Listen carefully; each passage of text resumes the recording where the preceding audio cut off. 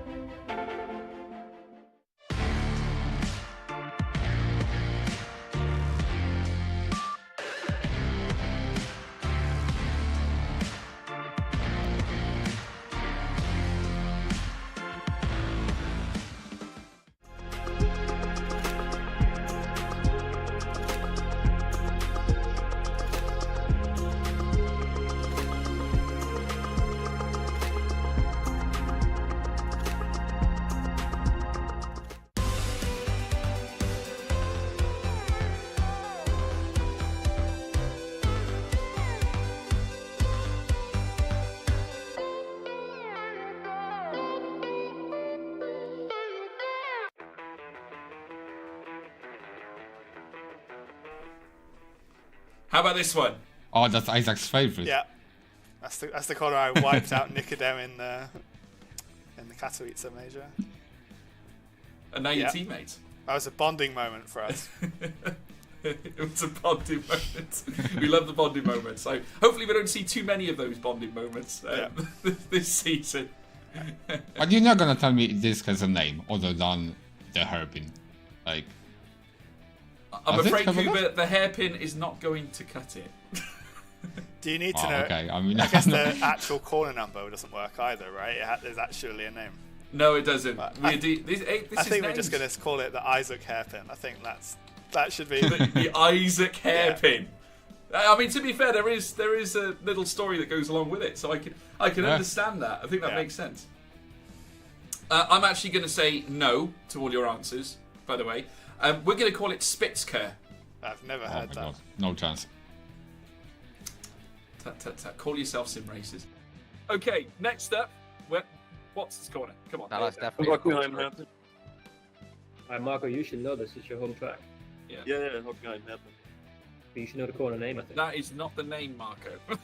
Yeah, whatever. That is not the name either, Marco. Yeah. Is it the Lowe's hairpin, or is that a different track? That's Monaco, mate. That's Monaco. Monaco. Oh, yeah, okay, yeah, it's Monaco, isn't it? Yeah, you're close. Not really. Close. Do you concede? I'm gonna it's Spitz curve, guys. It's Spitz curve. Never would have got that. Now, next up, something that might be a little trickier for you guys. Obviously, if you tuned in last season, you would have seen this segment quite a lot. It certainly offered many controversial moments, but can you name the corner, guys? It's the bowling alley. The bowling alley. That is the PTSD hairpin. The PTSD hairpin. Are you guys speaking from experience by any chance? Oh, yeah. This is I got killed here many times, and I killed many people here. So. Any ideas on what it's called? No way. I get the feeling Thomas Tackler might know what it's called, or he's had some experience here in the past. Is that right, Thomas? I have no idea what it's called. I just call it the hairpin. Just call it the hairpin. Yeah, doesn't mix words, does Thomas Tackler. Matty, any thoughts? No, I call it the first hairpin because the next left-hander is the second hairpin. That's it. I love this. At Monza we had first chicane, second chicane, third chicane. Here at this track, it's first hairpin, second hairpin, body. Again, do you want me to tell you the answer? Of course. It's Spitzker, guys. Spitzker. Man, I swear Khrushchev was saying this, but I never like pay attention. I also remember. Okay, now how about this one, guys? Hockenheim. Hockenheim hairpin. Does it have a name? It does have a name. I can confirm. Um, I'm pretty sure Yuri Kasdorf's been caught here a few times in the past. the BMW M Motorsport hairpin. There you go. That's not the car you're driving by any chance, is it? I mean, that plus you can see a banner there, so. Yeah, maybe. And maybe. Yeah, I like the rationale of your thinking, but it's a no on that one. Anyone else? No. No clue then. Not a clue, Chris? No. Nope. Nope. Moritz? No, hairpin. That's it. Turn Yeah. 5. No. Okay. Well, I'll come out with it anyway. It's Spitzker. I mean, that's hairpin in German. Yeah. It's Spitzker. How about this one? That's Monza pantry. Yeah, so exit of parabolic height. No, it's not parabolic anymore, is it? It's the It's Alboreto not. No, curve? it is correct, Cooper Brzezinski. The Curva Alboreto. Right, next up we have this one, which is a bit of an awkward one. This is a tough one, it has to be said. Monza pit Monza pit entry, yeah. Yeah, but what's the corner?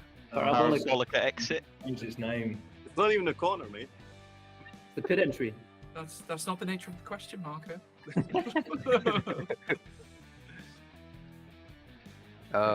Exit of the Parabolica. Is it the George special? It's not even called a Parabolica anymore, is it? That's it, yeah. It's what it's called now. See, now James has discovered the Yeah, not curveball. isn't it? No, it's after a legend of the sport, but I can't think who. Oh. Is it Fariner? No. Oh. Um, No, it's not Scar. No, it's not Scar. Alboreto? Oh, yeah, that sounds right. Correct, Mr. Baldwin. Brilliant. Ooh. Came in clutch with that one. That was absolutely fantastic. Next up, now this will throw you a little bit. What do you think the name of this particular portion of circuit is? Is the exit of Curva Alboreto. That is correct. Right. Okay. Now this one is a bit of a trick one. Many people get this one wrong. Entry Monza. Yeah. But where does it? Where's the corner? Where what is the corner that you come out from? To access? Parabolica. Is that the answer you're going to give? Wait, let's check again. Is that Monza pit entry? Right. It's not Daytona. No. It's not Road Atlanta. It's not Hockenheim. Yeah, it has to be Monza. Monza. Unless we have a new track now. Also, like the Surprise. grandstands are old and Monza's quite old, so it must be Monza. First I thought it's Imola, but then it's like not in the tracks. But, I don't remember being in Spain on the inside, but maybe I'm wrong. But like On what the else is there? pit entry Monza, don't you have the old oval you're in there? I don't see It's that. not Orchard. Which one am I missing of the 6 that we have right now? Nürburgring, but it also doesn't make sense. No, it's 100% no. Monza. yeah. There's a short green section before. Or is it the pit exits? But with the cone? No, that's an No. entry. Yeah, but the thing is there like that green AstroTurf before the pit entry? Because I just remember when I cross like the white line, it's just asphalt, so it's a bit tricky. No, it's 100% Monza. Don't think about it too much. It's Monza. Columbia's cooking. Entry, exit, parabolica. Is that the answer? Columbia's cooking. If you ask like that, then no, but I guess it is. Yeah. No, I'm just asking. Is that the answer? No. Yeah, locked in. Exeter Parabolic is what you say. Yeah. I'm afraid you're wrong. What? It's the exit of Curva Alboreto. Which one They is it? renamed it though. They probably renamed it. It's the It's same the corner. renamed. It's been renamed. Oh. So I'm afraid, Moritz, it's a big no.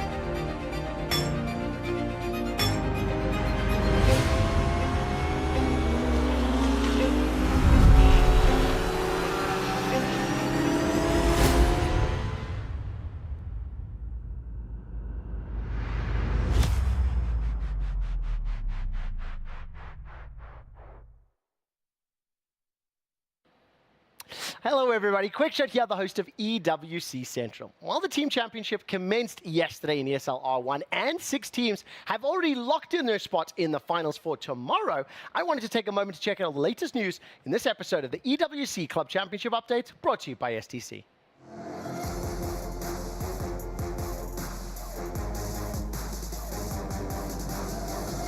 Well, you can see the championship rankings behind me, and unfortunately, we already had to say goodbye to 2 teams yesterday, Virtus.pro and FaZe Clan. These are 2 big-name organizations who will not add any more points to their overall tally in ESL R1. Virtus.pro is concluding their EWC campaign with a total of 335 points, which is very unlikely to be enough for the top 16 of eligible clubs and will not net them any additional prize money. Now, of course, at the top of the standings is Team Redline. They were dominating, but this club also won't be eligible for the club championship because they have no other teams competing. Get more teams. Now, one winner of ESL R1 could be Team Vitality, who already secured a minimum 70 points with their finals appearance. Now, that has bumped them to 1,120 overall points. They are expecting strong finishes in Rocket League and here in ESL R1, so the club is looking for that last-minute run into the top 3 to increase a significant amount of prize money. Now, of course, the final club worth mentioning is going to be G2 Esports, who are on this side of my graphic in 10th place at the moment. They are competing in the second chance group today for spots in the finals and do have other teams competing here in week 8. So who will be able to climb from ESL R1? We'll find out, and if you'd like to be kept up to date on all the movings and shakings and ups and downs in the EWC Club Championship, why don't you tune to our show, EWC Central. We broadcast Thursday to Sunday, 3 until 7, twitch.tv/EWC and youtube.com/EWC. I've been your host, Quick Shot, and this has been another episode of the EWC Club Championship Update, brought to you by STC.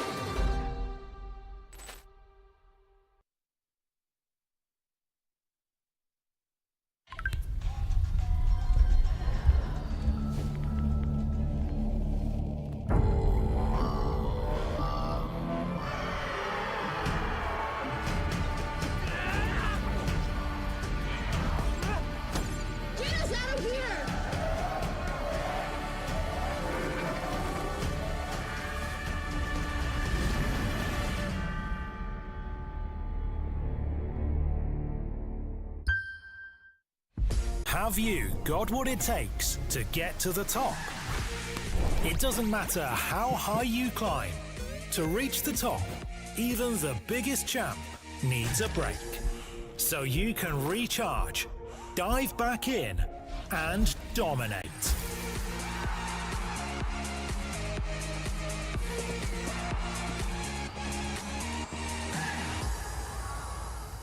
Have a break. Have a KitKat.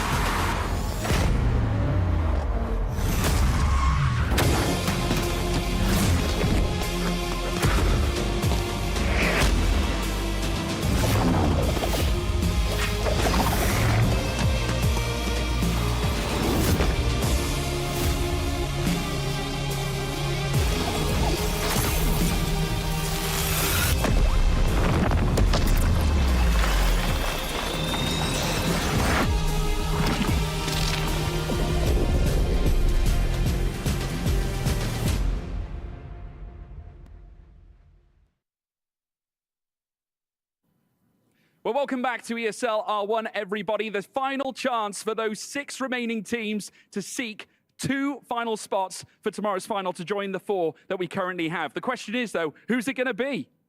Yes, indeed. And what that means is we're going to be saying goodbye to 4 teams. That's 4 keys and 4 dreams about to be crushed. Let's get ourselves ready for the final part of the Teams Championship here in the Esports World Cup. Let's go!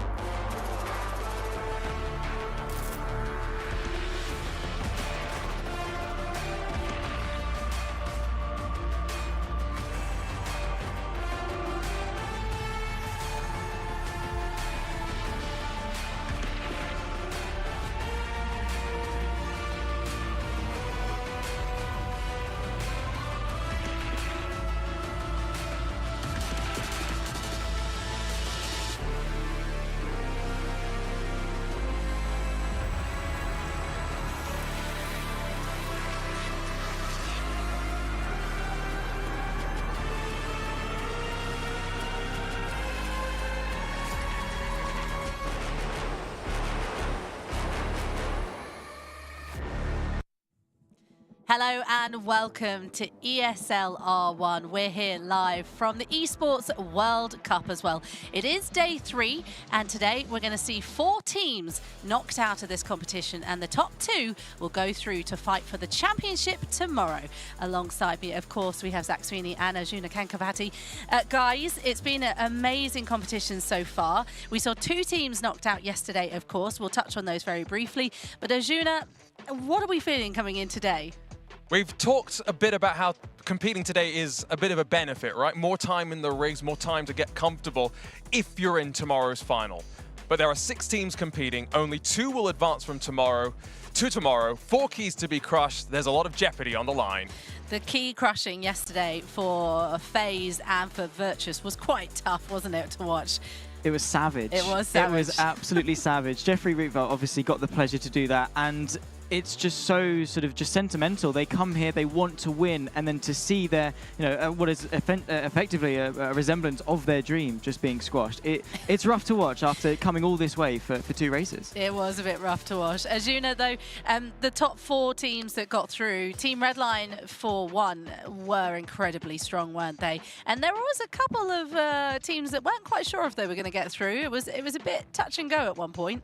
I think we've talked a lot, right, about how BMW's maybe the strongest car, but the Audi and the Porsche maybe not the strongest. So I was really impressed to see both Team Vitality and Guild Esports make their way through to the top 4, not having to compete today. I was talking to some of those Guild drivers yesterday. They were saying they're feeling more comfortable in this LAN environment than they have in the online season. They're closer to the rest of the competition.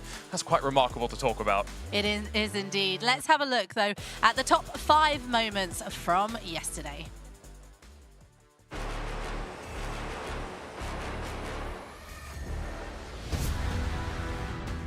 Go, go, go, go, go! And it's Job who leads with Bennett alongside. Great start for Joshua Rogers, who's looking to escalate his Porsche to the front end of the field. Look out for Jamie Fluke. Surely this will be no fluke. Rogers going for a sensational double. He's going to try and take them both. Fluke is round. Fluke is round. Jamie Fluke has lost lost it. Coming out of turn 1, it's Rogers who leads.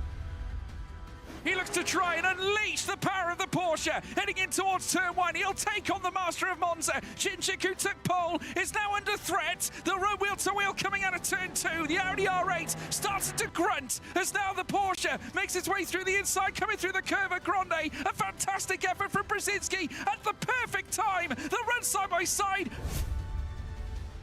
As now Job takes the lead. Through comes McCormack up the inside at Lecom. Wheel-to-wheel with Luke Bennett, who tries to at least retain the status quo of a red line in 1 and 2. But McCormack wrestling him off now as they come out of Malmedy in towards Brussels at the heavy braking zone, and they'll remain side by side, Lewis McGlade. Yeah, fantastic race between the pair of them. McCormack was really forcing the issue there. Porsche Coanda looking for a podium. They're going to go wheel-to-wheel, heading through the Ascari, through the final part of the Ascari. Will it be Coanda? It looks like it. Maybe not. Back comes Erhan. And here comes Charlie Collins. Does he try and make it free wide? Does he support his teammate? He'll do the sensible thing. He'll push De Jong to glory here. He'll be third, and through he goes.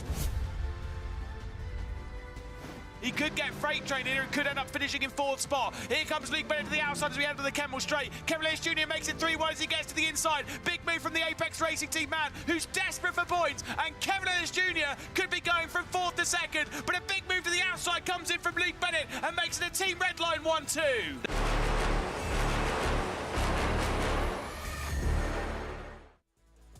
Some incredible racing yesterday. Would you have picked those as your top 5? Are there any missing out, do you think, Zach? Oh, I mean, we had a lot to choose from, so it's always difficult to narrow it down. But those 5, I mean, such memorable moments from what was a very high-stakes competition, especially towards the end, where you're getting to that point where it's like, hang on, we have a real chance here, or hang on, we are under real threat. That's then when the stakes are risen, and that's when drivers are motivated to go for moves like that. We talked a little bit about teams that were maybe not quite sure if they were going to get through. Did you have a chance, Azuna, to speak to any of the teams yesterday? A little bit yesterday, also a bit at the hotel this morning, just seeing the drivers grab some breakfast and lunch. Butterfly, aren't you? I was feeling a little antisocial, but you've got to go and get that scoop, right? And the one thing that I really picked up on was, Mouse. They were one team that we thought would be a favorite in many ways, right? Bennica, we know how strong he is, our ESL R1 Gamers 8 champion last year, but also thinking about the rest of the drivers, the strength of the BMW, but they've been slightly on the back foot. And Yuri Kastorp, I've got to give him a lot of credit for the performance that we saw from him yesterday. He actually was a little bit under the weather even coming here to Riyadh. He's been feeling quite bad. His sleep score, or one of those apps that gives you exactly, out of 100 a couple of days ago, he was at a 5 out of 100. He's feeling a little bit better now, but that performance yesterday has brought them into today with a chance to try and improve. I think Mouse is definitely going to be one that we've got to keep an eye on after the disappointment maybe that they had yesterday. Yeah, absolutely. We will have a look at the group stage results very shortly. They'll pop up on the screen. Zach, it has been a real competition.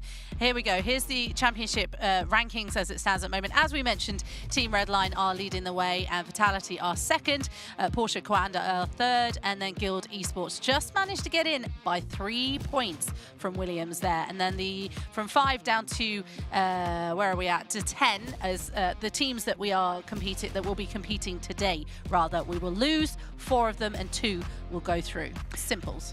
Easy as that. Yeah. Basically, the way the groups are decided, we'll touch on it in a minute, but it's just alternating championship positions. So Team Falcons got really lucky in the end, obviously, to tip FaZe Clan. A lot of things can be said in hindsight about yesterday as well, and how many things, if something would have just gone ever so slightly different, would have gained 2 points here and 2 points there. In the end, it was a difference of 6 points between Team Falcons and FaZe Clan swapping positions in this competition. And one thing that, we had touched on at the end of yesterday was that move from Ulas Ozildirim, right? At Jeddah. Was that the move that potentially stole some points away from FaZe? But also, think about 3 points between Guild Esports and Williams. James Baldwin held on to the win through that move from Ulas Ozildirim.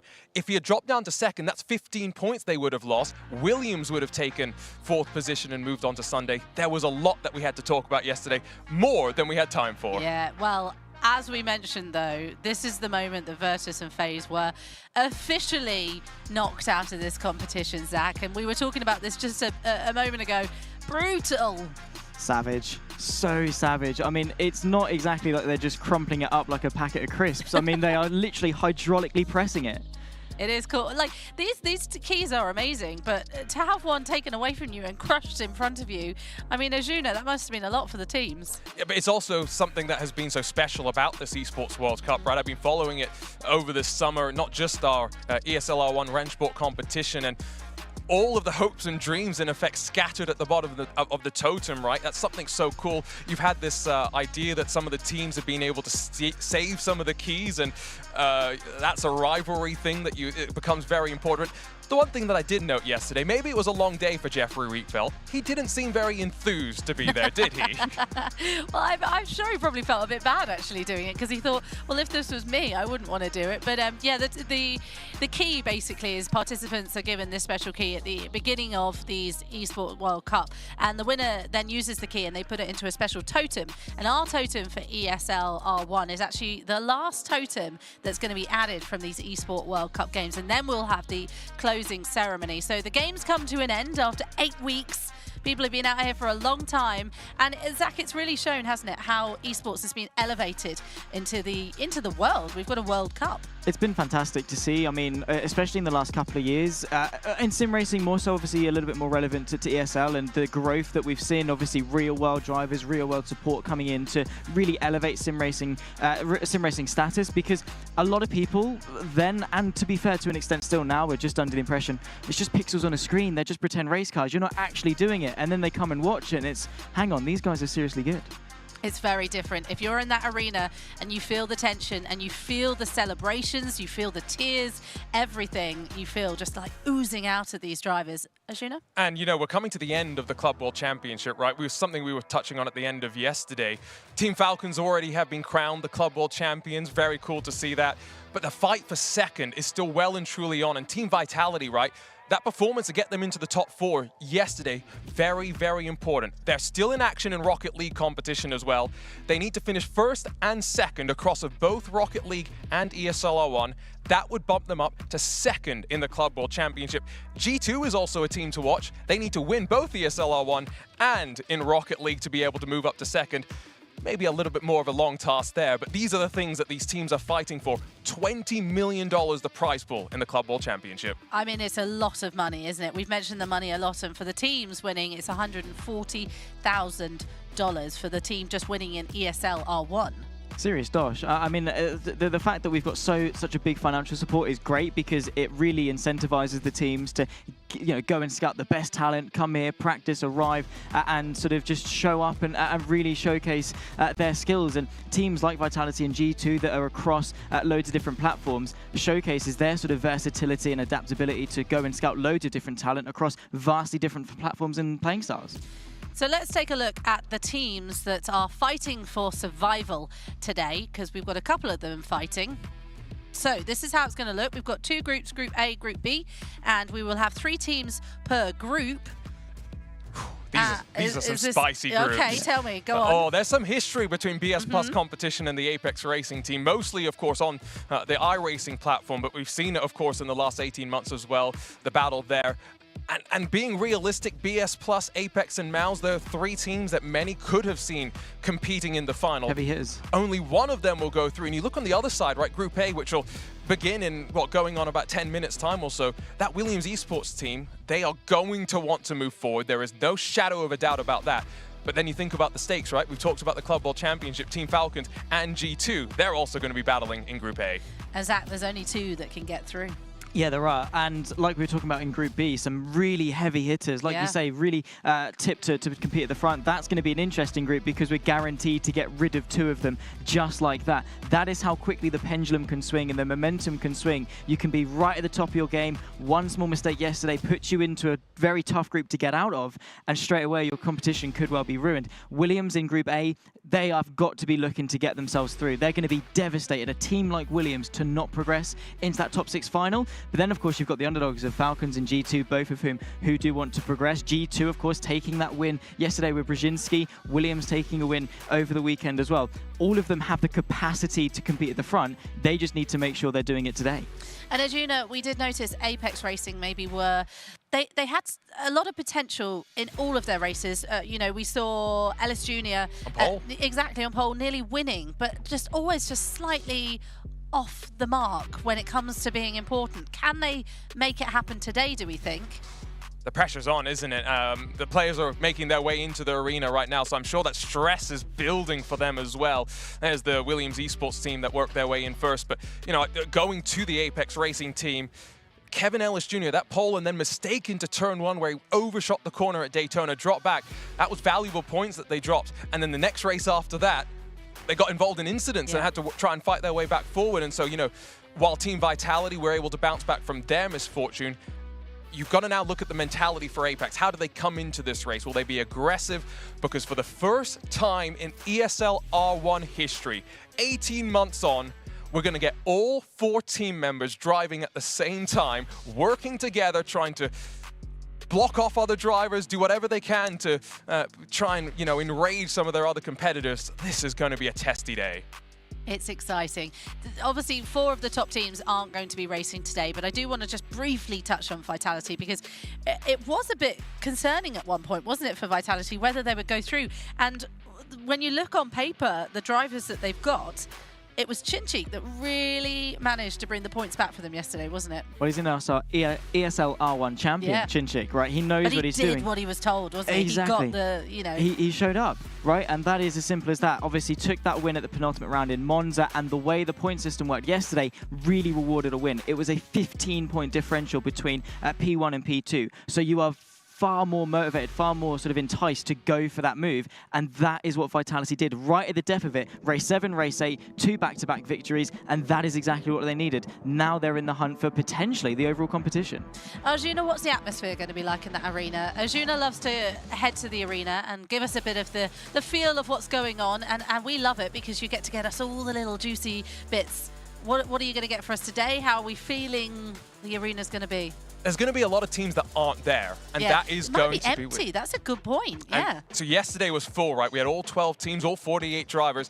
I know Porsche Kawanda, they won't be here. They're doing some stuff. FaZe, who obviously aren't competing anymore in the Esports World Cup, at least here in ESL R1, they're also not going to be here. They're going to be off exploring Diriyah, so it's going to be different. There may be less noise, but therefore that much more tension as well. Yeah, exactly. Well, we are getting ready, so let's take a look at our schedule to see exactly what we can look forward to today.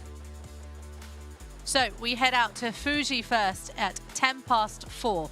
Then we're heading to Daytona, Jeddah, Monza, Spa, Hockenheim. Then we end Monza and Spa. Pretty much the same schedule, Zach, we had yesterday. But as we were talking about yesterday, there are teams that will prefer, drivers rather, that will prefer certain tracks over others. Yeah, exactly. So obviously we do both groups, they get all their races done, so we do all of Group 1 and then all of Group 2. And as you can see, Group 2 gets Spa twice. So if you're in Group 2 and you don't like Spa, you've really got the short end of the stick. However, if you're in Group 1 and you lack that adaptability to go from circuit to circuit, Fuji, Daytona, Jeddah and Monza are all sort of vastly different in their own right. All of them cater differently to different cars.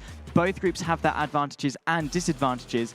But arguably, if you're in Group 2, you need to be quick in a straight line. Yeah, I mean, that's a really good point because we've got Fuji, Daytona, Jeddah, which are 3 vastly different tracks, Arjuna, and then Monza. And then for, Group 2, Spa, Hockenheim, Monza, and Spa again, 2 being the same track, and Hockenheim and Monza being kind of old school tracks as well.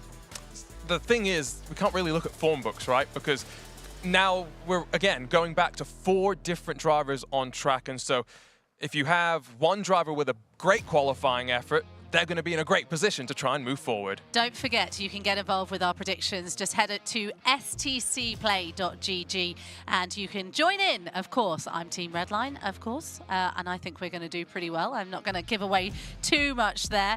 You guys? Williams are going through in Group A. Ooh, we're doing predictions for who's going predictions through. For the... Oh, okay. Ooh, okay. I think I'm with you. Group A, Williams. That one I can see. Dara McCormack going to lead them there. Group B is the tough one, isn't it? And it's all going to come down to who stays out of trouble. Yes. So, Zach, I'm going to let you go after me because I am going to to say BS competition. Me too. BS Plus. Let's do it. I was going to say BS Plus, actually. That's but now why I said it first. We agree? No, we can't agree. Who else is in that one? Mouse. I'm going to go Mouse. So then you get the final team, Apex Racing, just by default then, right? Okay, that's cool. Okay, I can but we all all agree with Williams, right? Yeah, I think so, yeah.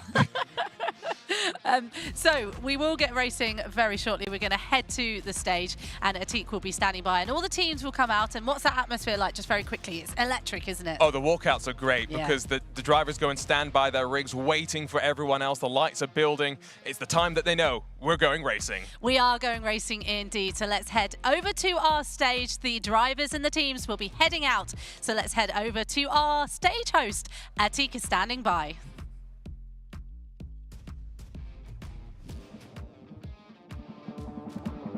The competition is heating up as we welcome our first group of teams fighting for a place in the finals.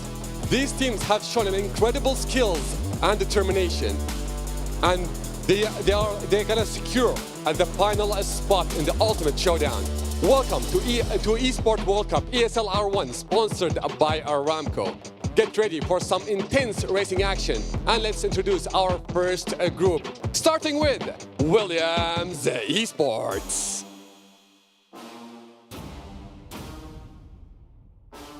Williams Esports missed the finals by just 3 points, a razor-thin margin that only fuels their determination. They have been on the brink of success, and today they are ready to fight their way to the top and secure their place. Coming up next, G2 Esports. Fierce competitors who've shown incredible resilience are ready to dominate. Their aggressive tactics and unwavering focus make them a top contender.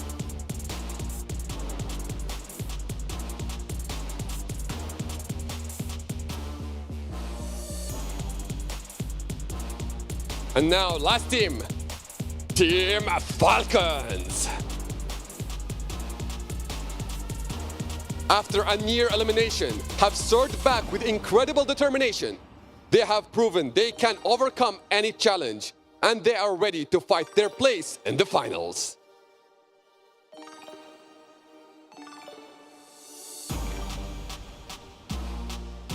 And here we are with our first group, Group A. So, drivers, please take your seats and get ready for some intense racing.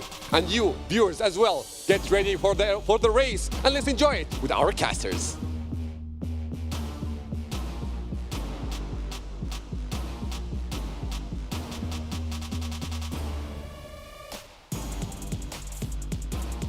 One last chance for all of the drivers and these 3 teams to get themselves into the Teams Championship final. Hello everybody, welcome to the Esports World Cup again for day 3. It's ESL R1 action at Fuji. We haven't been here before this LAN event. We've seen it a couple of times so far this week. Now it's time for day 3, and I've got to admit, I'm probably looking forward to this race the most. Race 1 yesterday was electrifying, and if we get something even in a similar vein to that, we're in for a treat.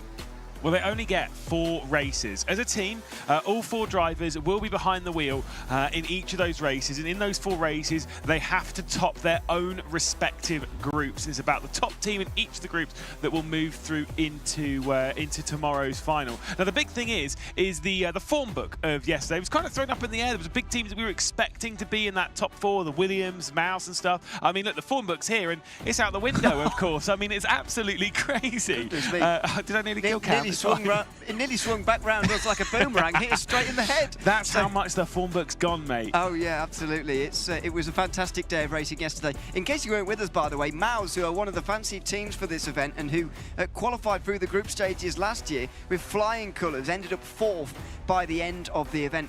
Going into the last race, they were in the bottom 2. It was unbelievable. I know. Honestly, it's been very exciting. I really enjoyed yesterday. I think yesterday was absolutely crazy. Some of the teams and drivers probably didn't quite as much. But as they get ready for practice, this is the kind of day that you need to have. As much as you've got 4 drivers and you've got 4 races, that's obviously 16 times to score points, right? Which is still pretty healthy. And also the points, by the way, today are back to 25 for a victory, not 35 for a victory. So winning's not quite as important as it was yesterday because they only had 2 races on or whatever.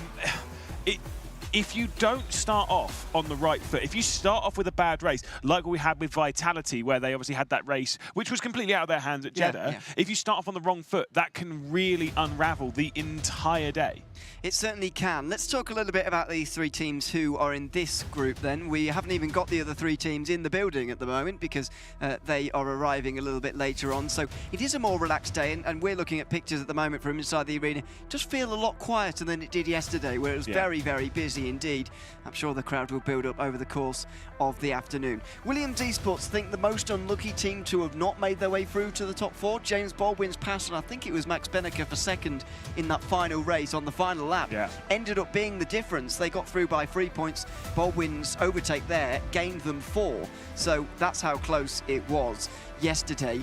G2 Esports were unlucky to get caught up in a double crash at the start of the Hockenheim ring race. That very nearly cost them their status in the championship as a whole, but in the end they are here. And Team Falcons as well, who were a bit concerned about ending up in the bottom 2, they lifted themselves out of that at least. However, they are in the last chance. I would say that the second group, Group B, is stronger. I don't think there's much debate about that for me.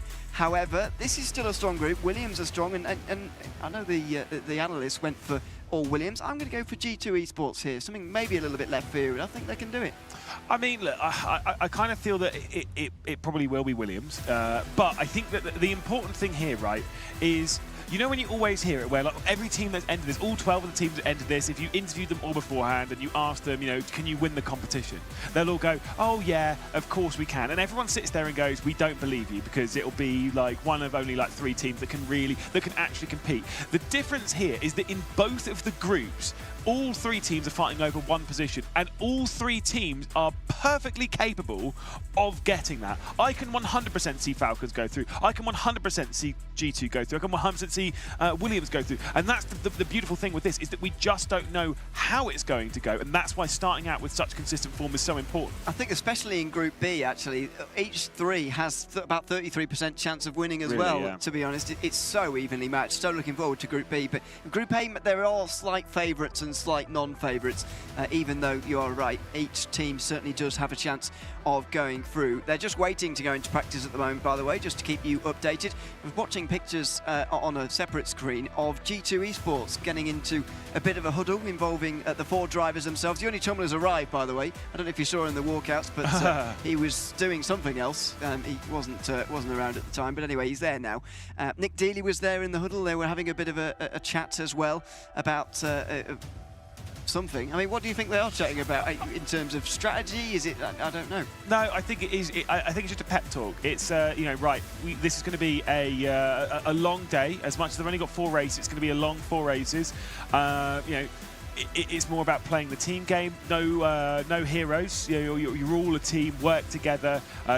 No infighting. Listen to what Nick says. Nick Dealey is the guy who's going to be juggling us. And typically speaking, when it comes to this as well, you've got to remember a lot of these engineers, they're only used to effectively, in this sense, juggle 1 or 2 drivers at a time. To juggle all 4, you kind of have to basically be like, look, here's the rules of engagement. You know, you're big boys. Go after and sort it out yourselves. Yeah, you can see the. Sorry, you can't see. I'm talking about pictures that you can't see at home. Sorry, you'll see later on there are sort of desks behind each rig, where, especially in the drivers' final, when there were individual teams, you know, everyone was sat at a desk and you know it was all set out, laid out quite nicely. It's less laid out here, as you say. It is a lot of workload to actually look after 4 drivers, and as Arjuna was saying on the analyst desk earlier on, we haven't really seen this so much. 4 drivers at once isn't very common in ESL R1. Williams managed to get to the final at Daytona. Vitality managed to get to the final with all 4 at Spa as well in the regular season rounds. But that was through different circumstances to this, let's say.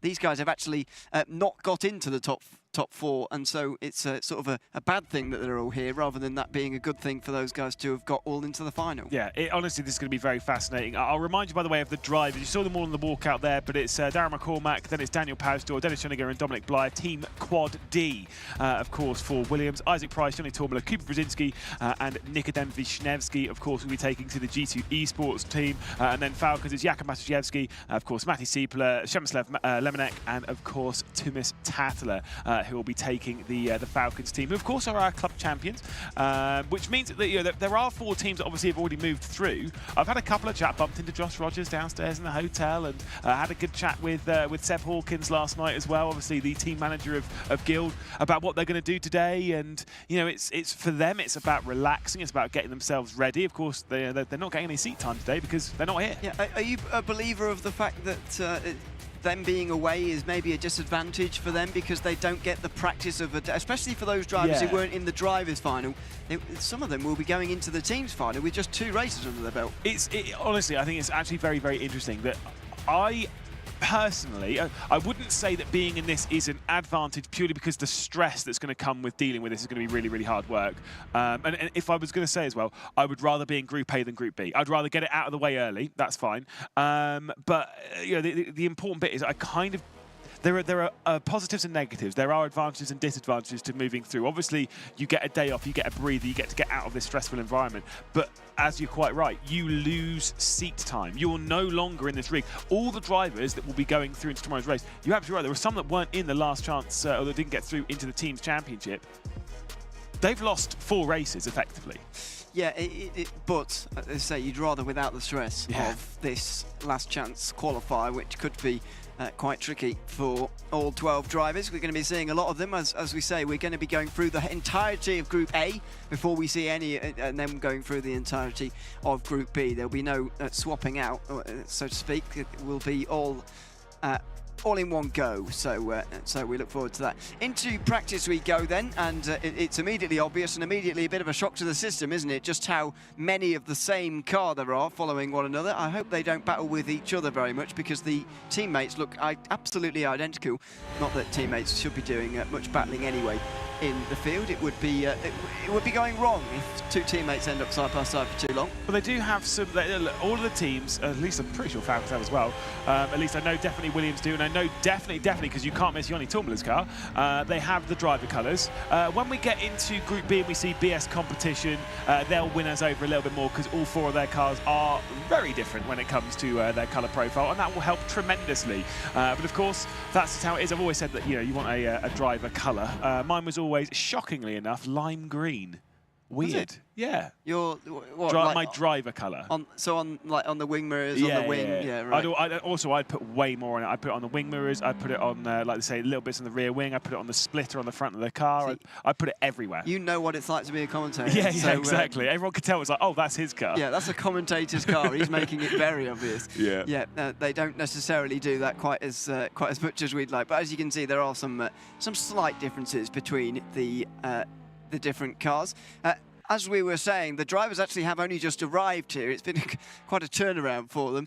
They haven't been in the arena for a little while before the event, as they were on the certainly yesterday. But the drivers are out there now practicing. And how much about this is getting up to speed? How quickly can these guys get up to speed? Do they really need this practice session? Around Fuji and Jeddah, probably more so. If this was at Spa, I'd say they really don't, right? Because the thing is, at Spa and Monza and Hockenheim, obviously those 3, and to be fair, to a certain degree, Daytona, which of course is slightly more recent in its addition. Monza was added back at the Munich Major that we had obviously well over a year ago. That was in May last year, and of course Daytona was added at the end of the full season with Road Atlanta. Those are the 2 later additions. However, then obviously you've got Fuji and of course Jeddah, which were added for this event, which means they've had the least seat time on it. They should still be well in rhythm. It's more just about, you've not been driving since yesterday. It's more about finding yourself back in the rhythm, getting yourself in that kind of headspace rather than finding any lap time. No one on this grid is finding lap time in this session. No, that would be unusual, to say the very least. I want to talk a little bit about that Williams Esports lineup, because they did do well yesterday, coming 5th. They were only, as I say, 3 points off Guild Esports, who got that last transfer spot into the top 4. The only reason why I said that, maybe I'd go away from Williams and pick G2 here is because of the experience factor with Rensport. Isaac Price, Yoni Turmula, Nikodem Wisniewski and Kuba Brzezinski, while haven't been on the same team for the entirety of ESL R1's history, they have been in the series in one capacity or another. They're very well versed in Rennsport now, whereas some of those Williams drivers haven't necessarily been around for quite so long in the Rennsport space. I mean, Darren McCormack has. Dennis Schullinger has been around for quite a long time, and he's done plenty of races, but I don't know if sometimes he doesn't seem to quite find his speed that we know that he has. And Dominic Blyer and Daniel Pastor certainly have joined later on. I know they have a decent amount of races under their belt, but it just made me a little bit concerned that Darren's going to be doing the heavy lifting, and well, I think he is anyway, but too much heavy lifting, and it could become a problem for them. Potentially so. I mean, look, they only picked up 2 podiums of a team. One of those was, of course, in the hands of Darren McCormack, and you've kind of got to remember is like, yeah, he was freight trained. He's been freight trained so many times this weekend. He's getting annoyed. I feel honestly every time I'm seeing him, I'm like, oh, here it comes again. Yeah, nice one. And yet, like yesterday, it wasn't even by the same team. It wasn't just the Red Line Express. It was a little cheeky sauce in that one as well. With was it Kevin Ellis Jr. or was it James? Well, I can't remember. It was yesterday. I will say though, to speak highly of others, Daniel Panstor had a top 5 yesterday, which actually was a really good drive. Dennis Schullinger had his 2nd ever podium in ESL R1 yesterday as well. So there's been a couple of flashes. I would say the weakest link in the team was Dominic Blyer, who we do know has the pace to be one of the stronger links. So I think as a 4, they do have a really solid team. But I do fully understand your point. A lot of the team is lacking on experience comparatively to G2. They have really bolstered it. And obviously when they lost Sebastian Job, fair enough, they bolstered it really well with Nikodem Wisniewski and Jakub Brzezinski. It's such a tall one. I don't want to be that guy. The one team that I struggle a little bit to see going through here is the Team Falcons. That said, knowing, I think like all 4 of their drivers, especially Tumas Tatala, and to be fair, Laminex proved it a few times as well. They can pick up wins. Yeah, especially Tatala is one of those drivers I'll be looking at for Team Falcons if they are going to go through here into the final, but as I do think it is going to be a long shot for them, and their maybe lack of experience with Rennsport could come back to bite them, but let's wait and see. The fans of Team Falcons will of course be in waiting and hoping that they can make it through into the final. Of course, we've already got Team Redline, Team Vitality, Porsche Commander Esports and Guild Esports into tomorrow's final, but who is going to join them? It's time to start finding out with our first qualifying session of the afternoon. Fuji, of course, ready for race 1, and 4 races for these teams to find out who will go through. We're back to 25 points for a win. It's going to be about consistency a little bit more. Yesterday, the race win was weighted so much that I don't think a team that won a race didn't make it through, unless I'm mistaken. I believe that is the case. I believe so as well. Maybe one team did win and didn't make it, but I'll double we'll check. We'll double check. I will say one thing to talk about there. In the practice session they've just had, it was Darren McCormack who was the one who topped the session. So McCormack is looking strong. The lap time yesterday was a 7:42 that was set by Sebastian Job. First qualifying session then, and it'll be Jakub Maciejewski, of course, for Team Falcons down into the first corner. Really long straight here. It's just 25 metres under 1.5k going down the start-finish straight into the braking zone that caused so much drama in the opening race yesterday. Yep, Jakub Maciejewski making his way into the middle sector of the lap then, through turn 3, which is up on the curve on the right-hand side, then just missed the bollard on the left. Could have used a bit more on the right, maybe. Left a bit of time on the table through there. Now through 100R, such a long right-hander, a unique turn on this racetrack. Then get yourself to the right-hand side, ready for turn 6. The exit out of here important because it's a long run down into turn 10. Yeah, indeed. And obviously, as you work your way through 8 and 9, 9 being 300R, courtesy of the radius of the corner, you get that view of Mount Fuji as you slam your way onto the brakes coming down into turn 10. Up through 11 and 12. I always found this being a really awkward section, but the awkwardness continues into this final sector, and it's so tricky to find all the apexes round here. So I'm just straddling the anti-cut curve on the inside line there. That's what you've got to do in this final sector especially. He really loses the rear end of the Audi through there. He's probably a couple of attempts away from getting a 35 at the moment. I think he's going to be a low 36 as we've got right now, goodness me. Out the final corner for Jakub Maciejewski, then he slides his way through again. So much wheel work required in this Audi. Not delighted with it. Hand to his head. He knows that this probably won't be a pole position. He'll just look to get on the grid, get somewhere so that he can provide some benefit in this race. Over the line for Maciejewski, it's a 36-6, dear me. Yeah, indeed, and Matty Siepler will be up next. Actually, big kick of oversteer as he got onto the brakes there, coming up towards 14 and 15, just straddling the curb a little bit on the right-hand side, and it just trying to loosen ever so slightly in through the final corner now as he punches his way, and Matty Siepler is not happy. He had a slowdown yesterday in qualifying, which put him towards the back of the field. He's got to beat the 36-6 from his teammate. This is not looking good for Falcons at the moment as they come up towards the line. They might already be the club champions here in Esports World Cup. That is not an ideal lap time, though, for Maciejewski and Siepler to start out with. It was the last sector, I think, for both of them as well. Here's Daniel Pastor, who was here last year, of course, and felt so disappointed he couldn't help Williams Esports to a team's championship final. Can he do it this time in 2024 as he makes his way up towards the line? First sector, right on the money. Second, maybe a tenth or so away. He might sneak into the 35s, but I don't quite think so. Over the line he goes. It is, no, he won't. 36-3 from him.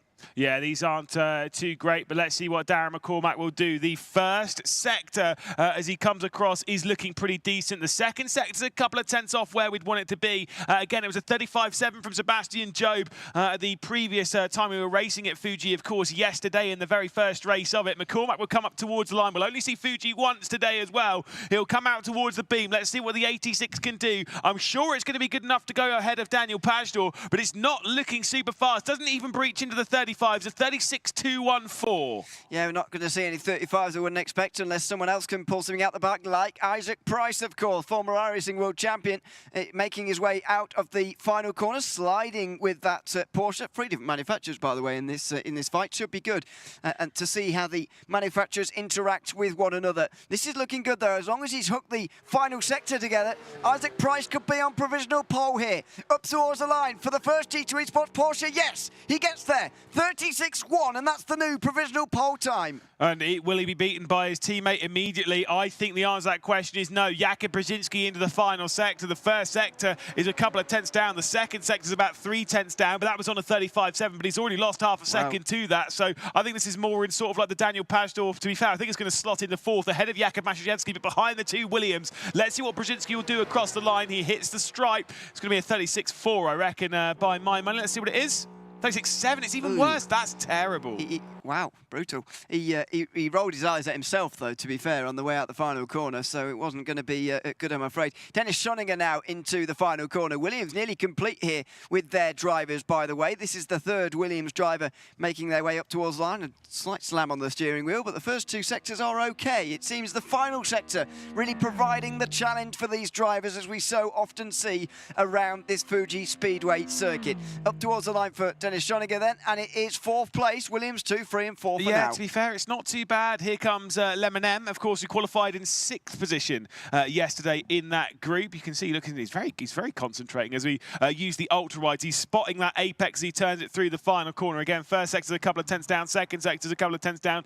I think it'll might be slightly faster than Brzezinski. It's going to be around his teammate Jakub Maciejewski, but I don't believe it's going to be competing with any of the 3 Williams. It's certainly not going to be competing with Isaac Price. Laminette crosses the line. Where does he go? Straight up to 5th place. Oh, even to 4th. Never mind. Yep, up to 4th. Best of the Team Falcons so far. Here's Dominic Bly, the final of the Williams Esports drivers, the former SRO Esports GT World Challenge Europe champion. I can say that 5 times quickly. That's tough. In 2022. He's not delighted with this, but let's see as he makes his way up towards the line.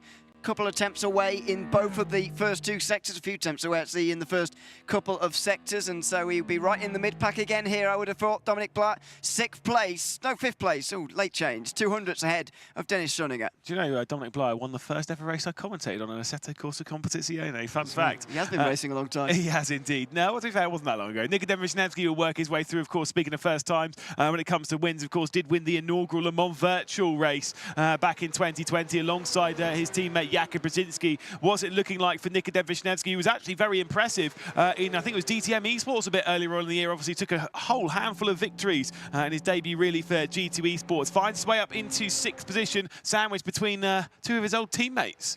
Here's Joni Termela, one of the F1 Esports Teams Championship winners from 2019, a few years ago now, turning his hand to GT3 racing for G2 Esports. Nobody's pleased with this, are they? No. Shaking their heads all over the place here. G2 at the moment on the pole position. with Isaac Price. Naturally, this is not a bad lap so far from Tumler, but again, I think it is that final sector where it's really starting to unravel, and it certainly did for Tumler there. He's 9th. What race was it? Was it Orchard Road on the online where everyone was shaking their head coming out of the final corner? They all set exactly the same lap time, basically. So it's not quite in that vein, but there are a few struggles. No one's been able to breach the 35s just yet, and I'm not sure this is going to be the one to do it. 26.1, 10th off in the first sector, 35.7, 2-3 tenths off in the second sector. Timis Tatler will come out towards the line. The final driver in this qualifying session, the final driver to go and challenge Isaac Price. Will he be able to do so as he hits the line? It's going to be a 36-something. It's good enough to move him to 4th, 36.322. Isaac Price on the pole. The fastest of the Falcons there for Tatler, but the fastest of G2 Esports is Isaac Price in that opening session. Been here from the very start. I remember in Katowice, he was making finals despite not actually getting anywhere near a podium place. He kept being on the cut-off line between 5th, 6th, 7th position, battled his way through, and now it's a different format, of course, but he's still on top with that pole time. I think that session has showed us a little bit, though, that we don't have the very fastest drivers here in this group, I wouldn't say. You were just looking at the previous session that we had here at Fuji.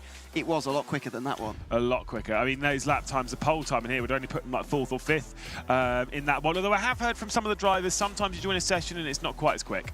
Here's Isaac Price celebrating, sort of, his pole position, 900ths of a second ahead of Dara McCormack, with Daniel Pastor make it 2 Williams Esports cars inside the top 3.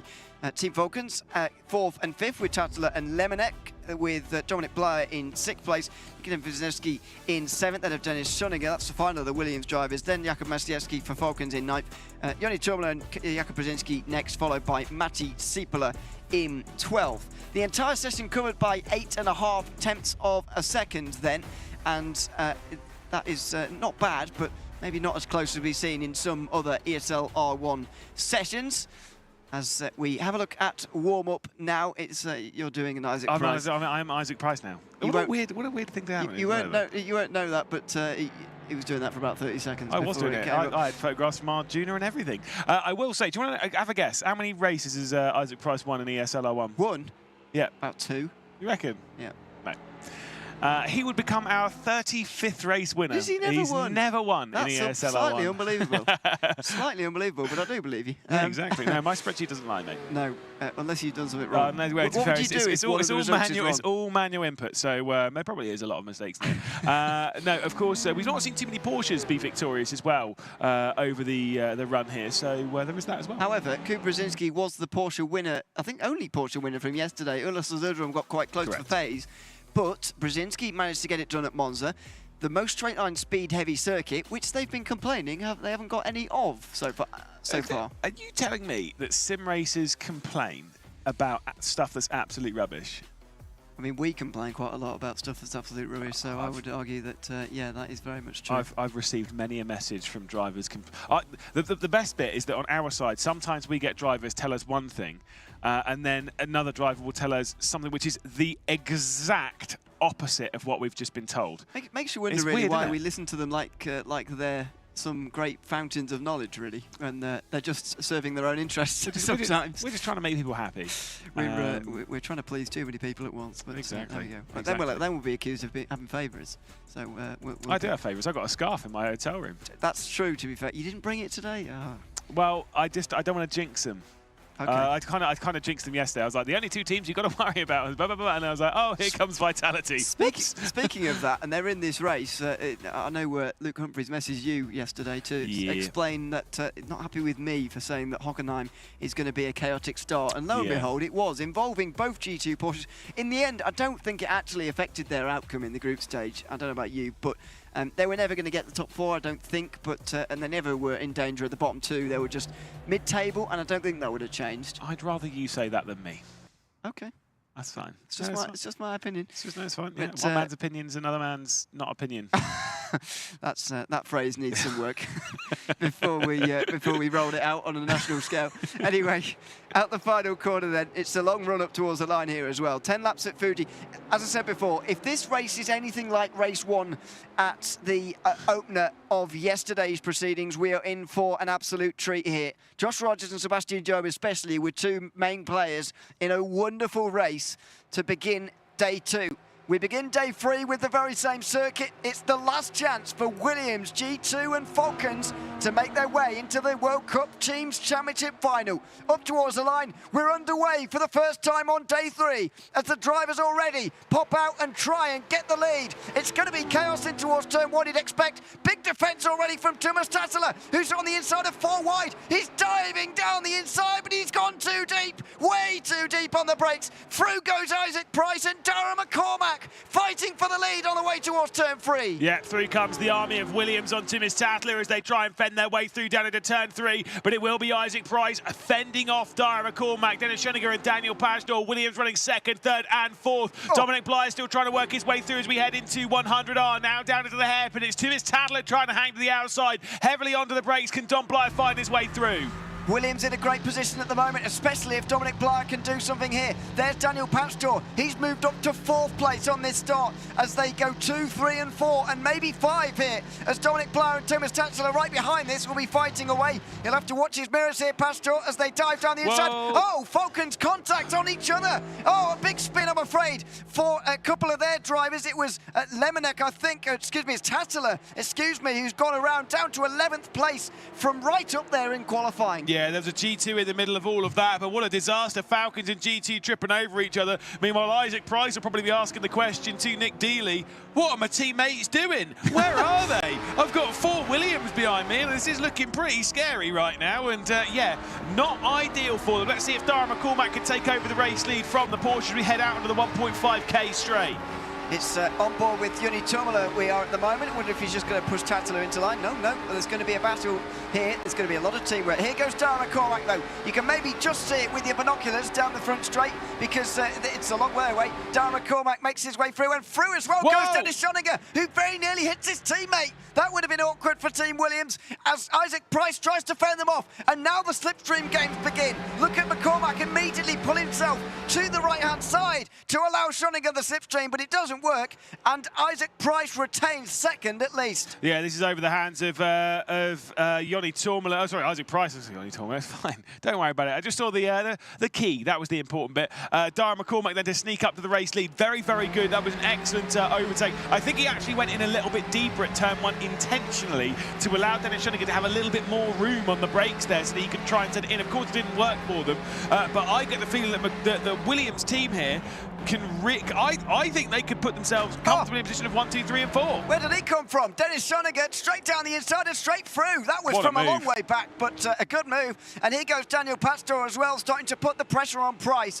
As you said earlier, Price is going to be thinking, where are my teammates here? Not least because they need to score points, but secondly, if they were up there, they could help him and not get completely rolled as he is at the moment. Yeah, I think Williams now, right, I'm going to say that they'll probably be sat there. Michael Preston, the team behind the scenes that are trying to organise all this. I genuinely reckon, because of the situation they're in, I almost think they'd be disappointed if they don't end this race 1, 2, 3 and 4. They've got a solid position. They know the Merc's actually pretty decent in a straight, relatively speaking. We can see here on the drone shot that Daniel Pastor is closing right up to the rear end of Isaac Price. It's going to be another one for Price to drop back because Dennis Schoeniger's going to pass off the slipstream to his teammate.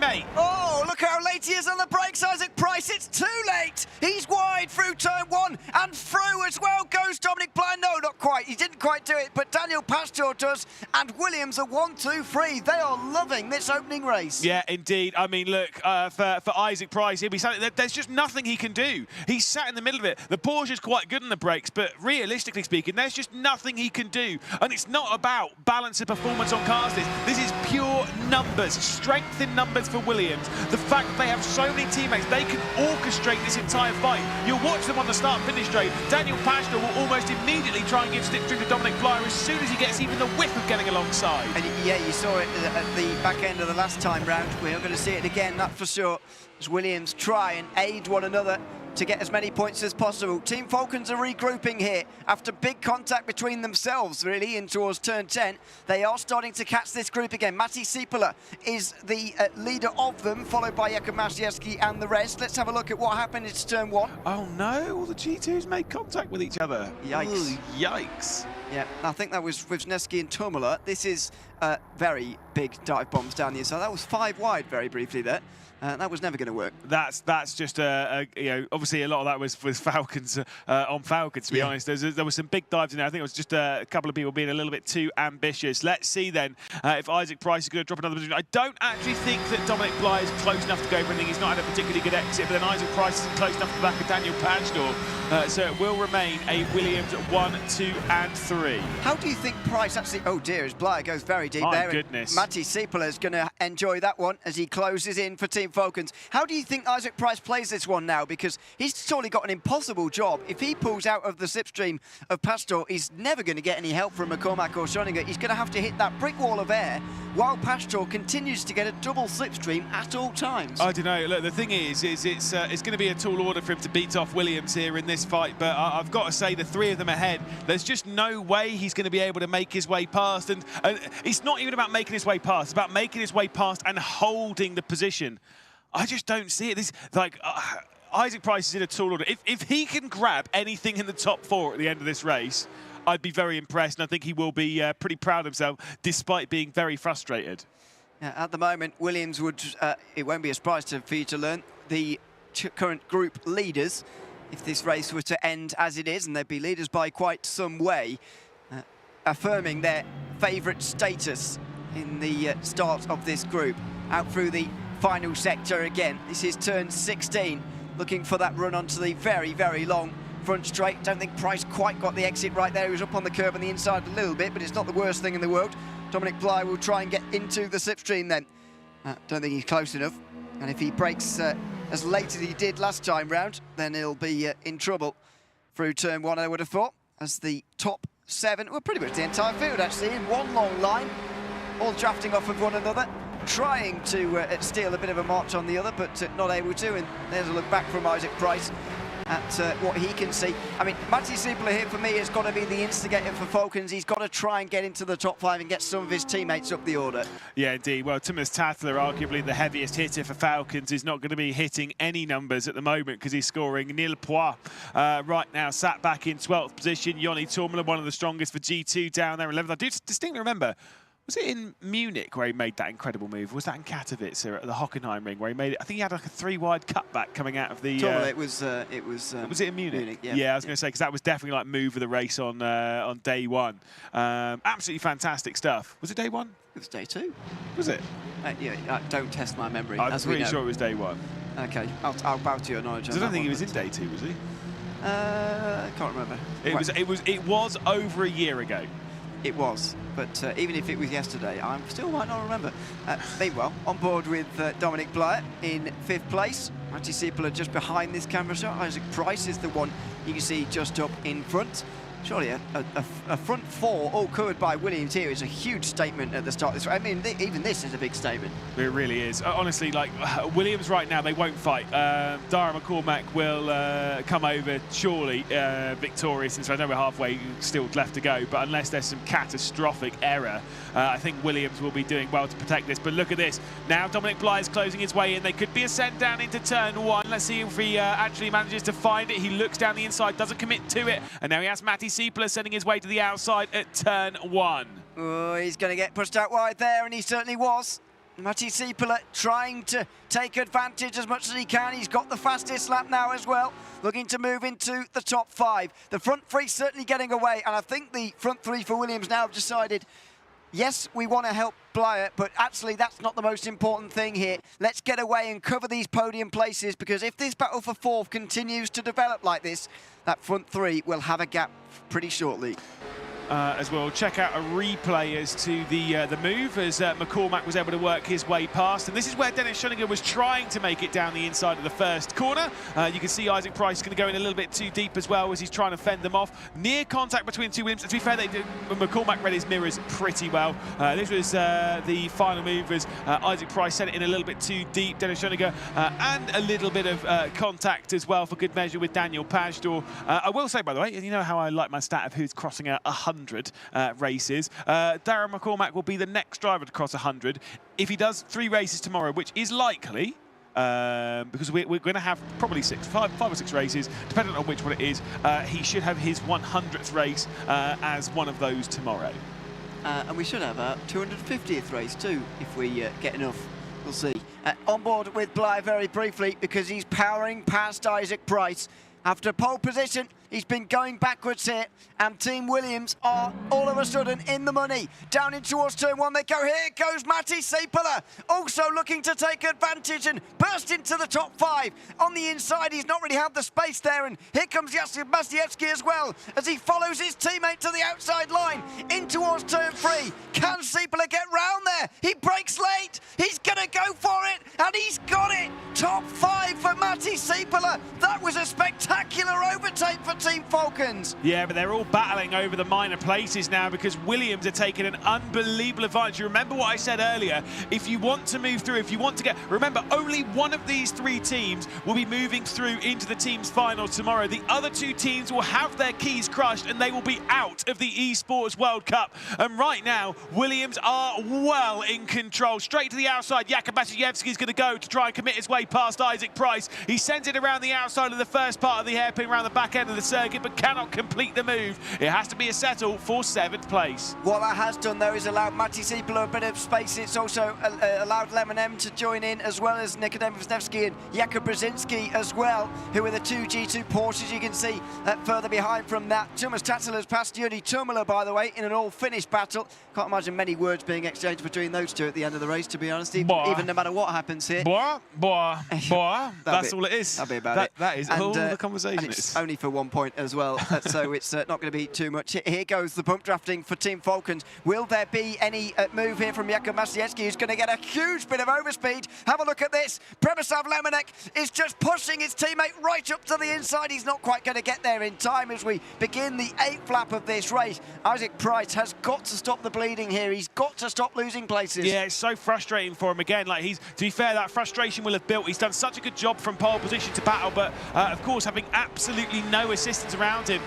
And this is the thing, is that when you are, this is how you have to play it in this. You again, what we said when G2 were having their little chat beforehand, to try and psych the team up and get them ready. You need team play, strength in numbers in this race, and that is exactly what G2 do not have in the important places. Nikodem Wisniewski on his way through as well as he goes side by side with Premysław Lemonek, who was pushing his teammate to past Isaac Price, or trying to, a couple of laps ago. Now he's protecting his own positions. Here goes Wisniewski to the outside. If he can stay there, he'll have the inside at 11, and he does. Here goes Kuba Brzezinski as well. No, he could only go through on his teammate. There wouldn't be much point in that. Here goes Tatsela. Where is he? There was contact. I'm sure he was looking down the inside, and in the end couldn't quite do it. Brzezinski had to have his eyes forwards and backwards there. Yeah, indeed. Look, again, between Wisniewski and Brzezinski, those 2 will be working together in this. So if Brzezinski needs to go defensive, Wisniewski will instantly try and help him in that one. Those 2 have been teammates for a very, very long time, better part of a decade, and they've switched teams an awful lot. I distinctly remember the first time I ever got beat by Nikodem Wisniewski and Kuba Brzezinski was around this circuit, by the way, in 2015. As here we go with a switch of positions. Thomas Tadler using the slipstream, but I don't know if he's going to have the straight line speed, courtesy of Wisniewski helping out Brzezinski. Contact between the 2. Into the fight comes Yoni Tumala, who'll give a little bit of a bump coming down to T1. Oh, that's late on the brakes from Tatsela. I'd be impressed if he can stop that in time, and he can't. Through goes Brzezinski, or he stays through, I should say. Then it's Yuri Tumala in the pink-accented Porsche. They'll stay single file there, and there'll be a lapse breather. We're on the penultimate lap then. It's a Williams 1, 2, 3, 4. It's going to stay that way, I would imagine, as well. It's the positions from 5th on downwards here that are really up for grabs. Yeah, it really is. Like I say, these are the ones that could switch quite a lot, but realistically speaking, is it all going to matter? I know it's very early to say that in the first race, but if Williams... This is the thing, is if Williams can do a very similar thing in the next race, then... things are looking very, very solid for them. To start out with a 1, 2, 3, and 4, you're taking such a heavy percentage of the points because they drop off so much from 4th down. Obviously, it's 25, 20, 16, and 13 is what they're doing, and behind that is like 11, 9, 7. You just don't get that many for those points. They are going to have an enormous lead after this. They really are.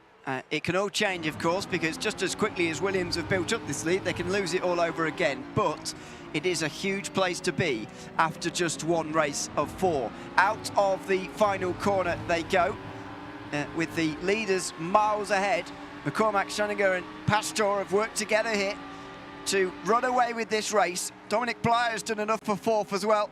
Matti Stiepler will have to hang on from Isaac Price. Maciejewski's going to be defending, or trying to get involved, I should say, as well. Here goes Price, looking to the outside line in towards turn number 1, looking to make up some places and finally make some overtakes in this race. Can't quite do it. He knew he was going to run out of space, and now he's running out of opportunities to get through before the end. They've struggled to get that Porsche stopped coming down into T1, which is not something that we've typically seen so far. It's not really looked quite good on the brakes as we jump back to Nikodem Wisniewski trying to get past Przemysław Lamenek, but unable to find that pass. There's just not many more from this point around this circuit. There isn't really. Here goes Lamenek a little bit wide, and will Wisniewski go to the inside? No, not quite. That's very wide from Kuba Brzezinski. You can tell it's the last lap. You can tell it's the last chance. He goes down the inside, can't quite do it, and so stays behind. On the back straight they go then into this final sector. It's going to be difficult for things to change. It might be all happening at the final corner. Yeah, indeed. Oh, my goodness, a little bit too deep onto the brakes as Wisniewski sends it almost into the back of Lamenek, but will not make contact. Lamenek saw that one coming. I say it's really the penultimate and final corners. We head into the penultimate one now. Can anyone be brave enough to send one down the inside? You're going to try and get them offline at the final corner to try and make sure that you slipstream your A pass, but this will be perfect formation flying and a perfect start for Williams. Darren McCormack makes his way out of the final corner here to win at Fuji. It's his 4th win of 2024 and a hugely important one for Williams Esports, who affirm their favourite status in Group A to take 1, 2, 3, 4 here in race 1 at Fuji. Job done from Williams Esports. Has that put them into the position to go through into the Teams Championship final tomorrow? Michael Preston, obviously behind the scenes, he's been doing the engineering effectively for them and making sure they're in the right place. He's done such a good job, and what a beautiful drive from all 4 of their drivers. Dennis Schoninger picks up his 3rd podium. Obviously, he picked up his 2nd one yesterday. I think the podium's a little bit skewed in this race, I'm not going to lie. Yeah, I mean, even despite the dominance of that victory, look at their faces. Almost no celebration. They know there's still a real job to do. They know that this day is most certainly not done and that there is a long way still to go. You might see a bit more celebrations after the next one. Well, let's wait for them to get ready for that next one. It will be at Daytona. Make sure you come back and join us in a few moments' time as race 2 of Group A in the second chance for the Teams Championship will be getting underway after this short break.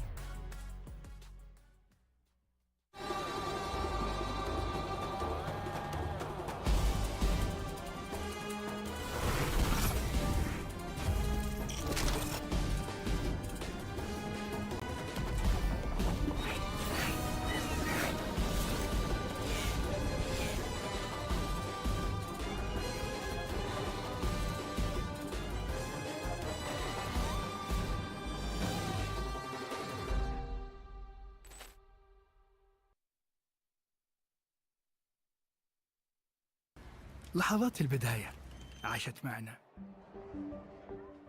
كنا نحسبها وقت للتسلية بس. نحسبها بس ذكريات. عبود أعطي أختك اليد يا ولد. ابتكرنا فيها ابتكارات، وإذا بغينا قلبناها خرافات. كنا نحسبها بس لمة وصحبة وسهرات. انتبه نوب ترى نوب. لكن كنا نشوف عالم ما حد يشوفه. لا تشغل وقته بشيء يفيده.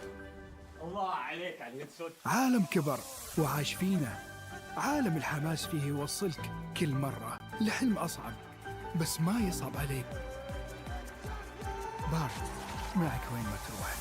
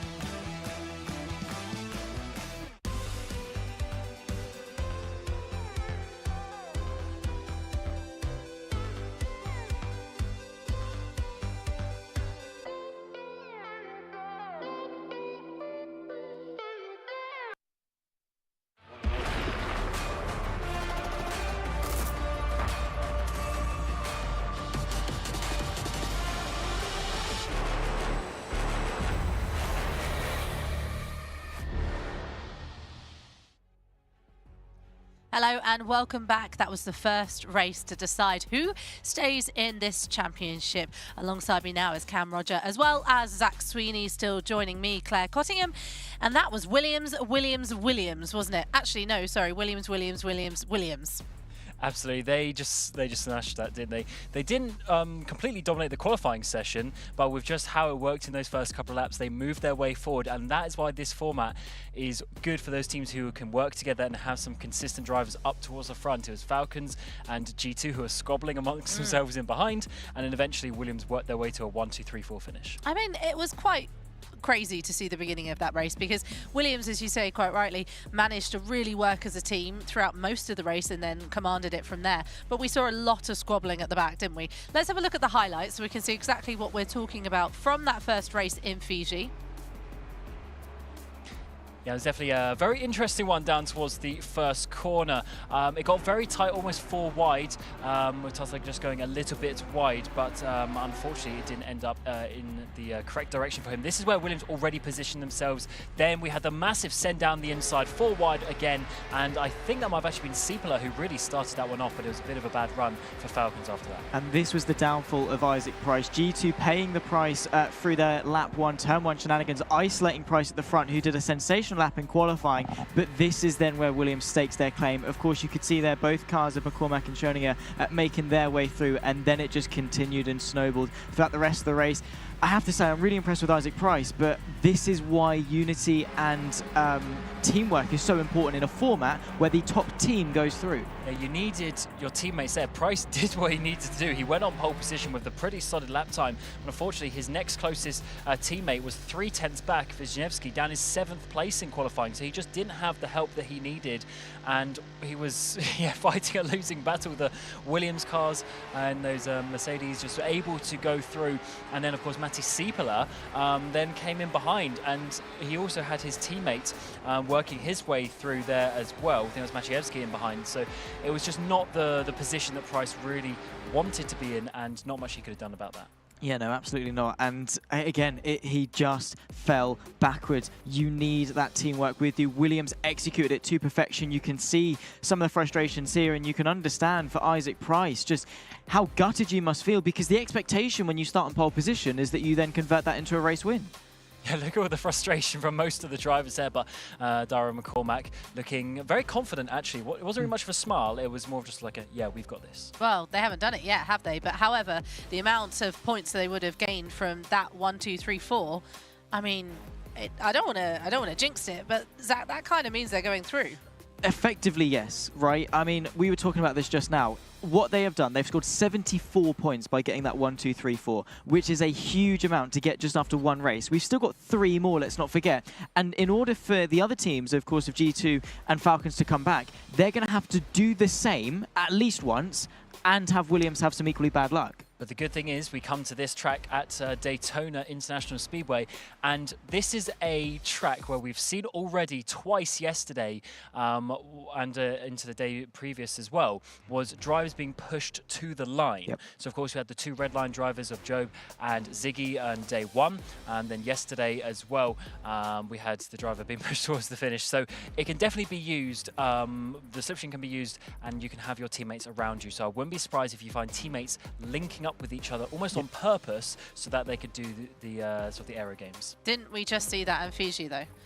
Pretty much, yeah, exactly. But that's what I'm saying. Like, teams just, I mean, they're going to be so frustrated, the 2 teams, that firstly got into a squabble at the back. 2 teammates hitting each other is never something a team manager's going to want to see. What conversations need to be had? Because they are racing against themselves. Obviously, it's a very different format in terms of they are racing alongside a lot of their teammates. But rule number 1, you don't hit your teammate. Yeah, it's going to be a case of, lads, sort it out. We cannot let that happen. As a team, we need to have a united front, like Williams have done. They are a top-level team in a group that they are favourites to go and win, but they haven't been complacent. They said, lads, come on, we need to get into this, we need to execute. What did they do? They did a decent job in quali and then hit the ground running from lap number 1, got that 1, 2, 3, 4 status, and then just controlled the race. Each 4, those 4 cars at the front, you can't touch them at that point. It is just an impenetrable fortress unless you have an equally united front, which neither G2 nor Falcons were able to provide. And that is the pressure that is now on G2 and Falcons, is they need to get themselves themselves, they need to have at least 2 cars up there on that front row, the front 2 rows in qualifying. They need to try and do something to get ultimately a 1, 2, 3, 4 finish, because what needs to happen now for someone to beat Williams is they need to get a 1, 2, 3, 4 finish, and then their respective results in the other race would need to be higher. So they really need to start looking at that, and that puts actually Falcons in a better position with Cipolla getting that 5th place that time around. Of course, there's still 3 races to go. Plenty of things can happen, but it's an uphill struggle now. I mean, Cam, you say that qualifying is important and you need to be up at the top, but in that last race in Fiji, Williams was 2nd, 3rd, fair enough, that's 2 at the top, 6th and 8th. Yeah, no, you are absolutely right. You can work it out in the race. And also Price from pole position down to 6th place. I feel for Price. So, he was hung out to dry a bit there, wasn't he? Yeah, but I just think for the likes of Falcons especially, they maybe didn't have the best qualifying that they would have wanted yesterday as well, put themselves in some tricky situations. So I think when you start lower down, you then have to start taking risks, basically, and you don't want to be having a silly lunge, because remember, penalty points are in play as well, and you don't want to be losing points from that, because yeah, it's cool if you get in the position, but then if you lose it with a penalty, it doesn't really make any sense. No, that's true. Practice is underway, obviously, at Daytona. This is a track that these drivers have been on a couple of times over the last few days. We've obviously had the Drivers' Championship getting underway on the first day of our tournament for ESL R1. Of course, Esports World Cup has been going on for about 8 weeks now. We're coming to the end of that. It was Kevin Siggy who won the Drivers' Championship, so he got to keep his key that we gave, and that got put into the totem. And this one at ESL R1 is going to be one of the last totem, actually I think it's the last key to be put into the totem throughout this whole competition. So there's still so much to play for, isn't there, Zach? Not only in the competition as ESL R1, but also in the esports competition as well. Yeah, most importantly, of course, we'll touch on it tomorrow with Vitality, but G2 out there now, they potentially have an option to go and get that 2nd place in the club championship, which of course you want to go and do. That's a lot of money if you're able to do it, but to do so, they'd need to win both ESL R1 and of course in Rocket League as well, which is at this point a long dream away and going to be such a tough one to go and achieve. But that's the great thing about racing. Anything can, probably will happen, but it is going to be an uphill battle and it is going to be a tough one to climb. But that being said, even though Williams are favourite in this group, G2 can still do a lot, because if they're able to finish 2nd in this group, it's a $4,000 prize difference if they were to finish 3rd in this group. So there is still incentive to push, even if it seems hopeless. It is a lot to, well, there's a lot to fight for, but it's also a lot of pride as well out there. The drivers and the teams also want to win the pride as a competition, and that is a big thing, obviously, for racing drivers and for racing teams. So there is a lot of money on stake, and there is a lot to play for. And we're going to go to Daytona next. As you can see, the car's still heading out and practicing at the moment, and very shortly we will head to our casters and they will bring us everything. Actually, I reckon we should head over to them now, because I feel they're standing by. It is Ewan O'Leary and George Morgan going to bring you all of the action from the Daytona Speedway. Thank you ever so much, Claire Cottingham, as always, George Morgan and Ewan O'Leary with me as well. First blood to Williams then. 1, 2, 3 and 4 drivers managing to hit the heights at Fuji Speedway. Not a bad start at all. And I must say, if we take a look at some of the previous results for Williams, you can argue that they performed in moments. Well, I can tell you there was nothing more momentous than that top 4 that we saw in that last race. Fuji definitely seemed to suit them well. Absolutely suited them wonderfully well. As I'm looking at the sheet at the moment, they've got themselves, get this, a 59-point advantage after just one race. It's absolutely extraordinary.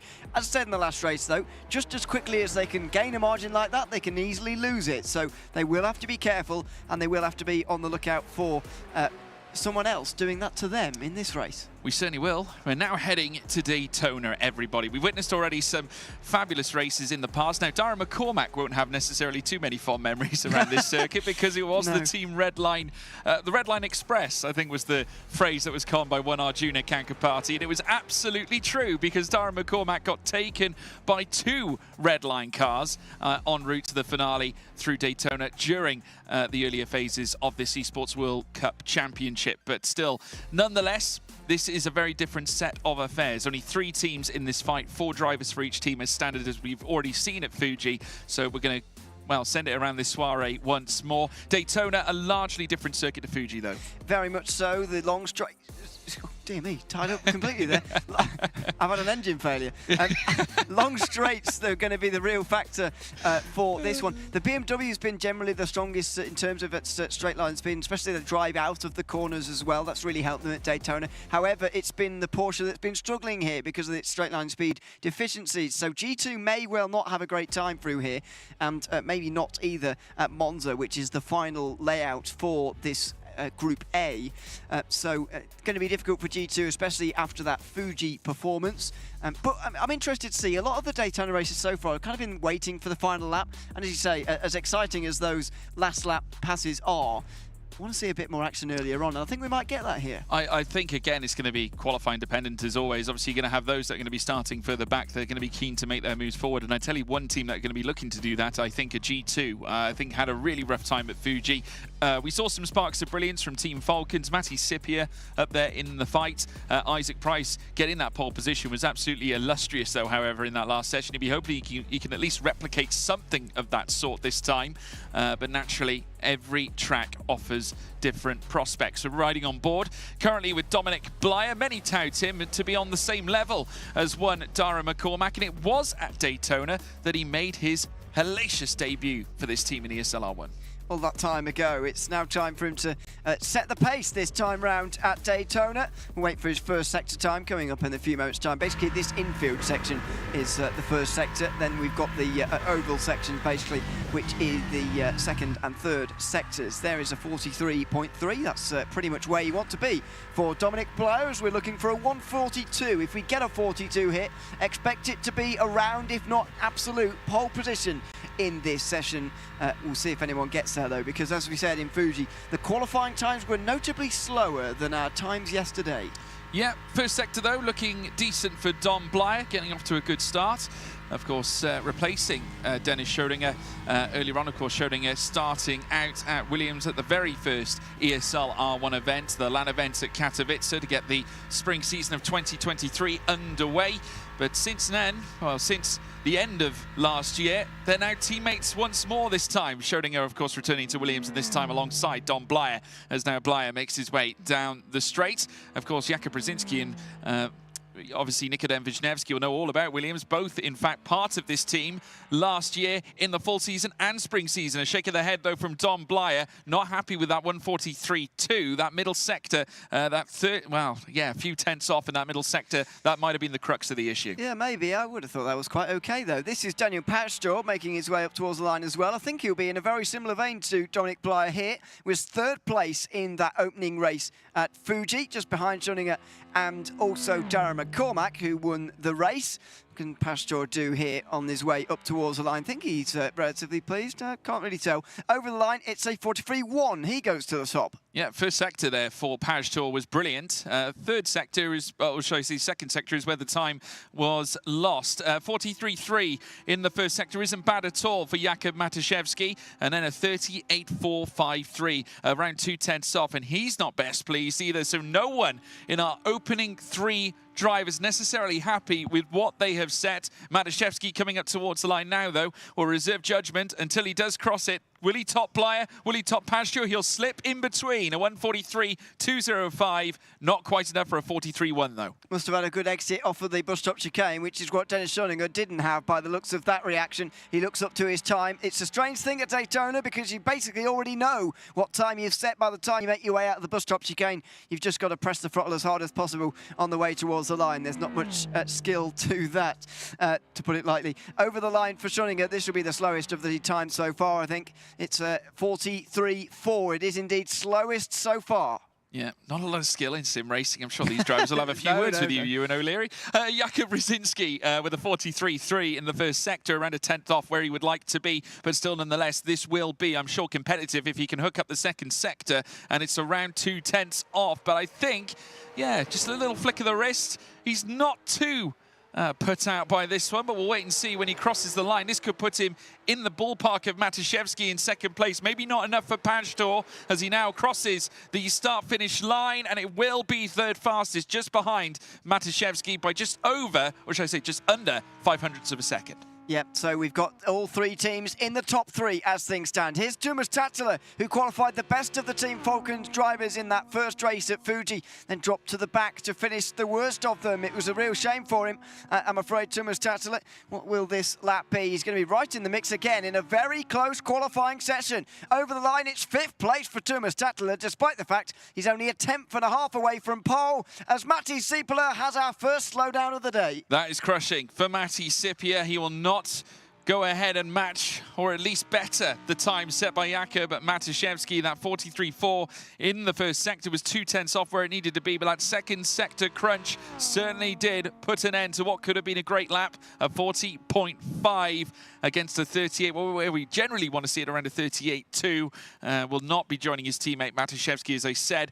Of course, Jakub Matuszewski, incidentally, going back to him, actually made his debut here at Daytona. Very first race in ESL R1, and he finished 3rd in the Teams Championship quarterfinals.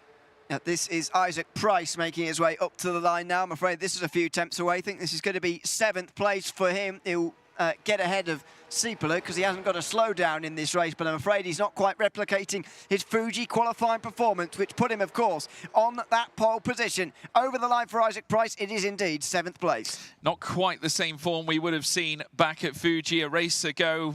Now it's Nikodem Wisniewski who's going to look to try and lay down the baton this time. 43.359, not bad. 38.2 ideally would be the place to be in Sector 2, so it's a 38.5 for him. Needs to try and dig deep here in this final sector. Looks a little indifferent, just staring intently at his monitor to see whether he can at least drag something out of this 3rd sector. Again, a look of indifference, but a little bit of frustration creeping in.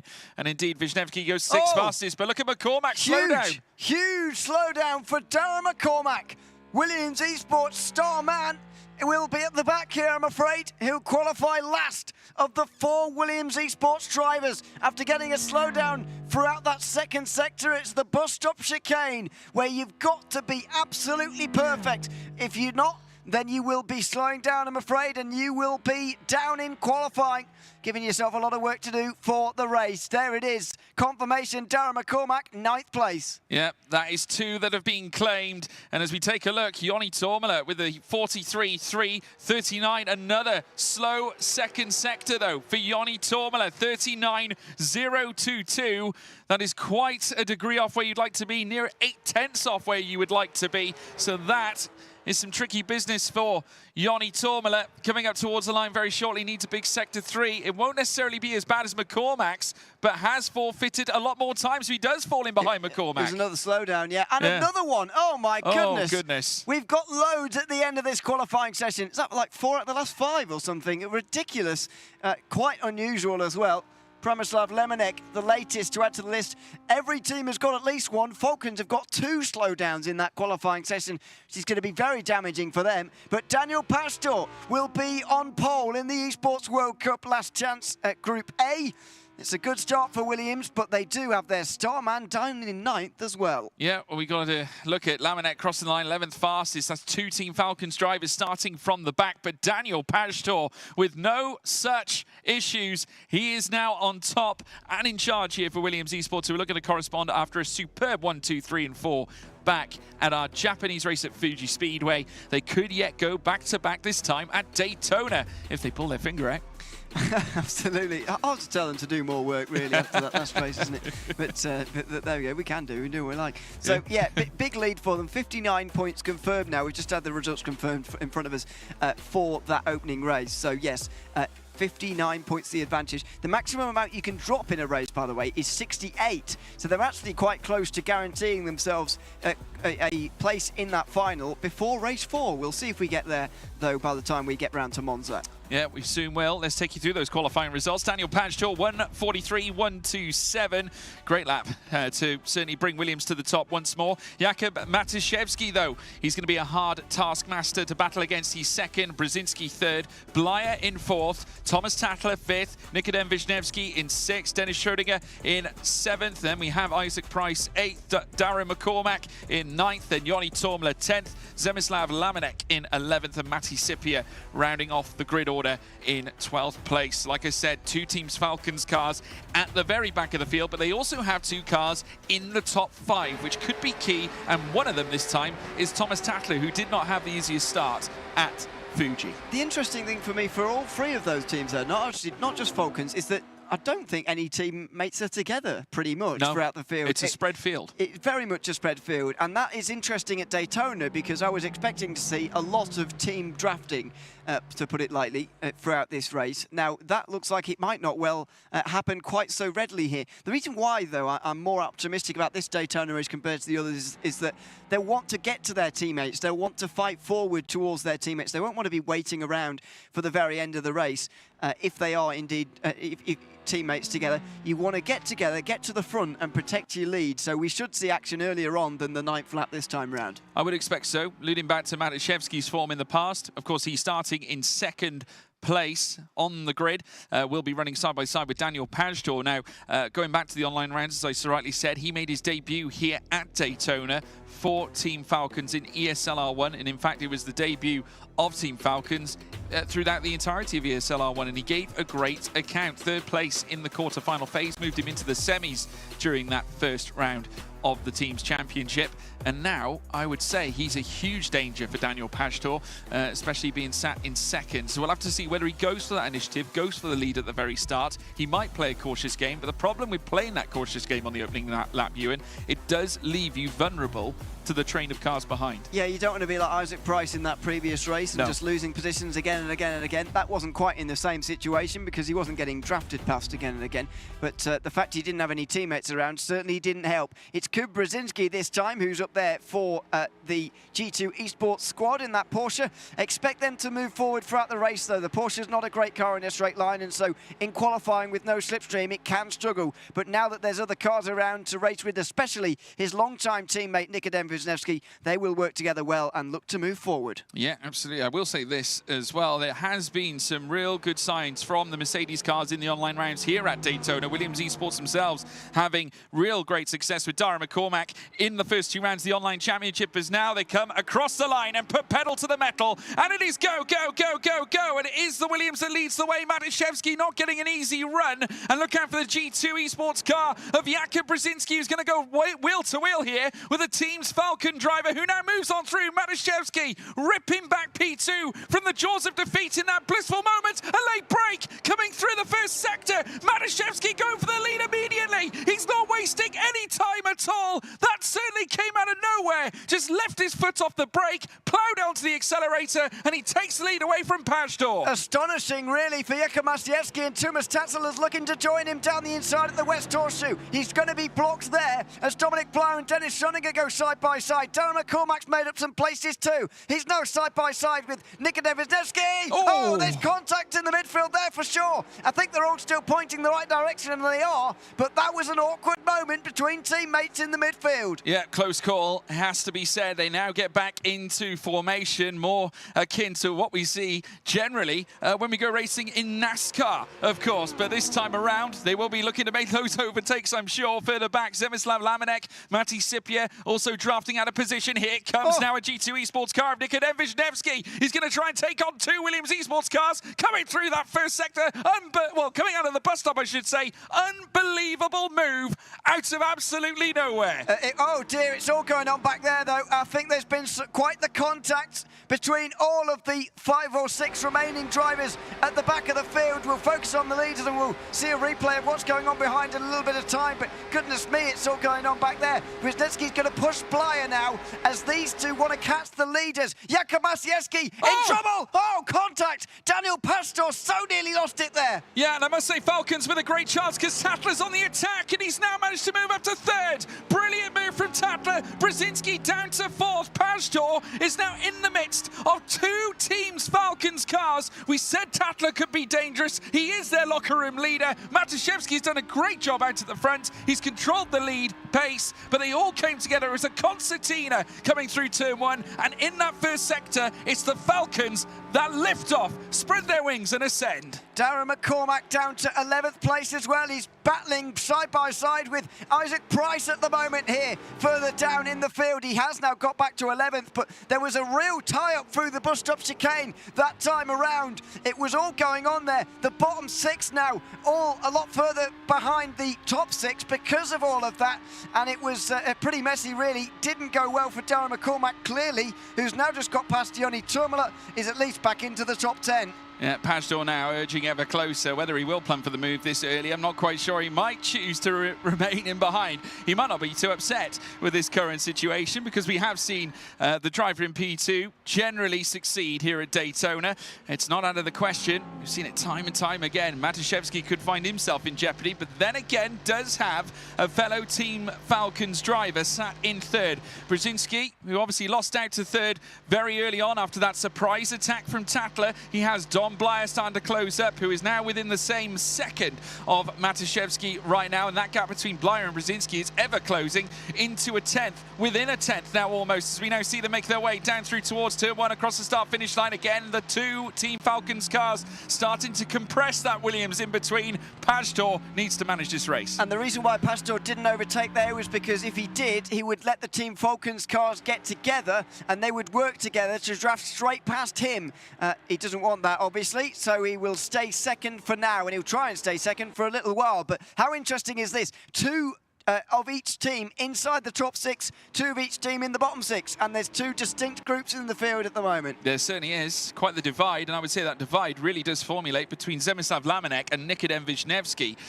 The gap there, very nearly 2 seconds between them. Let's take a look at the replay. Now this is the brilliant move that it was a great bold effort from the G2 Esports team coming through with the Williams, brave on the brakes. Of course, Jakub Brzezinski on part of that as they rush down through towards the bus stop. Again, he took 2 Williams Esports cars on, didn't quite fancy the third, but the all-important fact is that he is up 2 places as a result. Schrodinger and McCormack down 8th and 9th. And what we didn't see there was what happened behind. It was Wisniewski, sorry.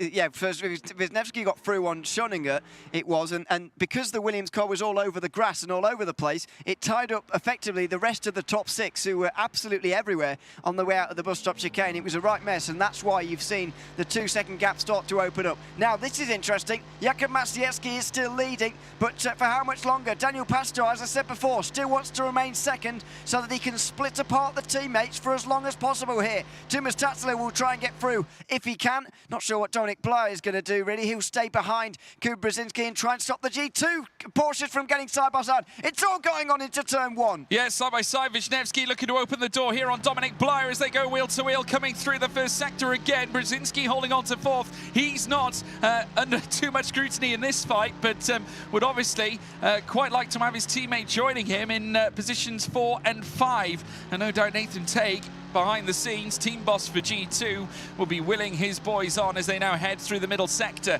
here on lap 4 of 9. We're now coming over the halfway mark, and very shortly see them come through the 3rd sector, where they will of course meet that bus stop chicane once again, but that field getting compressed once more. But still, Schrodinger has a gap to find on Wisniewski further up. He has overtaken Lamanek actually, because Lamanek was in that 7th place but has since forfeited. Out the left-hander they go, onto the banking again through NASCAR turns 1 and 2. I think we could see a similar situation at the end of this lap, to be honest. Oh, no, maybe we're not. I'm not sure how Dominic Blyer's managed to get overtaken there. It must have been a mistake. I wouldn't imagine it was Nikodem Wisniewski getting to the inside off the corner, but I guess it could have been. Now the 2 G2 Esports Porsches are together. This could be a very interesting second half of this race. Could be. Don Blyer has taken the fastest lap as well as they cascade through the bus stop chicane. Matuszewski still in charge and out in front. We're riding on board here with Thomas Tatler, sister Team Falcons car. Falcons currently sat 1 and 3, with the other 2 sat 8th and 10th. Very much a divided grid order, as we so rightly said. The gap still well beyond where it needs to be for Schrodinger to close. Wisniewski obviously getting past on Blyer earlier on, as now we see once again Pajtor just waiting in the wings, not content with making the move just yet. He knows how to play the percentages, takes a more aggressive angle through turn 1. I do wonder whether Matuszewski is going to be trying to will the Williams Mercedes onwards, because of course he wouldn't necessarily want to lead on the final lap because he knows exactly what could yet come. Well, yes, but he will have his Falcons teammate to help Thomas him. Tattler. He could either let Thomas Tattler win by giving him the draft, or he could get pushed into a victory situation by Tattler himself. Meanwhile, side by side further behind, Matty Siepler and Darren McCormack as the Irishman tries to make his way through the field again, and he is now in 9th place, rescuing a poor start, getting himself, and a poor qualifying, let's not forget, rescuing what he can from this race. A 7th place, probably his maximum he can get here. Yeah, Falcons on the rise once again, much like they were at Fuji, managing to bring more cars into that midfield fight. And again, G2 are forced to suffer here at this point. Johnny Tormler and Isaac Price, both of whom have had experience in major LAN events in the past. Johnny Tormler currently, of course, competing in the Formula One Sim Racing World Championship. Isaac Price, a former Formula One Sim Racing World Championship driver and used to actually race for the Williams team as well. But now this time here at G2, and Williams are in front of him. Dara McCormack in 9th, however. Would have expected Dara to be further up the order. Was a grand qualifier, but unfortunately during his lap in the qualification phase, he suffered that slowdown like so many others did. And as they now take the turn down through towards the start-finish line once again, it's still Matuszewski out in front. Pajtor now being met, but here comes Thomas Tattler.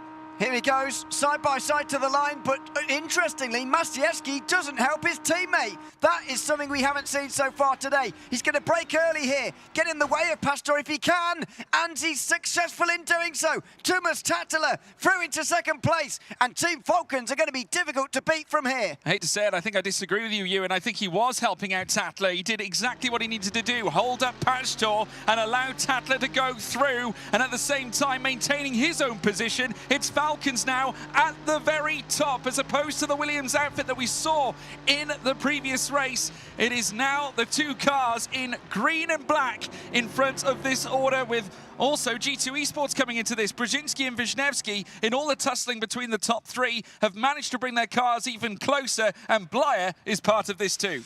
You might be right, to be fair. He might well have been helping. I can see your point, though. I mean, it's... There are more than one ways to help each other, I suppose, isn't there? So well, there's more than one way of going about it. We're teammates too. Exactly.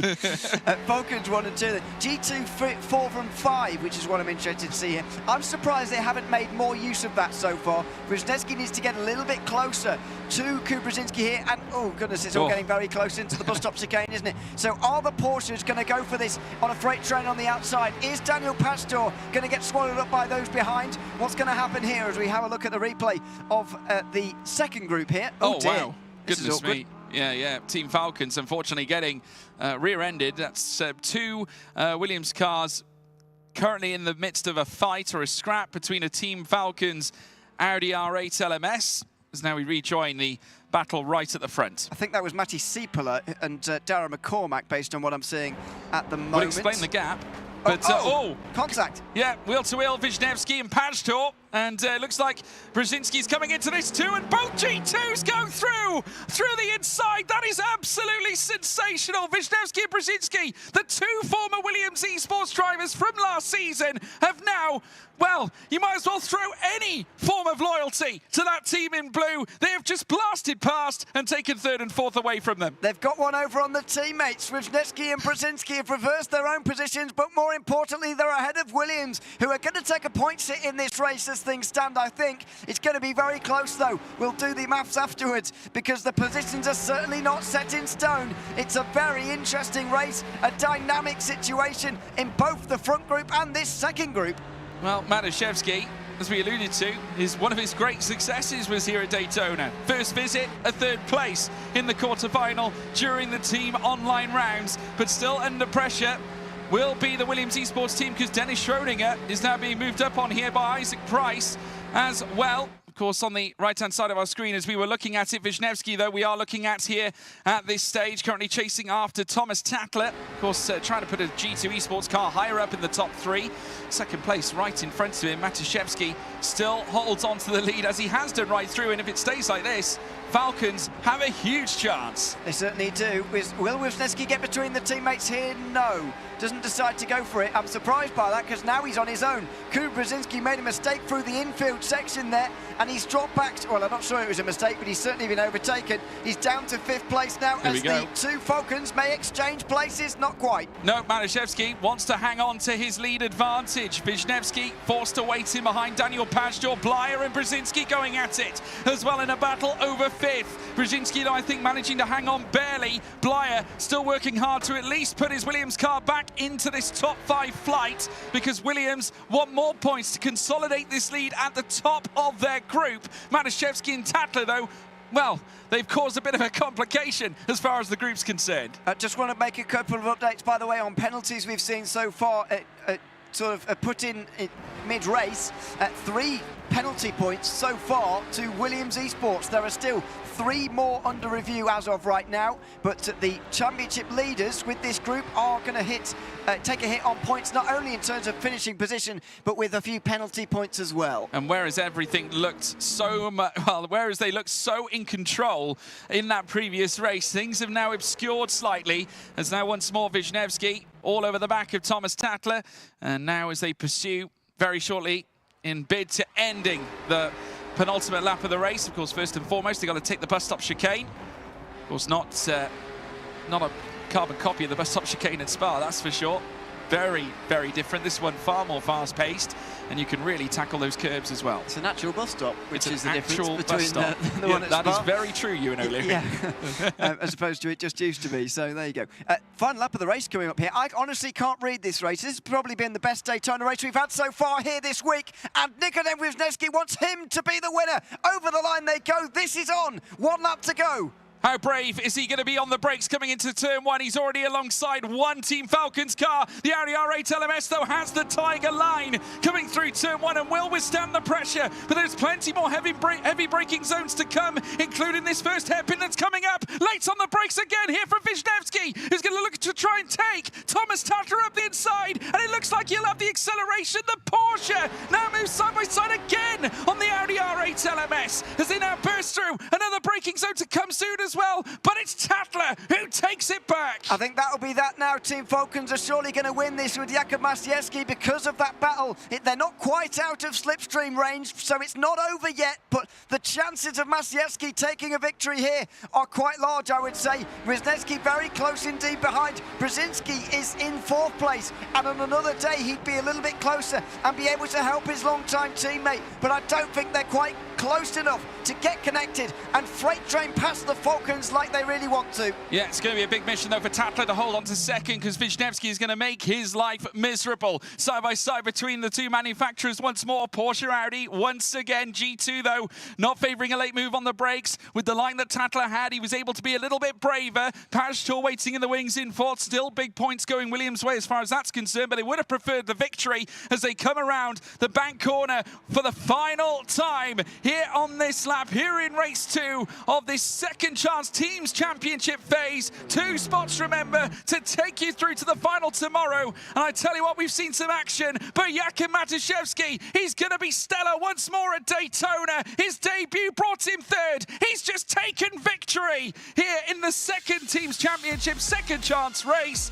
Falcons on top. It's his first ever victory in ESL R1. He'll be absolutely delighted with that because Falcons really needed it. They were 3rd in Group A after that opening race at Fuji. They've avenged that with victory here and a double podium as well. They will score the most points from Daytona, we believe, and close that points gap to Williams Esports, who currently lead the way. No doubt Thomas Tatler, in my view, one of the star performers in that particular race. His experience and I must say his defensive efforts were huge. They were vital to Matuszewski taking the win. Had he not done what he did, Ewan, in my opinion, they would have lost that.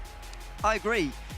I think both teammates played an important role in the results of both teams, actually. I mentioned it partway through the race. The top 6 were 2 represented in with all 3 teams, and so they were really able to do the teamwork, help one another as much as possible, and I think they all did pretty well at that. But Team Falcons eventually did it the best, clearly, because they won the race, and so that's important points for them. and a job well done, you've got to say as well. Yeah, 2023 Polish sim racing champion Jakub Matuszewski, only 19 years of age, and has a blissful career in front of him, I'm sure. If he carries on in this vein, they have absolutely everything to look forward to through the course of this championship. And we can now head down to the arena for an interview. Going from Morgan 1 to Morgan 2, this was race number 2 in the knockout stage, let's call it, from group number 1. I'm right here with Michael, the engineer of Williams Esports. First of all, beautiful race 1, and you guys were managed to able to get first, second, third, fourth. That is obviously an amazing win. A lot of points you guys got accumulated for the first race. How did you guys do it? Were there any tactics you cooked up with the team just to make sure that they were able to achieve it today? Good qualifying, I guess. That's pretty much the key to all of these races, staying out of the trouble. I think there was a bit of chaos on lap 1 that we were lucky to be in front of, and that kind of made the race. Good execution from the drivers, and then, yeah, easy. Definitely, a lot of that practice and effort shows up, so amazing job with the guys, honestly. But for group number 2, we have Mouse, BS Plus, and ART competing right after you guys. Who would you expect to be your competitor, and who do you expect to win from group number 2, especially after yesterday's performances? I guess we have kind of a clear image of who might win. Yeah, I think Group 2 is going to be interesting. Obviously, there's 2 BMWs and 1 Mercedes in there. So from a Mercedes customer team, we'd like to see ART do well, but I think... A little bit of bias is cool, don't worry. A little bit of bias, but I think, yeah, the BMWs will be tough to beat. There's a lot of race winners in that with Kevin Ellis, Max Benneker, Kaiki as well. So, yeah, it'll be a tough group. Tough group, and shout out to the guys at Group 2, and of course to, again, Michael, thank you so much. And we're going to be going off to a very quick break to continue the rest of the days with bangers, because we still have 2 more races left in group number 1.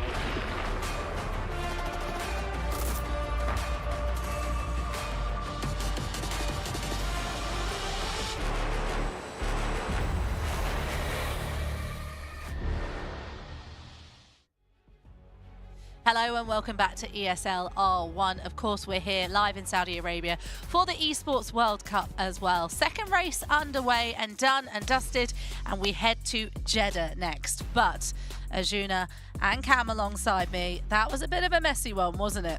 A little bit messy. I think that's one way to describe it. We were looking through the number of things race control had reported to them and the number of penalties they handed out as well. Somewhat reminiscent, though, of most of the races we tend to see at the World Centre of Racing.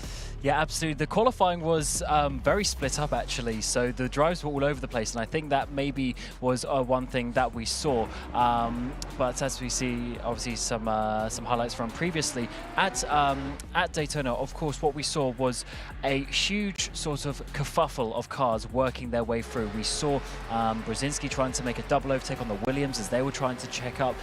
We also saw just getting a little bit messy, some contact coming to the bus stop as well. I think it's one of those ones where it was just the nature of the track, them trying to play those slipstream games, but then getting caught over each other.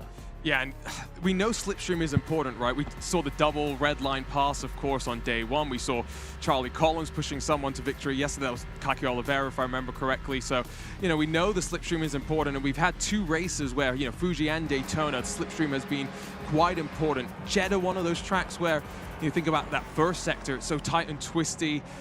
Really the only major realistic passing opportunity if someone doesn't make a mistake is down into the final corner. We saw Dara McCormack try that a handful of times yesterday, and so, you know, this next race is going to be really interesting. Remembering the final race of this group is at Monza. 3 draft-heavy tracks and one slightly more interesting street circuit thrown into the mix as well. Yeah, I think looking at also how the race went, we saw some drivers just trying to take some big risks. For instance, Tartala, he did a massive defense at the end. Of course, Wisniewski got him to the line by a 100th of a second. But then there was also that double overtake of Brzezinski and Wisniewski getting past both the Williams of Pastor and Blyer as well. So it was one of those races where they saw the dominance of Williams in that first race. They had to take some risks. They had to try and work their way through, and they certainly did that. It was good to see, though, that, of course, Williams were not inside the top 4. So that was a big comeback from Falcons and G2 after a bit of a disappointing first race. What conversations would have been had? Because, Cam, we talked about this. Williams were top 4 in that race in Fiji, and then Daytona, it was a bit of a mixed bag, and Falcons were back on top. Here we see the Jeddah Corniche track. A fast and flowing track, very different from Fiji, very different from Daytona, and it's a track that the drivers enjoy. However, it's not always a track that there's some clean racing. Absolutely, and I think the conversations between race 1 and 2 would have been just send it, to be honest, because Williams are so dominant in that first race. Now we come to this race 3. This is an interesting one because if Williams go 1, 2, 3, 4, even if they go 1, 2 again, they're probably basically confirmed before we even get to that 4th race. So what Falcons and G2 are going to have to do again is just send it, which means there could be some tricky situations, especially after the couple of crashes we saw here yesterday. And remember, for G2 Esports, if they want any chance of making their way up into 2nd in the Club World Championship, of course, Team Falcons having already won that, they have to win ESL R1, right? So that is a storyline for us to be thinking about in these next 2 races. While you talk about communication across of the team, they will be trying to figure out the point situation, what they need to do. And like you say, this next race could really lock it up for Williams. So important that at a track where passing is going to be hard, get that qualifying session nailed. Yeah, of course, there is money for the Teams Championship, which we will wrap up tomorrow. The Drivers' Championship's already happened. We had Kevin Siggy from Team Redline win that a couple of days ago. Money, obviously, for that one as well. But not only that, Esports World Cup has money, and Team Falcon at the moment have won that. They're not doing exactly the same, though, Team Falcon, in this one. In the ESL R1, are they? No, but it's also their first time in sim racing, right? So let's give them some chance to grow. I was chatting with Tumas Tatala and Lemon M over the last couple of days. It's a great nickname. It's a great name. And they were saying that, you know, they've got some more plans for the rest of this year, continuing on, of course, in ESL R1 and focusing on range sport, but also looking to maybe broaden their horizons and do more sim racing. So that's going to be exciting for them. They've got 4 very talented drivers, a lot more experience on other platforms. Yes, maybe less here in range sport. So they're continuing to grow, continuing to develop, and yeah, I think the future is definitely still bright for them. Definitely. Mataszewski as well in that, Cam, was a I mean, he held off a lot of people behind him. And we always see in sim racing, it's never done until it's done, is it? Because there's always like a last-minute lunge or something always happens at the end. But he really held his nerve. Absolutely. He had a lot of pressure from behind. I think it was Pashtor really in the beginning of the race was sort of pushing him along. But in the end, when the cars came behind, he put himself in the perfect position. But I think what actually won him the race was Tumas Tatala. On that final lap, he really battled with Wisniewski enough to open up the gap. If they were right behind, they would have just both freight trained past, like we saw with Oliveira, like we saw with Sebastian Job as well the day before. But what he did was he had that gap. It was about 8/10 coming out the bus stop. They were never going to catch him. So that was a team play coming into that. But for Maciejewski himself, he didn't make mistakes, because if he made mistakes and closed up that gap, then Tatala would have to slow him down even more. But it is good to see now more teamwork happening. Whereas we saw obviously in the first race in Fiji, it was Williams. They were really, they'd obviously, you know, rehearsed it and they knew what they were going to do. Whereas this time I feel like the other two teams managed to kind of split it all up. They threw a cat amongst the pigeons. Helps they weren't crashing into each other at turn one, teammates, that always right? does help, That definitely did kind of shift things, but I just wonder as well, right, if that was a track, Fuji, which Williams had prepared quite well for, of course, used for the first time in ESL R1 here at the Esports World Cup, right? So maybe the experience from other platforms comes into play. Maybe they've raced on some of those other simulators a little bit more, so that's definitely something to keep in mind. I'm just keeping an eye, by the way, as the provisional points are trickling through from race control as well. Like you were saying, don't want to do the commentator's math, because you never trust that, as Lewis will tell you plenty. Don't trust mine anyway. Yeah, no. But Williams, like Cam was saying, I think a 1 and 2 might be enough for them to feel quite confident going into Monza, and that's important because we know Monza is madness. Yeah, no, it really is. But also Jeddah's a new track for them for the World Cup as well. So we've gone from a new track to a track they know to a new track again. Daytona, they've definitely raced at before, yeah. So it's another bit of unknown. I know they've been racing it all weekend, but Cam, it is an unknown. And in terms of strategy for the teams, does that throw something up that's different for them? Possibly the fact that they can't strategize too much around here. It's just such a high-speed circuit that if there's any little bits of contact, if there's any mistakes from the drivers, you lose so much momentum that it then gets caught up.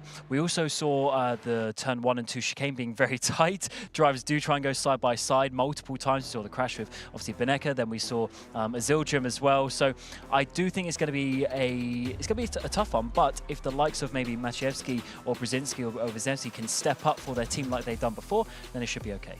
So this is where we're at with the second chance graphic. The maths has been done, and Williams obviously leading the way at the moment with 101 points. Team Falcons on 61 and GT Esports on 43. Were we sort of expecting that? I think all three of us at the pre-show, so we kicked Cam off, we got Zach in for the pre-show today. But yeah, I think we all said Williams, right? So this is the form book, and 1 and 2 for Williams, I think, like we say, enough for them to feel confident about moving to tomorrow.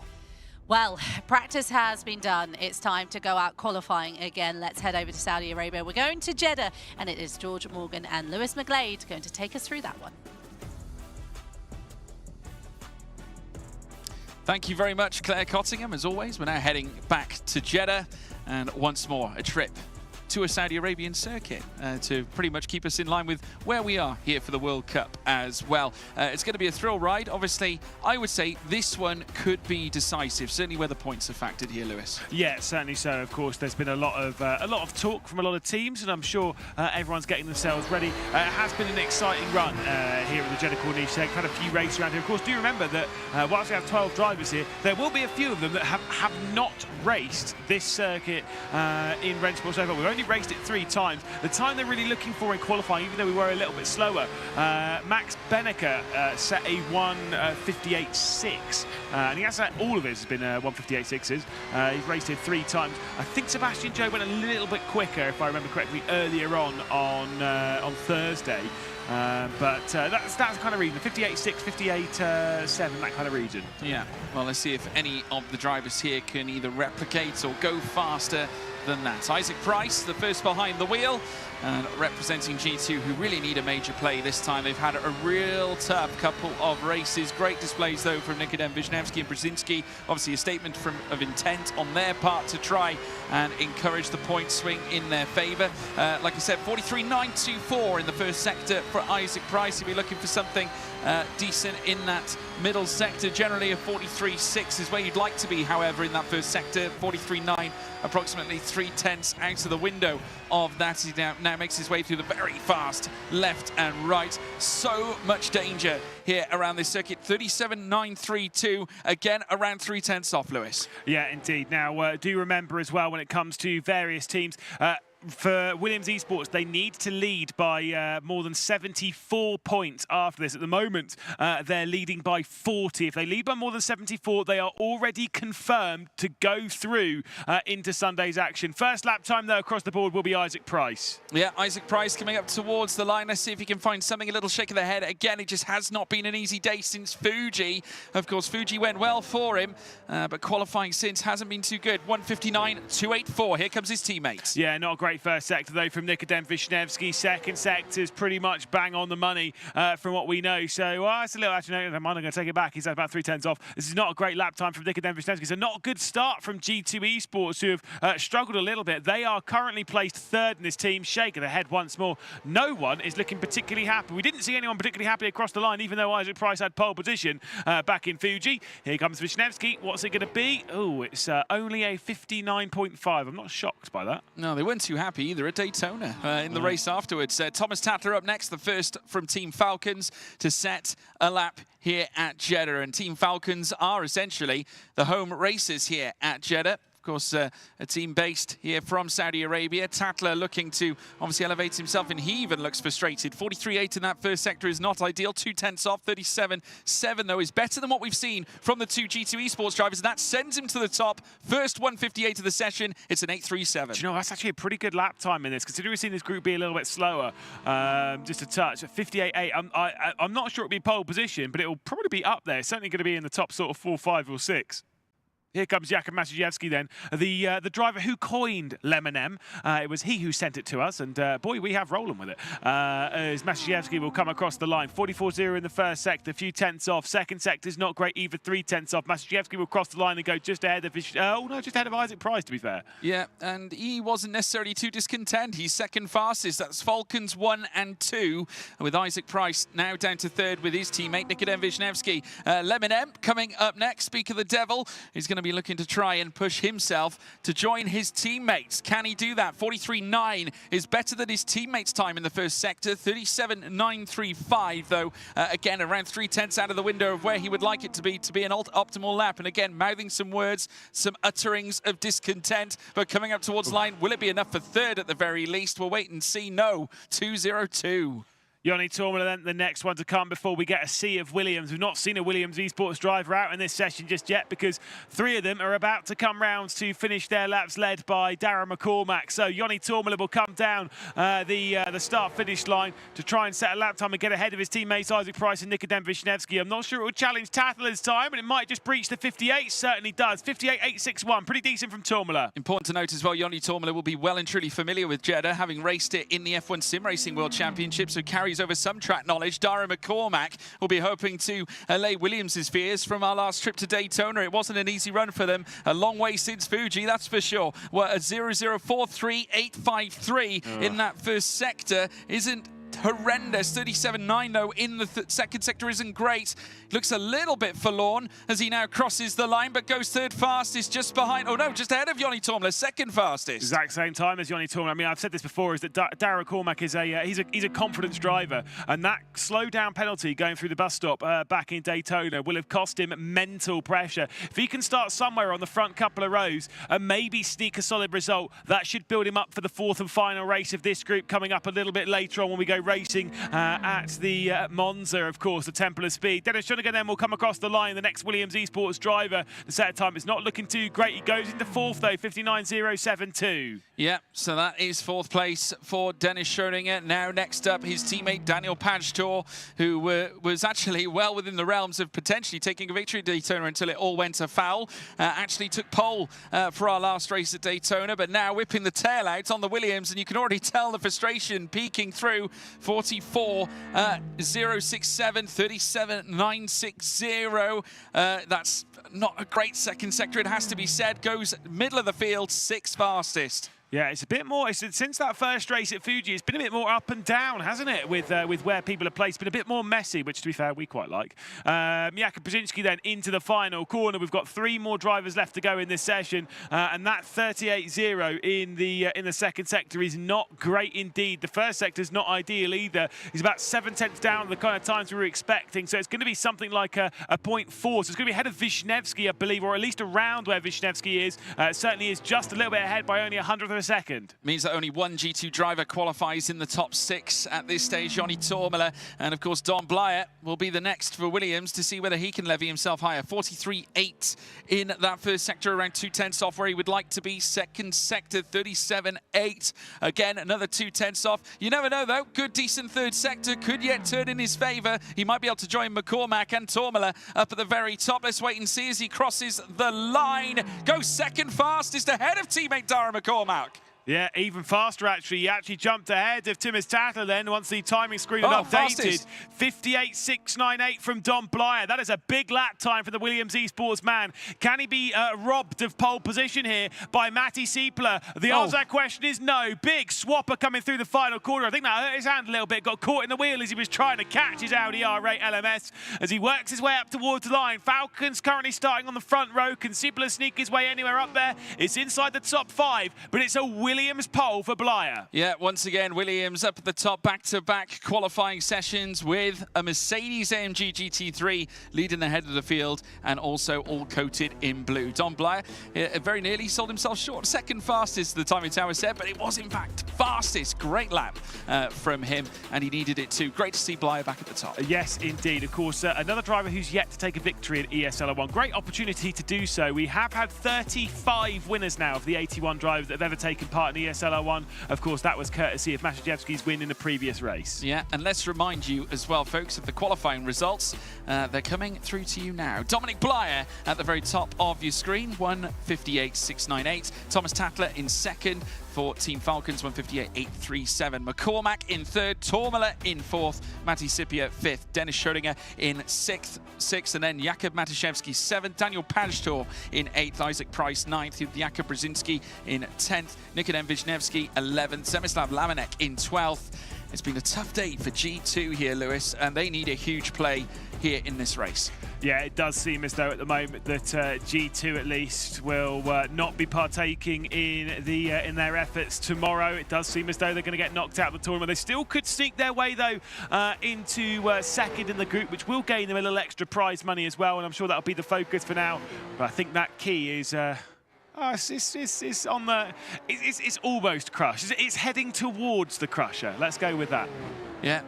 Dreams and keys all crushed. You know, we've spoken about that at length over the course of the Esports World Cup. It's a pivotal factor, that's for sure, but G2 Esports need a big race here, and it couldn't be more urgent. Though we have seen flashes of brilliance. Of course, Tormela, the only car, like I said before, will be representing in the top 6, but it's going to be a challenge because Don Blyer, on his best day, we talk about McCormack being a locker room leader and essentially their best driver to perform. Don Blyer, I would say, on his best day, can be just as good as McCormack.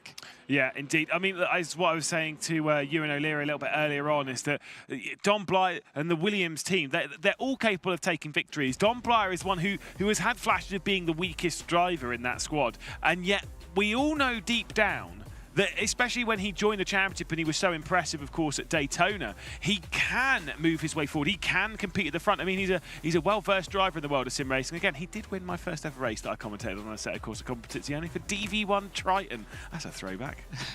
Good Lord. Well, let's see if he can recapture some of that best form. Obviously, the driver's getting set, ready to go racing, folks. We will be heading down to Jeddah very, very soon. But let's talk a little bit about the track itself. Of course, new to the Rennsport platform and very much a tight and twisty circuit as well.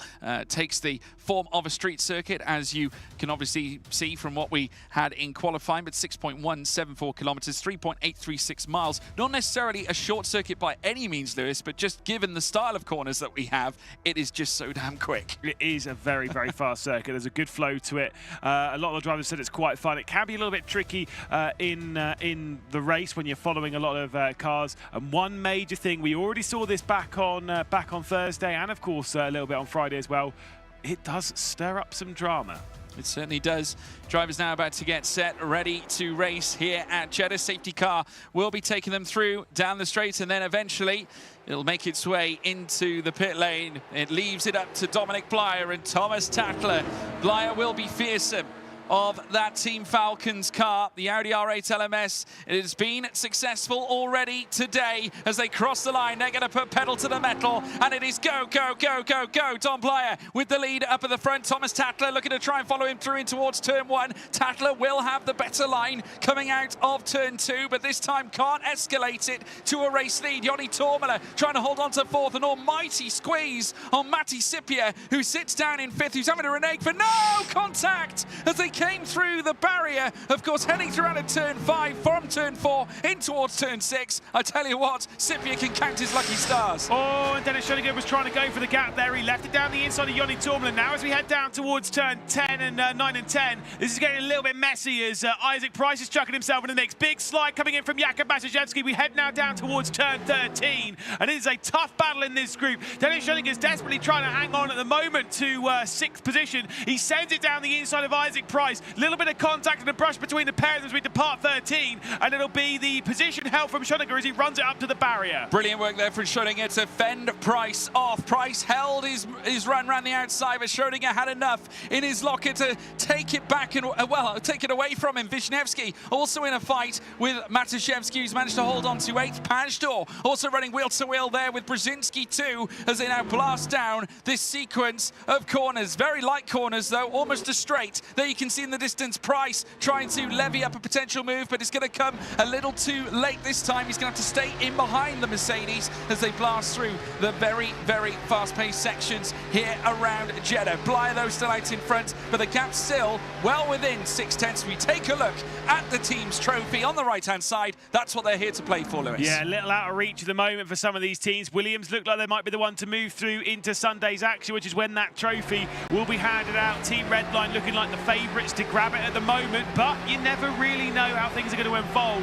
when it comes to Championship Sunday. Isaac Price closing up to the back end of Dennis Schoeniger, trying to increase the hopes of G2 Esports having something special this afternoon. Sends it straight down the inside to claim, rather, 6th position. Schoeniger's going to hold firm around the outside of T1, gets in the inside of T2, sends it up and over the curb. There's contact between the pair of them. He'll just about hang on as we head back out through T3 down towards T4. They'll slam it down on the brakes, but the outside line for Dennis Schoeniger here. The inside there for Isaac Price. There's contact again.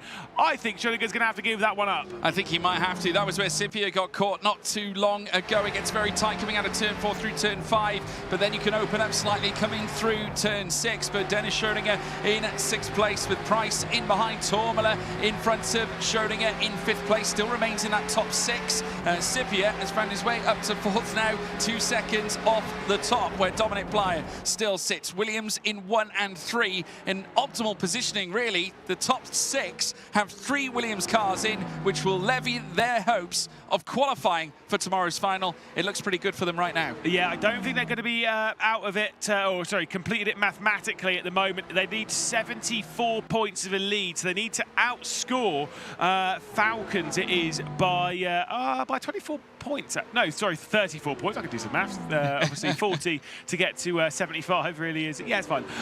Yeah, they're not outscoring them by that much at the moment. That's the important bit, especially with Falcons running in 2nd and 4th. But again, it's one hand on that that chance to move through. They need 4 good races. And we said this before about Williams when they had that 1, 2, 3, 4. That is not a good line from Jakub Matejewski, by the way. We said this before about Williams after Fuji. They didn't look particularly pleased by it because as much as they had a 1, 2, 3, 4, they knew they had a lot of work to do this afternoon. They are showing that. Big look to the inside then coming in from Isaac Price as he tries to clear the German driver who hangs on the 5th position at the moment. Yeah, not forgetting as well, this is such an important round for Williams because if we look back at Monza during the online rounds, of course, Monza coming up next on our track list, race 4. In fact, they only had one car that got out of the quarter-final phase, and that was Dominic Blyer, McCormack, Schrödinger and Pajtor. All were eliminated during the quarter-finals in round 3 of the Teams Championship. So ideally, if they want to score points, they need to do it now. Price has lost 2 places. Yeah, indeed. Just dropping back ever so slightly as here we go. Oh, my goodness. We're heading up to 2 and 3 wide as we head down towards turn 4. Look at that, straight through the middle. G2. As Matejewski is trying to send it. Wisniewski and Brzezinski have gone round slightly. Now there's some squeezes out towards the barrier. Falcons are having some huge contact. G2 are having some huge contact. And it's looking like absolute carnage. I didn't realise it tuned into BTCC this afternoon. Goodness me, 3 wide at Jeddah, not possible. And that goes to show. And again, they wrestle across the track. The two G2 cars trying to rise up. Price, Wisniewski, Leminem, Semislav Lamenek, also in between the 3. He's got his teammate coming into the fight as well with Matejewski. Oh, and he's lost out to Daniel Pajtor. Back in the field for Jakub Matejewski. Yeah, stick an extra point for Williams there as Pajtor sneaks his way through, but I think they might be gaining an extra few points on G2 and Falcons there, could Williams, because I think there's a few penalties to be dished out from race control after all that. A little bit too messy for my liking. They were just, I mean, look, 3 wide around here, you don't really see it, and there's a really good reason for it. It's because it's quite hard and very messy, and that is exactly what we saw. Yeah, the walls are very close here at the Jeddah Corniche, and that is an illustration of what can happen if things get a little too messy. Riding on board with Nikodem Wisniewski, his teammate Jakub Brzezinski in behind. Of course, these two were in the heart of the fight that we saw earlier on. And, of course, Price is part of it as well as we now watch Dara McCormack make his way through the final corner. Still hunting down after Thomas Tatler and could yet put Williams in a 1-2 scenario here as he chases Tatler down in towards turn 1. As I said before, prior to this Teams Championship element of the competition, representing Munster a few years ago. Now looking to once again ascend with Williams as he goes wheel to wheel here with the Audi R8 LMS. Tatler holding the inside. McCormack not able to get the up and under, certainly not able to get the move done on the outset of the chicane, and now has to wait till after turn 3 and maybe even turn 4 to try again. Yeah, indeed. Like I say, it's just the where is the advantage for some of these drivers. I mean, look, I'm not going to lie, this has been very impressive to see this drive from Dom Blyer. DB's just absolutely checked out at the moment as he tries to march his way to his first ever victory in the ESL R1 competition. And of course, especially here at the Esports World Cup. What a time to grab that first victory, by the way, for Dom Blyer if he's able to do so. McCormack could make this a Williams 1-2. It has been quite hard, though, to pass the Jeddah Corniche circuit. But let's be honest, McCormack is brave. Darren McCormack has won so many times in ESL R1. I think it's, I can't remember how many it's up to. I think it's up to 17 race victories overall.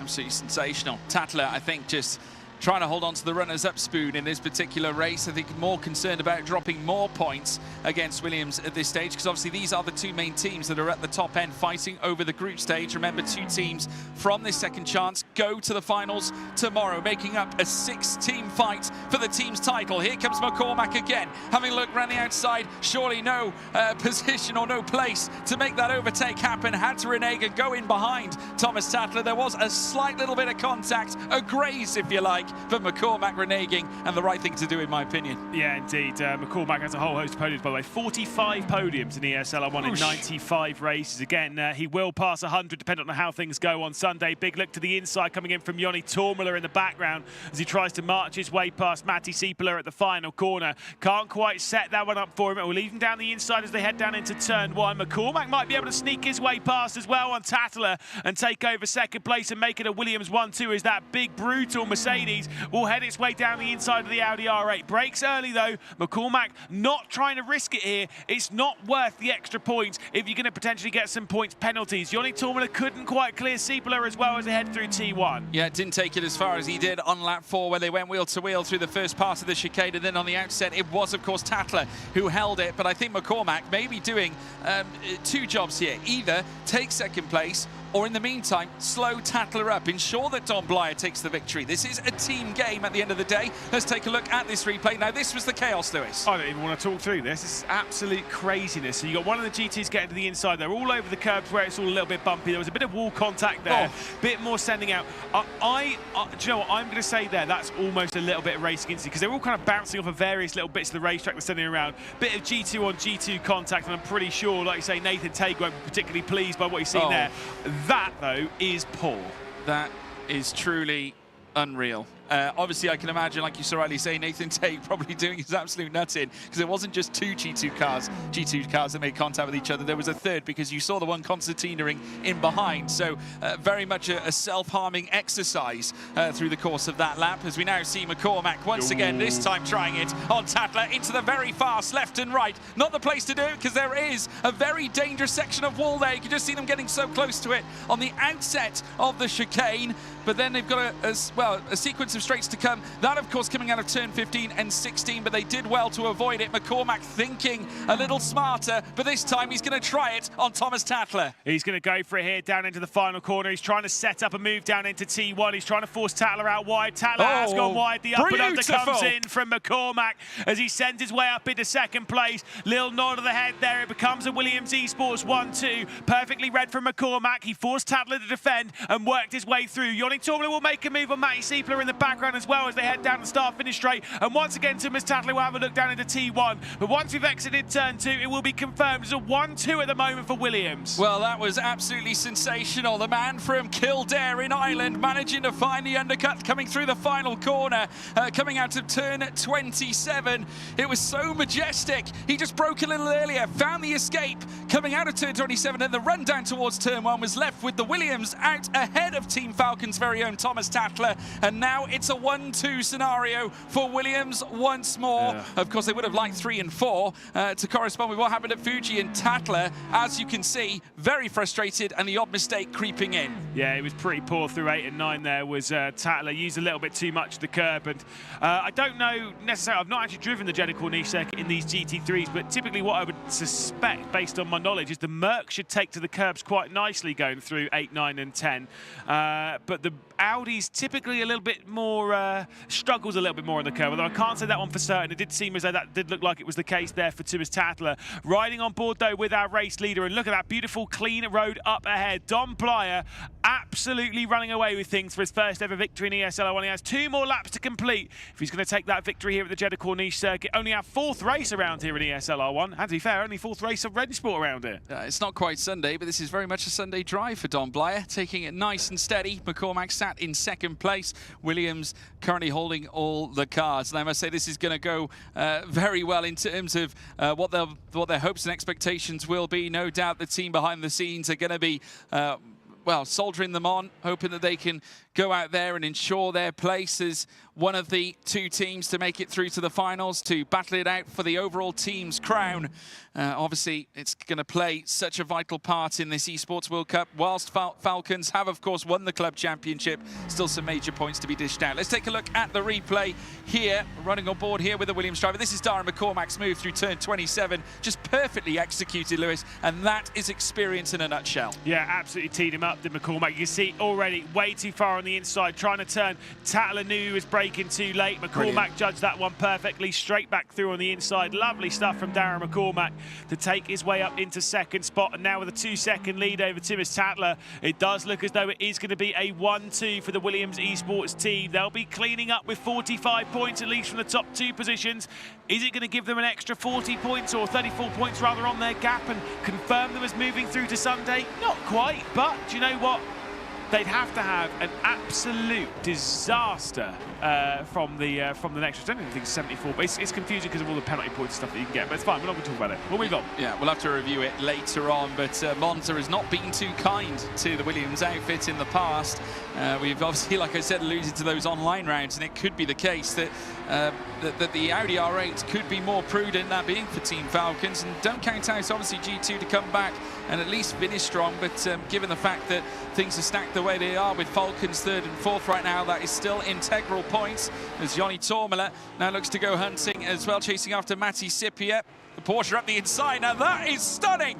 Oh, but a little wide. Pushing off, unfortunately, what looked to be Matti Sippiä just overextending slightly. Might have been a little bit of contact there thrown in as well. A line you would generally see in a single-seater around the Corniche, but unfortunately for Tormela, he's had to give that place back. Yeah, indeed. Like race control would have instantly jumped on that and said, yeah, well, I don't think that. Even if he was able to hang on, but that's fine as they'll head back out on the start-finish straight to begin the final lap of the Jeddah Corniche circuit. Blyer, McCormack, Williams 1-2 looks locked on and ready to go. Timus Tathler and Matti Sippiä certainly do not look locked on and ready to go with a final spot on the podium and for 4th place. Little look to the inside from Joni Tormela, cannot find the move. Yeah, so he come through out of turns 1 and 2. Patience, obviously a virtue here for Joni Tormela, having to wait in behind, try the move coming through turns 15 and 16, but it wasn't to be. Has been forced to at least delay any ascension at all through this timing tower. Sippiä still holding on to 4th with Falcons, at least taking a podium from this affair. Of course, Tatler would have been hoping for a little more. Whilst 3rd isn't bad, he would have fancied maybe even a 1st place. Remember, he has been one of the focal points for Team Falcons as we now revisit back to the top. Dom Blyer, who I have to say has been utterly dominant, but McCormack's driving has been sensational. I think if we were measuring out drivers of the day, I would give McCormack that in an instant. Yeah, Darren McCormack's actually been really, really good. You know, I know that qualifying lap at Daytona has held him back a little bit, but this result here will boost that confidence as we head into the Temple of Speed, and hopefully will give him that confidence to fire on all of the 8 cylinders of his Mercedes. Dom Bly's been fantastic. McCormack does have the fastest lap of the race. The 2 of those will be very, very happy, though, with their results, but who's going to join them on the podium? That has to be said. Yeah, that is the big mystery. Of course, at the moment, 2 Williams cars do share the podium right now, but Tatler, Sippiä, Tormela are all fighting over it, and this could be an important one, at least, for G2. But following now, Dominic Blyer at the front of the order. He has led the majority of this race, and after a stellar performance in qualifying, he'll come around the final corner at turn 27, the first race win of his ESL R1 career. It's been a long time coming, but never has been more important. Dominic Blyer wins here at Jeddah. A fabulous performance from both he and Darren McCormack. That is a Williams 1-2 with Tatler coming across the line in 3rd. Understated celebration there, just a little smile and a fist bump. He knows it is not done yet. Darren McCormack there, a good 2nd place. Again, not overwhelmed by positivity at the moment, but still a fantastic performance. Yeah, an absolutely stellar performance indeed. And we'll be back for more analysis after the break.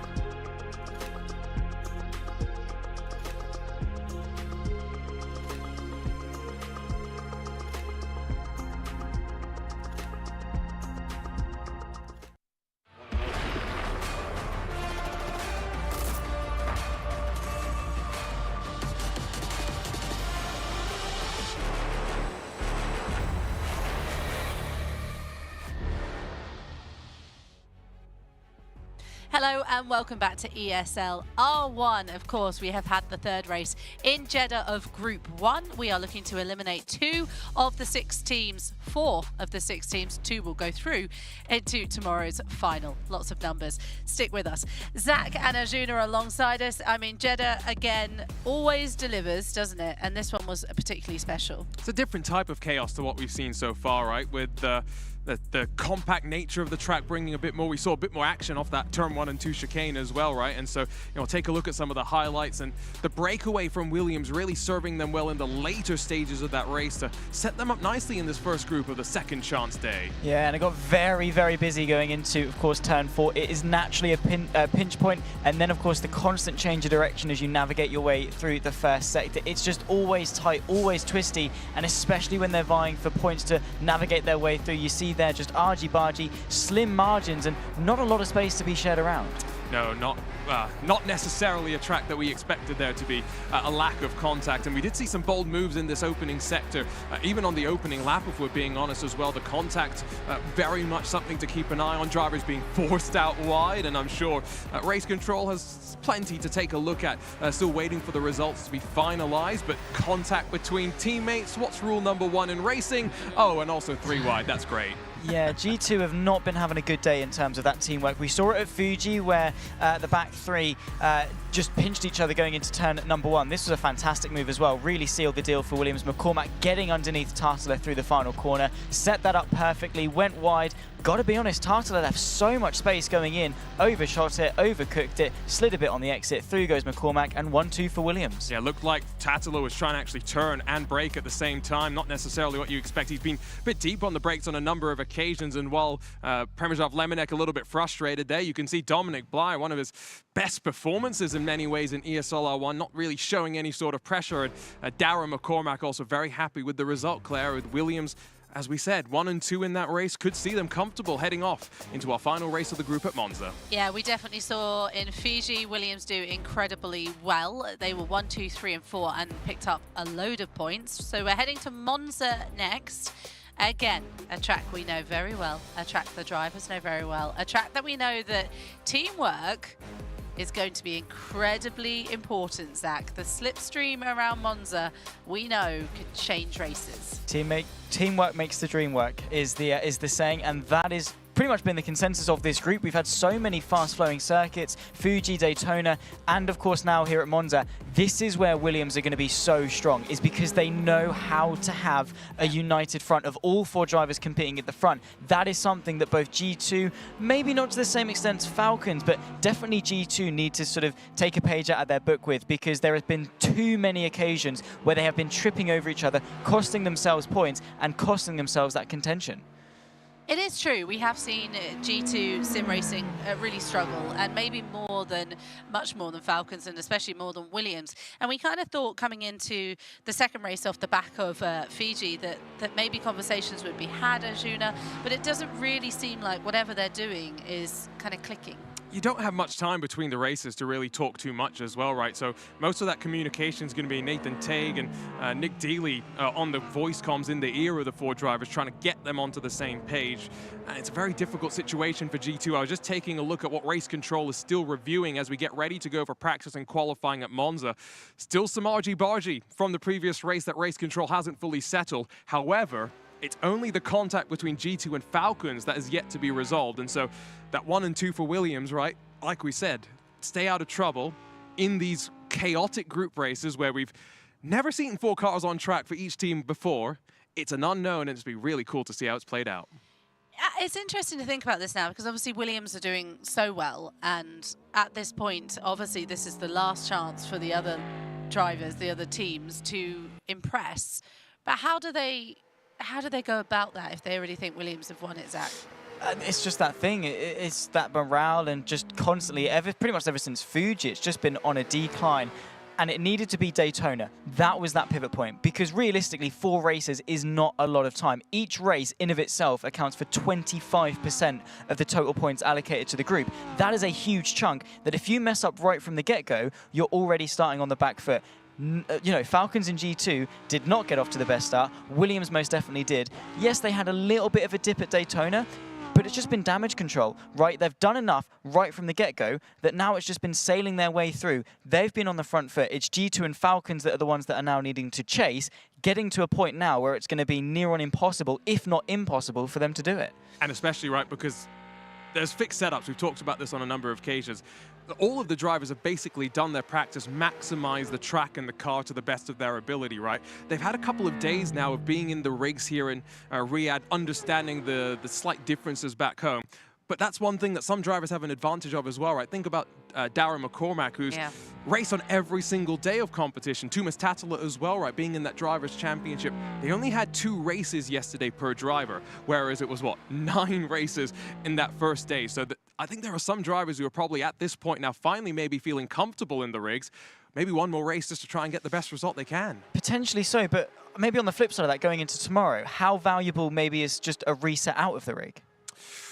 I've heard mixed opinions on this. I think the consensus is that there is an advantage to being in the rig, having that extra practice, as opposed to not being in the rig. But like we were talking about at the start, right?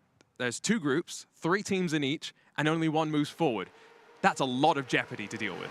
Yeah, and I also think if you're out, you know, you might be getting, more time on track. However, you are technically in the bottom teams. You're not in the top teams. So even mentally, that will kind of change the way you view it anyway. So yes, you get more time in the sim, but that doesn't necessarily mean you can go into tomorrow feeling the most confident, surely, Zach? Yeah, exactly. And it goes back to what Arjuna was saying about jeopardy. Like, yes, there's the advantage that, great, you get more time on the tracks, you get to learn the cars a bit more, maybe you get to refine your driving style. But in doing so, you carry so much more risk. It's all well and good getting extra seat time today if you don't have to show up tomorrow, right? Yeah. That is the last thing you want. So those top 4 teams, we've spoken to the likes of Coanda and Redline, like, how are you going to enjoy your day off? Not even going to think about sim racing at all. Have that reset, come back tomorrow and be stronger. Of course, these guys, they've now got to have the added mental stress of today, getting through today to even start the day well off tomorrow. This is not the final hurdle and is going to be one they're going to be scraping through and then have to do a whole day of racing tomorrow. So it's not easy, this group stage. How much do you think they're playing FIFA right now in the Players' Lounge back at the hotel? You just know they're not off the computer. They just might not be sim racing. They're playing FIFA. No, I think the team managers have forced them to get out and about. Also so they can film some content. That's probably not a bad idea. I've just had the results come through and I've done the math. I've crunched it down. 1, 2, 3, and 4. That's what Williams had in race 1. 74 points they earned in that race. Wow. As it sits right now, with the penalties included, the lead that Williams have over Team Falcons, 72 points. So guess what? Mathematically, it is over because Williams, even finishing 9th, 10th, 11th, and 12th, will secure enough points. Like we said, all they needed was a 1st and 2nd, and there you go, 156 to 84. Wow, that really now makes this final race of the group up for bragging rights. It really does. It's 156 points then for Williams, 84 for Falcons and GT Esports on 64. And I'm sure they could be sort of happy with that, considering they were struggling. Obviously not going to be happy about that at all, clearly. But remember, Club World Championship for them. They needed to win here to have any chance of grabbing second. So I'm sure they're going to be a little bit disappointed with the fact that they were put in this group and it hasn't all gone their way. Well, they've got plenty of chances to score more points now. We're heading to Monza, of course, back to Italy. And let's head over to our casters, of course. We've got Lewis McLeod and Ewan O'Leary. Yes, indeed. Thank you so much. We are in for some pretty exciting action, I have absolutely no doubt. Of course, it is the Temple of Speed. Williams effectively have nothing to lose. They have already basically, as near as makes a difference, booked their way through. They would have to have the biggest disaster known to mankind, i.e. finishing 9th, 10th, 11th and 12th, and then pick up more penalty points than Lemon M. He's up to quite a few today. How many has he got now? I think it's like 7 or 8. Okay, I was just looking at the previous race results, and Falcons have got 7 for that last race alone. So it was very busy. It was very exciting, I thought, but not necessarily clean. We'll put it that way. That is a very, very big lead indeed. Normally, that we worked out earlier, 68 points is the maximum you can gain without any penalties. So if Williams can even avoid getting 4 points or less in terms of penalties, they're through. That's how simple their equation is. Yeah, the reason why it's 68, of course, is because that's the 74, i.e. the maximum amount of points you can score, minus the minimum number that you can score, which we've estimated basically it's 6. So that's why it's that number and not anything else. As Matty Siebler, the next one coming through the Lesmo 1, then down towards Lesmo 2. First sector's pretty decent. I'd say it's about a tenth and a bit off where we would want to see as we head our way down into Ascari. Matty Siebler then is going to set the benchmark here for Team Falcons. They already know they're not going to be able to get into the Teams Championship final, and Matty Siebler basically racing for pride. 20 points is the gap over G2 Esports at the moment. Not sure how much they're really going to be factoring this into their thinking, but it is worth bragging rights, or achieving bragging rights, if you like.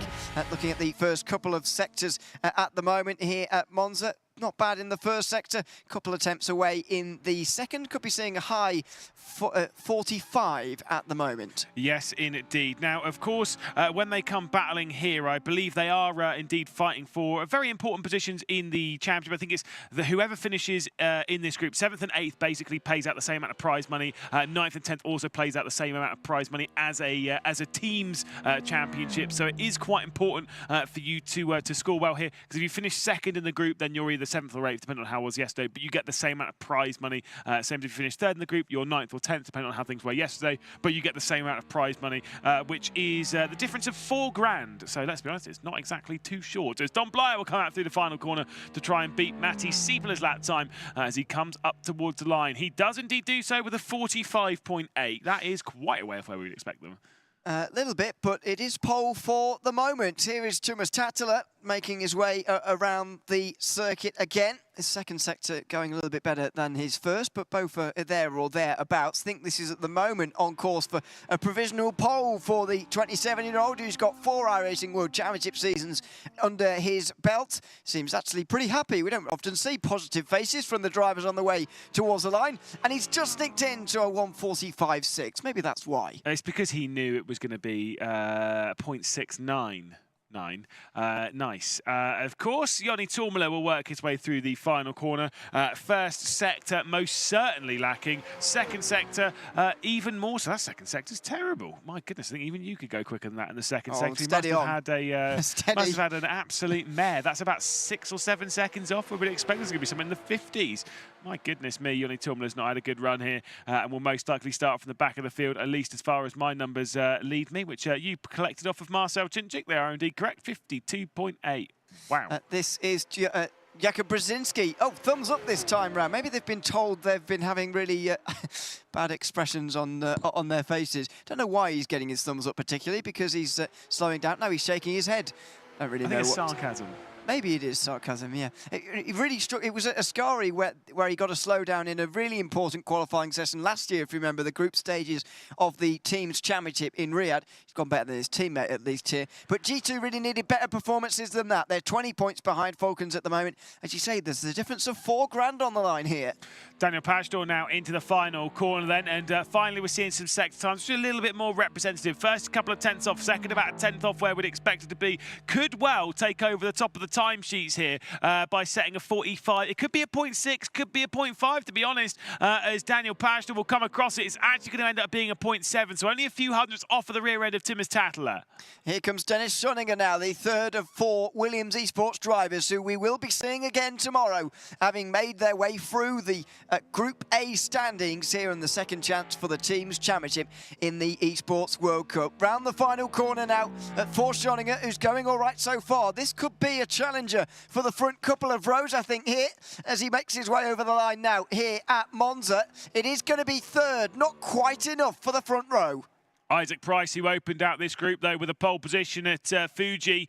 Let's see if he can do something special here, although I think those sector times are potentially leading to something slightly less special, and it'll be around like the Schoninger Blyer, potentially even Blyer Siebler kind of part of this circuit. I don't suspect it's going to be sneaking his way onto the front row anytime soon with those sector times. He works his way through the final corner.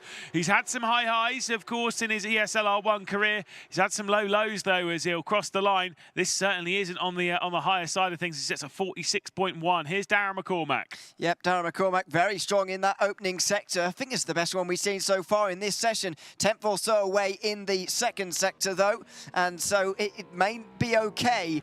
Tuomas Tattila, of course, took that great qualifying lap home in the last chance qualifier for the Drivers' Championship 2 days ago now. He's clearly strong in qualifying. Darren McCormack is as well, though. He makes his way over the line. It's a 45.6, but it's nearly a tenth better off than the Finnish driver, and he's on pole as things stand. Fantastic from McCormack, who looks to aim for his 17th victory in ESL R1, of course, as he marches closer and closer to race number 100 for him. He has flown under the radar quite a lot in his career, as we'll see Jakub Maciejewski, who's fresh off of becoming a new victor for us in ESL R1, of course joining Don Blyer today as brand new winners. Maciejewski will cross the line. It is just 7th position for him. 2 left to go in the session. And they're from 2 different teams as well. The 2 teams fighting for 2nd and 3rd in Group A.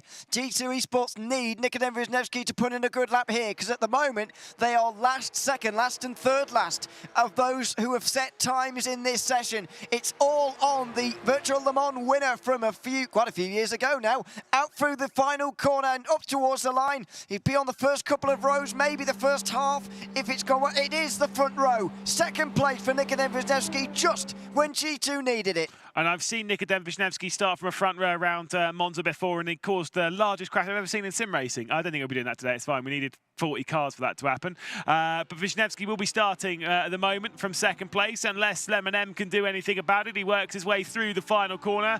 Przemysław Lemonek will make his way up towards the line. The final qualifying time of this group. Will switch them all out after this race and bring in Group 2. What can Lemonem do? Slots himself between his teammates Siepela and Maciejewski. But Darren McCormack is on pole position for the final race of the group. I did say if he had a good result at Jeddah, it would rebuild his confidence that he would have lost on that qualifying lap at Daytona. And that's exactly what we're seeing here. Pole position here at Monza for Darren McCormack. It's giving him that little bit of confidence. They need him firing on all cylinders tomorrow if they want to be factors in the team's championship final on the final day of competition here at the Esports World Cup. It is very, very important indeed. Darren McCormack was very much doing the heavy lifting last year. He'll probably do it again here as well. Don't think he's quite been at his very, very best today. Some of the results have not gone his way. You know, he's not quite strung all the races together. However, he's strung a good lap together here. Yeah, indeed, and that will grab him pole position then ahead of Nikodem Wisniewski. Of course, his old teammate in ESL R1. They spent the entirety of last year battling it out together.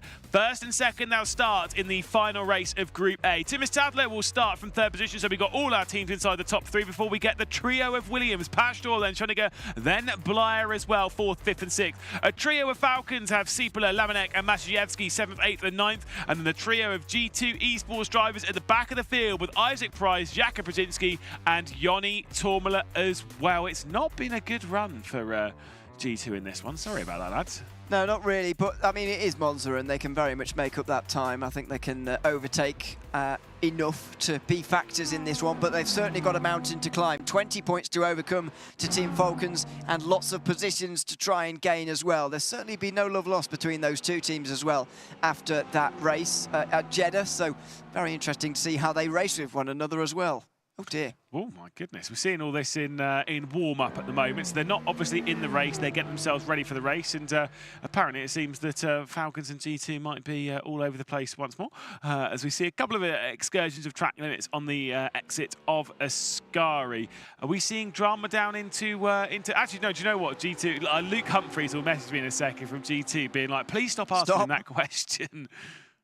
My goodness. Every time I've said yes to that and you've asked me, it's gone wrong for G2 especially, so we'll refrain from that since they are in this race. But to answer your question, yes, I do actually think there's going to be. There we go. I'll prepare the message from Luke. It's going to say it anyway. I mean, it's Monza turn 1. It always happens, it seems, down at the Rettifilio. It's very common anyway. So looking forward to seeing what happens. Hopefully, though, it's not a big mess. Just to clarify, by the way, I mean Luke Humphreys, I guess it's like social media manager for G2 Esports, not Luke Humphreys, the world champion darts player, who has absolutely nothing to do with sim racing. Although as far as we're aware. Yeah, well, maybe it is the same person. Who knows? Of course, they're going to be getting themselves ready for the race. Who's going to win this final race, this group? Let's go with that one. Oh, Darren McCormack. You reckon? As an individual, yeah. I mean, he's got pole position here. Tattler is strong round here, to be fair. He showed that in the last chance qualified. That's how he ended up in the Drivers' Championship final. But, yeah, Darren McCormack's difficult to look past here. Yeah, I mean, look, I'll go with that as well. I did pick him to win the Drivers' Championship as well. We're just going to go with that one. It didn't go too well for my prediction. He did better than I thought, to be fair. But he gained places on the day. Yeah, exactly. But he didn't win. No, but he is a phenomenal talent, and I think he might be. He's definitely aiming to clean out this group very comfortably with a victory. But he'll have to beat off Nikodem Wisniewski, Thomas Tattler, and of course a trio of his teammates as well if he's able to take victory here. Race for the final one of Group A is about to get underway as we prepare ourselves for final day on Sunday tomorrow. It is Darren McCormack starting from pole position, Nikodem Wisniewski alongside as we begin the race down towards the first corner. It's a decent start then from Darren McCormack, who'll pull himself clear potentially of Nikodem Wisniewski. Wisniewski, though, will get aggressive on the braking zone to get past his former teammate. Look at Thomas Tattler getting to the outside as well, trying to sneak it past as we head down into the first corner, but it is Darren McCormack to lead for Williams. It wasn't the initial jump that was good for Darren McCormack, but it was all the pushing he got on the outside line. The top four on the outside were all right packed up together and allowed McCormack to take the lead in towards turn number one. Tattler gets up into second, ahead of Nikodem Wisniewski, who was sort of caught up on the inside despite having a good launch. He didn't have any help behind him. Do remember that Thomas Tattler, of course, did win the last chance qualifier race in the drive for the drivers to get himself into the Drivers' Championship back there, of course, on Thursday, quite a bit earlier on. We do believe that key well, I say we do believe, pretty much guaranteed that key we're taking a good look at there is probably imminently ready for the crusher as Williams will book their place into the final, and that means that Falcons and G2 will have their keys crushed right in front of them as well. It'll be very dramatic. I'm sure there'll be some tears.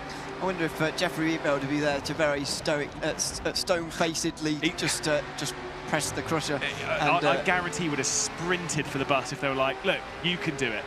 All right, yeah, no, go on, Lance, I'll do it. I don't know. I can't think of the driver at the 48 who would love to do it most, but there must be someone who would absolutely revel in it. I actually don't know who crushes it on this side, because sure, would it not be Williams as they're the one that's knocked them out? Because they've knocked them out. Yeah, good point. We'll have a look later on, of course, as we make their way to the end of the opening lap. This is side by side, a bit further back between Matti Siepeler and Dominic Blyer. Siepeler on the inside. He's going to have help from his teammate to go through. Yes, indeed. Look at this, though, as here comes the bump. Wow. Lifts out of it, just dump. I think there's rules against aggressive bump drafting. Yeah, but you can still get close, and so that helps you along. The sort of reverse slipstream effect, if you like, pushing you along. And so Siepeler's going to get to the inside. Yeesh. Oh, contact on the inside. Half spins, and now he's side by side awkwardly with his teammate. Yeah, Isaac Price is going to sneak his way into this one, but has to drop back in behind Matti Siepeler. That was very messy between Jakub Maciejewski and Matti Siepeler. Przemysław Lamanek is also going to sit on the rear end of this one. Jakub Brzezinski, I don't know what's actually happened. We didn't quite see there on lap one, but he's down in 12th position and 4 seconds off the rear end, so he's clearly had some form of drama. Oh, I saw some side-by-side behind all that, and it's all got a bit chaotic at the Roj, Yeah, it has. It was all in that same battle again. Matti Siepeler's dropped behind Isaac Price now in that battle for 8th place. Maciejewski is going to keep his eyes forward here because he's trying to overtake Dominic Blyer. Not over here. Side by side into Lesmo 2. Oh, off the road. And Siepeler's going to drop behind Tourmaler as well. I'm pretty sure the amount of wheel-to-wheel contact that we've seen between G2 and Falcons, I'm pretty sure we could get enough paint scraped off of each of their cars to make a G2 Audi and to make a Falcons Porsche. They've had so much contact between them, especially in the last 2 races. It's been wild. It absolutely has. Round Ascari they go onto the back straight towards the very final corner. It's very much created 2 groups, this. We've got the leaders who are fighting for the win. They're away from the rest. And then we've got a second group. This is a replay of the start. Yeah, indeed. Let's see what happened then to Brzezinski. Oh, just a contact. Brzezinski gets spun out there. A little bit of glue between the pair of them, but it was all a bit too dicey and a bit too messy. We'll see it here as we look at Brzezinski. The thing is, I don't know how much they know that they're 3 wide and all that, and so Brzezinski has nowhere to go. The car on the inside probably doesn't know they're 3 wide. The car on the outside most certainly doesn't, and so it's all just very messy. Yeah, it was really. I think you're right. The car on the very inside didn't quite realise what was going on there to the full extent, and it's a bit of an unfortunate moment. We'll keep an eye on the stewards' decisions to see if there is any case to answer there for Team Falcons as we ride on board now with Dennis Johninger. right at the back of Nikodem Wisniewski. He's going to push him into line rather than overtake him. Yeah, didn't fancy going for any sort of move. I'd say would rather push him up to the back end of Thomas Tatler. I think now, basically, Williams probably have had the call to be like, hey, just go for the win, lads. Just go for the win, lads. Let's see what you can get, because they're already in a position where they're guaranteed to go through into Sunday's action. So let's have a little bit of fun. And the points for Sunday will revert back to what we had yesterday, and it's the percentage of what we had yesterday. So the points they're scoring today don't make an effect as to what they're doing and what they start with on Sunday. We've been working together far too long, because that was exactly what I was going to say next. I knew it. As soon as I saw you shaking around, I thought Forrest had knocked a second goal in, but no, you were just getting pretty excited about that one. Do excuse me if I jump out my chair during this race at some point. Anyway, out of Mascari they go again, on board with Wisniewski, who has created a bit of a gap now, bringing Schoninger along with him. Past Daniel Pastor, is very much on his own in this race. Actually, he's had a good day today, as Daniel Pastor contributed some great points to the Williams Esports cause, but I think 5th might be the best he can achieve from this race. Thomas Tatler just up ahead of us, very much on his own for Team Falcons, doing an important job to try and hang on to second place. Yeah, they're hanging on to second place in the group, because again, if Falcons get second place in the group, it's extra little bits of prize money. It's $4,000 the difference between finishing second in the group and finishing third in the group. It's pretty handy in that. Did see behind Don Blyer and Jakub Maciejewski going side by side. Maciejewski on top in that one, so remains in 6th place. Falcons have got a couple of penalties coming their way, by the way, waiting to see how many penalty points that will be equivalent to. Excuse me, they've got one coming their way. G2 have also got one coming their way. It's going to be evened up in terms of penalty points here between the two teams who are fighting for effectively the difference between $4,000. They've already scored themselves, I think, $7,000 in the prize pool, but they're looking for a little bit more as we go on board with Dominic Blyer, who again is basically practicing for tomorrow. And if you think, oh, $7,000, $11,000, I mean, it sounds like a decent amount of money. It doesn't sound like crazy amounts of money. Do remember that tomorrow we'll obviously have the rest of the prize money on the line, where the winner will take $140,000. And of course, some teams are battling for slight bits more than that when it comes to their positions in the club championships here in the Esports World Cup, the overall table across all of the games. And there's a few mil on the line for some of that. So that's where the big money's being talked about. We'll get to that one tomorrow. Darren McCormack continues to lead by half a second over Thomas Tatler. The gap's not really changed too much as we approach the halfway point of this race. So on board again with the Audi. Just to go back to the club championship point you were making there, of course, it's Vitality we're focusing on tomorrow. Today we were focusing on G2. If they could win this and Rocket League, then they would move up to second place in the club championship. We already know that they will not be able to achieve that, because they're going to get knocked out in the second chance group stage here. It's quite a great thing though about the World Cup, that people from other esports who probably have never heard, maybe certainly never seen of sim racing before, focusing suddenly on their teammates as they're all fighting for a common cause. Well, this is the whole joy of the Esports World Cup, is the entire intent of it is bringing esports together under one umbrella. Bit of contact there, and that was Joni Tormela, and there was the spin from one of the Falcons cars. You can definitely tell it's Joni Tormela because of the bright pink rear wing. To be fair, that's just kind of a bit of a racing incident, you'd have to say. I would say so. Just a bit of an awkward spin for Lemon, who is taking part in his last race of the Esports World Cup. As we know, all of the Falcons and G2 drivers are. We're pretty close to the stage where I'm going to start doing some maths and seeing whether G2 are making up the points to overtake. But I think that we don't have to do much close examination of this one. Just look at this and think, they're not going to make up 20 points. And it's, by the way, it's 21 now, because Premislav Lemonek's got 2 penalty points. Isaac Price has got 1. Yeah, exactly. So there's a lot to be made up in all of this. Do you not mean that's 19? Because because the Falcons are ahead. And if Lemonek excuse me, yeah, sorry. Don't trust the commentators, Matt. It's gone back on you and O'Leary now. It wasn't maths. It was just the wrong order of the teams. So you're right, 19 points. between the two now, but as you can see with your eyes, I think that at the moment that's not being reversed. No. It's definitely still staying in favour of Falcons at the moment, which would be second in the group. So they'll be in the battle for 7th and 8th. And I say battle for 7th and 8th in the overall standing. It's not really much of a battle because it depends on what happens in the next one. And they're going to finish 7th or 8th, and it doesn't really matter because they get the same amount of prize money for either.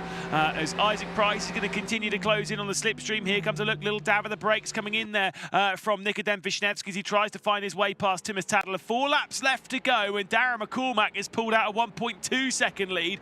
2 Williams Esports drivers are rejoining this fight. They could end with a 1-2-3 if they're pretty happy in this. If they're pretty confident, then Schoeninger and Daniel Pagel could work together and sneak their way past. Schoeninger's got the fastest lap of the race as well.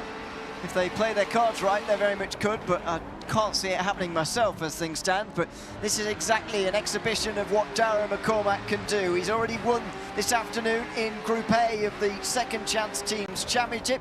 This will be his 6th win of 2024 in ESL R1. If he can hold on here, that would draw him level with Kevin Siggy and leave only 4 drivers with more wins than him this year. So he is very much looking to just bring this one home now, and I think he will do with 1.2 seconds. Yeah, absolutely flying is Darren McCormack, and just continuing to hoover up victories. It'll increase his percentage. It'll move him up the all-time winners. I think he's 6th at the moment on the all-time winner list in ESL R1. So not a bad position to be. It's almost a bit lower than I would have thought he would have been. But then when you consider some of the drivers ahead of him, Josh Rogers, Sebastian Jobe, Luke Bennett and the likes, you start to think, oh yeah, no, fair enough. It is a tall order. And that's when you think that as much as Sebastian Jobe's come in, he's got the highest percentage of race victories, fair enough, to races.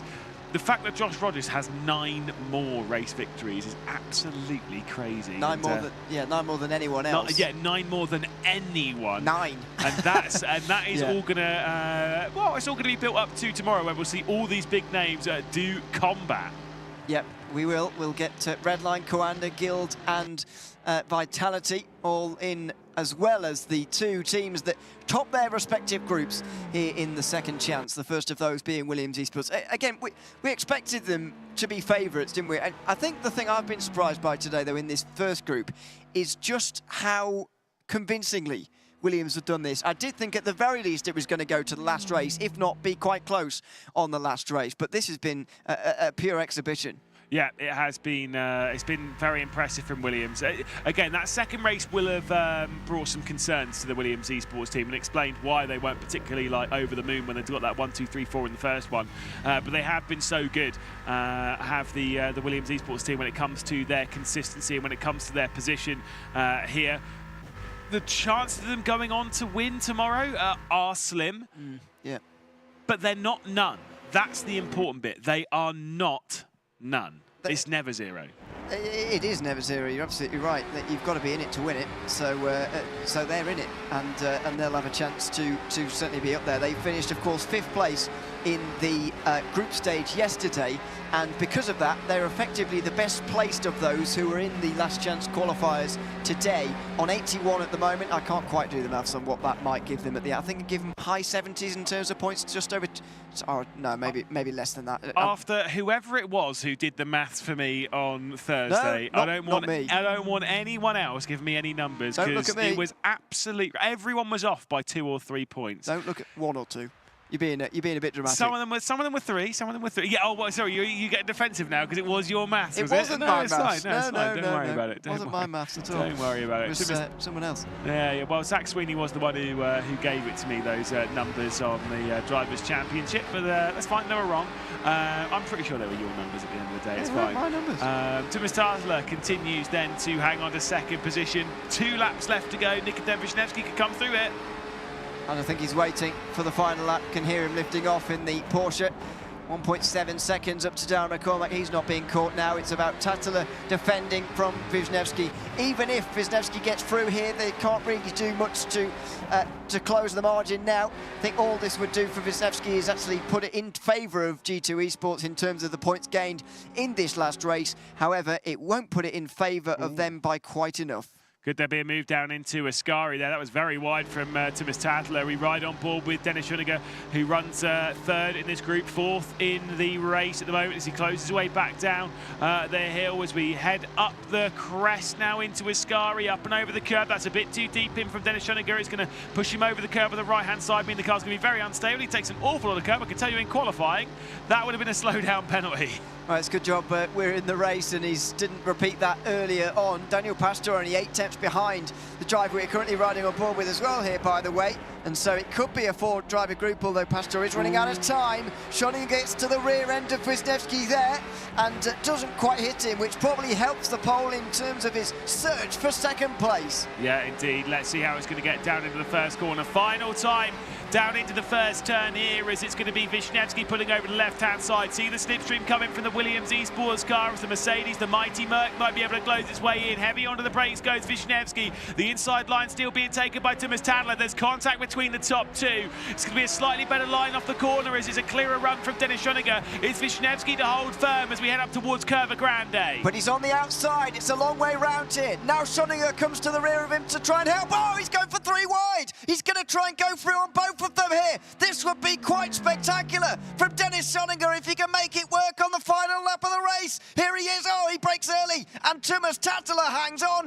Nikodem Wisniewski puts him in the gravel. And he goes for a spin. He's gone. I mean, he put it all on the line there. Let's be honest, it was, yeah, kind of one of those scenarios where you can afford to put it on the line. They've already gone their way through.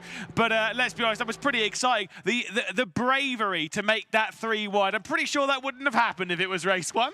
That shows to me as well that G2 Esports have completely given up on finishing second in this group as well now, because Wisniewski there is surely going to get a penalty for that. He puts Schoeniger straight in the gravel, straight in the wall, and so that just shows you how deflated they are, not only to miss out on top spot, but finish bottom of the group. Indeed. Well, down into the final complex of corners, of course, as we head down into the Parabolica, it will be Darren McCormack to take a 17th victory in ESL R1. He's been absolutely fantastic in this group. He's led Williams to a movement up the order. There's been a victory for him, 2 victories for him, and a victory for Dominic Blyer as well. It's been a fantastic performance as Darren McCormack will win at the Temple of Speed. And there'll be celebrations there. I'm sure there's celebrations from Ewan O'Leary as well about this whole Forest thing, but whatever. But that is an excellent drive and a huge confidence boost for Darren McCormack as well. Yeah, huge confidence boost for the whole team who know it's a job well done. 3 victories out of the 4. Falcons were able to take the other with a great one too at Daytona.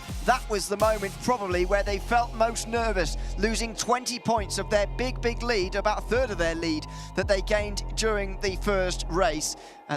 During Jeddah though, or after Jeddah I should say, they were feeling very confident indeed, and so they could relax a little bit at Monza, but it didn't stop Darren McCormack from taking another win. You can see how many people Williams have brought along to all this. Lots of fist bumps, lots of handshakes. They are moving through to the Drivers' Championship, the Drivers of the Teams Championship. I know what I'm saying. You can do maths, I can't speak English. Fantastic. I can do maths, just only sometimes. It's not with the right numbers.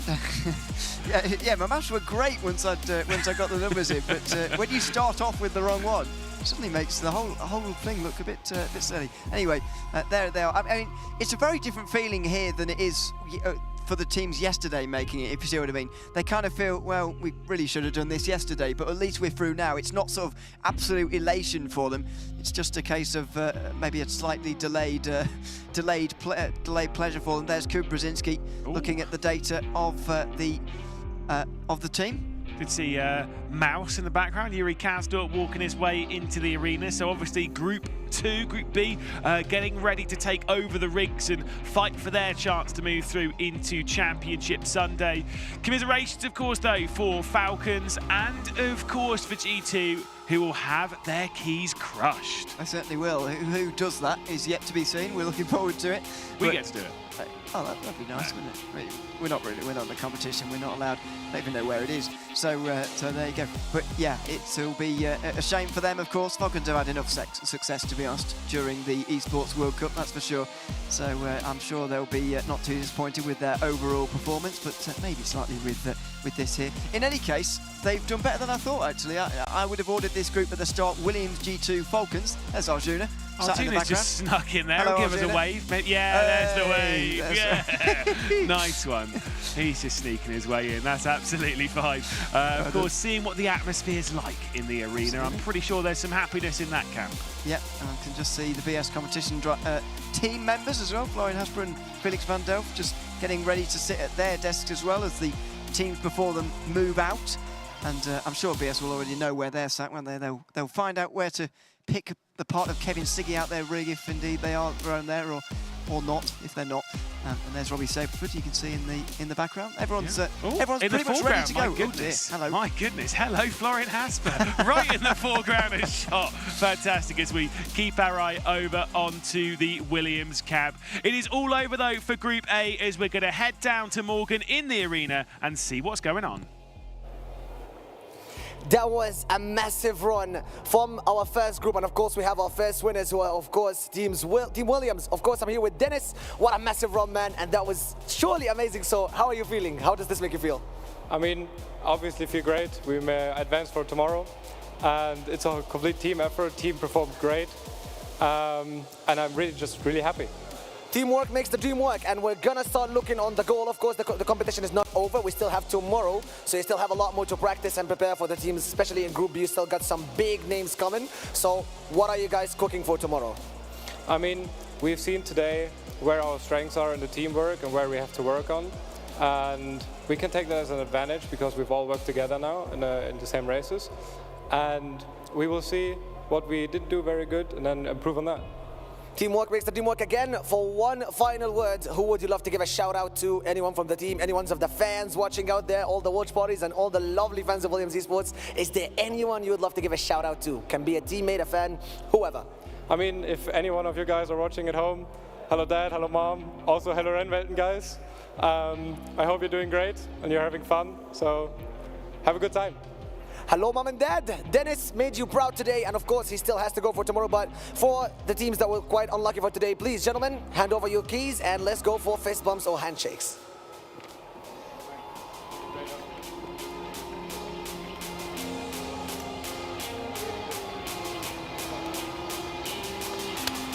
Amazing run from both Team Falcons and G2, but now we're going to be going after a very short break to know who's the second team to be qualifying today, following the same path as Williams. Thank you so much, Dennis. Congratulations again, and we're going to be going off to a very short break.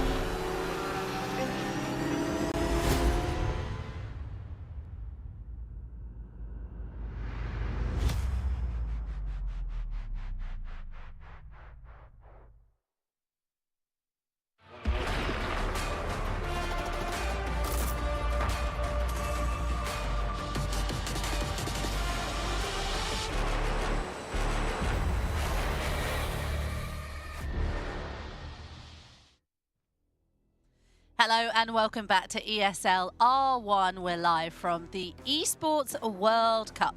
Alongside me is Zach Sweeney and Cam Roger as well. We've already got through the first group. Group A is decided now. Williams are the winners. We've lost 2 teams in G2 Sim Racing and also Team Falcons. They join at Virtus and FaZe as the teams that will not progress into tomorrow's final. However, Williams have another chance to race tomorrow. Now we're going into Group B and we're finding out who will join Williams in that final. Guys, how are we feeling? Williams, I mean, we said it as we came in, didn't we, Zach? Williams did look the stronger team. In all fairness, I have to say, Williams had no way of actually exceeding expectations in that group because the expectation was to top it. So they could either stay where we expected them to do, or in a shock way, sort of go below our expectations, which really would have been a shock. But they came in, did what they needed to do. In fairness, you know, fair play to them, full credit. It takes a lot to go and obviously go and execute, and they did a really good job of that. So easy to become complacent in a situation like that, where you're almost guaranteed to win. Sometimes might not be the case. Absolutely, but let's look back to Monza and the race that we just had. The downfall really of G2. They didn't have a great qualifying session. 3 of their drivers at the back, and then that was a spin there in the midfield. Unfortunately, I think it was Brzezinski who had to drop back. He did get back in the field though, and some racing did commence further up ahead, but unfortunately there was a bit of a wiggle there for Totemela, and then unfortunately Lemonak was involved in that one.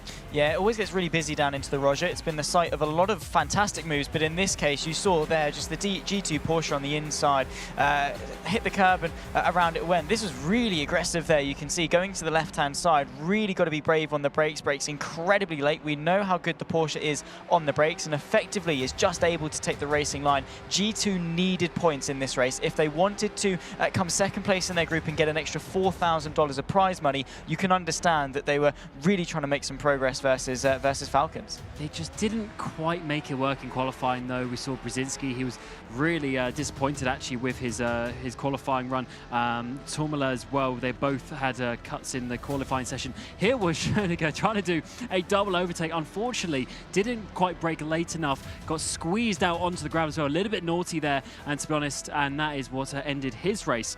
Unfortunately, finishing down at the back there with Don Blair as well, just trying to get past him there. So not the ideal situation. Brzezinski not overly happy with his race.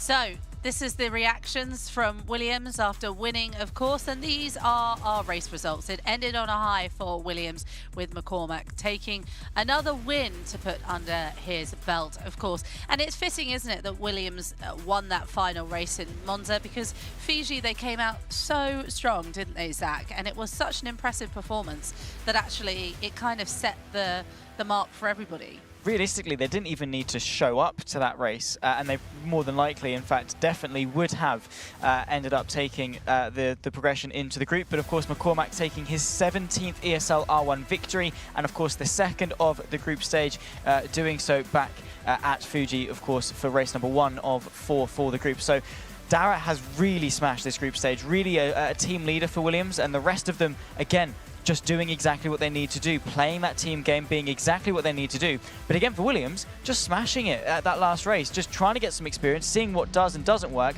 all things they can apply to tomorrow.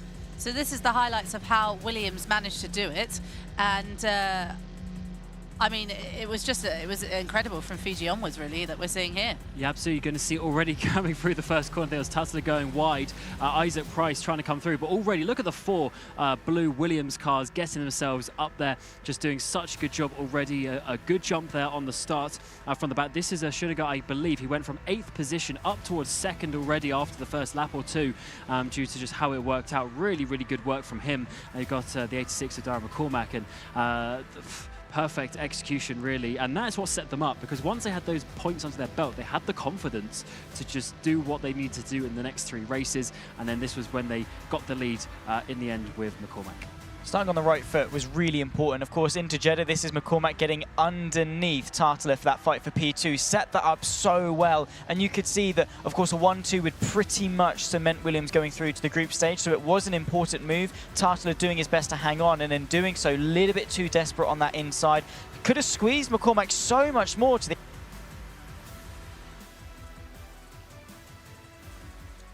Oh, absolutely. As we're going to see the results here come up from the second chance. Group A was, of course, won by Williams. The 204 points in the end, a massive domination for them. Team Falcons did beat G2 as well, so it was not a good day for G2. They just really did not get the results. I think we probably would have predicted Falcons maybe coming in third place in the group, but they did have those strong results. Of course, back at Daytona, Maciejewski getting that win, the only win from a non-Williams car in that group as well. So overall, I think the results are kind of what we expected, though, with Williams taking the victory. So up next, of course, we've got Group B, which is BS Plus competition, Apex Racing, and of course, Mouse just at the end there. So they will do exactly what we've just seen, which is we will see 4 races, and then 2 of the teams will leave the competition.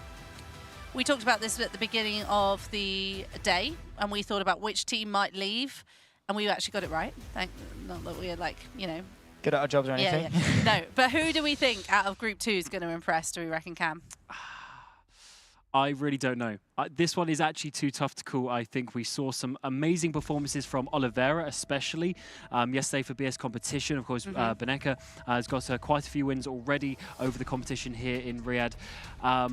Yeah, and as for Apex, they've had a few good sort of potential results, but they haven't really had that big standout one off the top of my head. Of course, you know, got the pole position with Ellis Jr. in Daytona, but then he dropped back. So I think they're probably going to be on the lower end, maybe towards third. But for that P1, I think it just depends if someone like Beneka stands up and gets those race wins. And to be fair, I've got to back BS Plus competition. I think they have been so strong. Kaiki Oliveira, Ferris Stanley, of course, both of them being sort of the team leaders, both of them taking respective victories, especially Kaiki at Daytona yesterday. He has been absolutely smashing it. And, of course, in that BMW, granted Maus are as well, but Maus were on the cusp of being eliminated yesterday. What a shock that would have been. They've been scraping themselves into today. I was going to say, it's been quite surprising with Mouse, hasn't it? I don't know if you're about to follow up on that, sorry. Yeah, I was going to say the exact same. We weren't expecting them to be the ones behind, and that's probably a good point. As a team, you have to work your way through. Williams got the 1, 2, 3, 4 at the first race. I don't know if any of these teams will be good enough to do that 1, 2, 3, 4, also with how close the competition is. So that is probably going to be a bit of a more interesting one. I think we will go down to the 4th race, and it'll be a few points each way. Well, we talked about our predictions, but don't forget you can get your predictions in as well. Head to stcplay.gg and you can get your predictions in. We'd love to see them. Still time as well to get it in for Group 2. We're going to Spa very shortly, but do make sure you add your predictions in because we'd love to hear them. Going up to Spa next, we've got 2 rounds to Spa. We go to Hockenheim and we go to Monza again. Spa first up. Is this going to be... We've got 2 lots of Spa, so if a team, like you say, doesn't like driver, doesn't like it, they're really going to have to just stick with it. Yeah, exactly. But this is BS Plus's hunting ground, right? I know they're zebras, and I know that's usually prey, but they are definitely going to become predators here today at Spa. Kaiki Oliveira loves this track. We saw him make some big gains here yesterday. Messed up the qualifying, granted, but charged his way through. Of course, I remember that 3-wide moment on the Kemmel Straight into Les Combes, and then managed to get the phase car going down into Rivage. Oliveira loves this circuit. BS Plus are going to be very, very strong. If they're not, it's going to be tough for them. And of course, we have 2 goes at Spa. So if BS Plus are able to hit the ground running, that's pretty much almost not necessarily 2 guaranteed races, but 2 races that are definitely going to be a helping hand considering only 1 team goes through. Yeah, looking back at the results from yesterday, it was Beneke who got pole position at Spa. So if he can do that twice, that is going to help them. Yeah, it's going to help them a lot. So I think... Also looking at the tracks, how we differ. So we had obviously Fuji, Daytona, Jeddah, and Monza for the first group. The fact that we go to Spa twice, we've got Monza in there again, and then Hockenheim is a bit of a different set of tracks. And I think this group, with also how close it is, I think is completely open at this point for who exactly is going to go through. Yeah, and then we go to Hockenheim, Monza, and Spa, and we've mentioned obviously Spa there.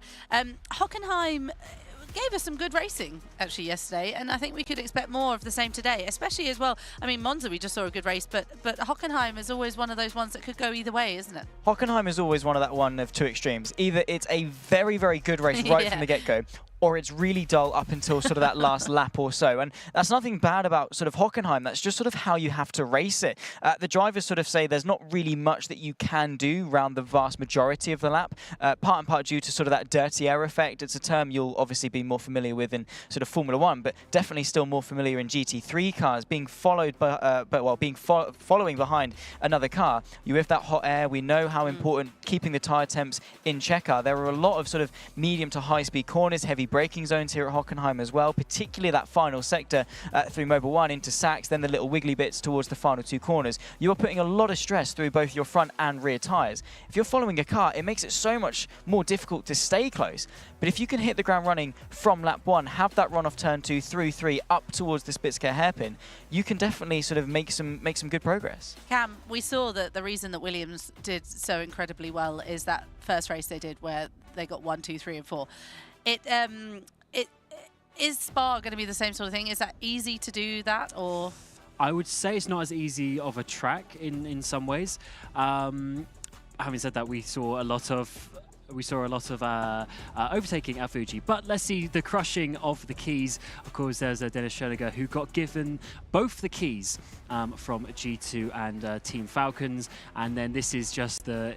I hope that neither G2 or Falcons are watching this, because I would certainly not be feeling too good at this moment. Look, he's so happy. Jeffrey Revo yesterday wasn't quite so keen for it as such, but look at that. He's actually happy. He's crushed the key there. Maybe it's less happiness and more just like this is pretty cool, like, because it is a fun little machine. Of course, this key that they're given, all participants and teams are given a very special key at the start of these games. And then the winner uses the key and puts it into a totem. And in ESL R1, we are one of the last to put our team totem into a team key, rather, into the totem, which is really exciting. We get to finish the show. Save the best for last, right? Exactly. That's what I say. Anyway, so we will go racing very shortly in Spa. Obviously, there's a bit of a changeover at the moment, isn't there? Because we've gone from Group 1 to Group 2. So obviously the rigs need to be changed and everything. Are they racing on? They'll be on different rigs, actually, won't they? So they're just getting comfortable at this point. Yeah, absolutely. Obviously, it's the new teams coming in, so we've got to see the drivers present themselves. And I don't know if there's any advantage or disadvantage to being the first or second group, because the second group actually arrived to the venue a bit later as well, so they've had a bit more rest as such. They didn't have to sort of get up early or do anything like that this morning. Those extra couple of hours may help. But yeah, for sure, obviously they've got to come in, they've got to get up to speed as well. They can't be too distracted from watching the final there with Williams and everything that was happening. They've got to come in, turn on and do their performance. You've got to remember they've still got 4 races to come and help their team. And on that point you were making about how long they've had to sort of chill, that is both a really good thing for them, because of course they've had some time to reset, but also they've had so long to almost sort of psych themselves out. I know the longer you think about something, the longer you overthink it. You come in and actually you overthink it and don't do as well as you could. Well, let's head over to our stage host, because Atik is waiting by to welcome the teams from the second group. Let's see who's going through. As we continue our battle for the finals, our second group of teams are ready to give it their all. The pressure is on, and every move counts as they fight to stay in the race. Get ready for another round of intense competition and high-speed action. So let's get into it and introduce our second group, starting with BS Plus Competition.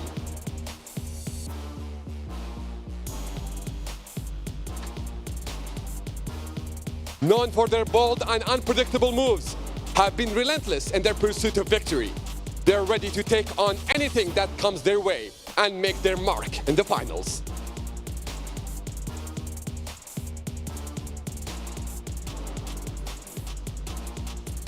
Coming up next, Mouse!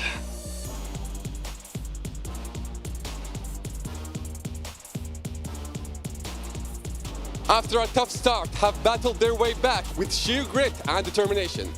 They have proven they are here to win, and they are not backing down now. Coming up next, Apex Racing Team.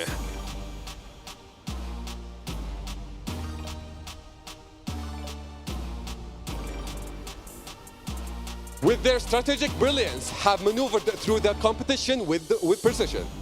They have shown they can adapt and overcome, and they are ready to outsmart the field today.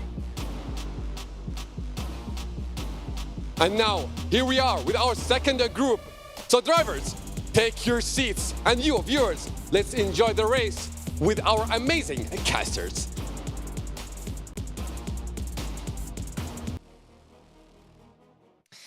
It's time. It's time for Group B. It's time for Spa. Williams Esports already a last chance qualifier. Well, who out of BS competition? Apex Racing Team and Mouse are going to join them.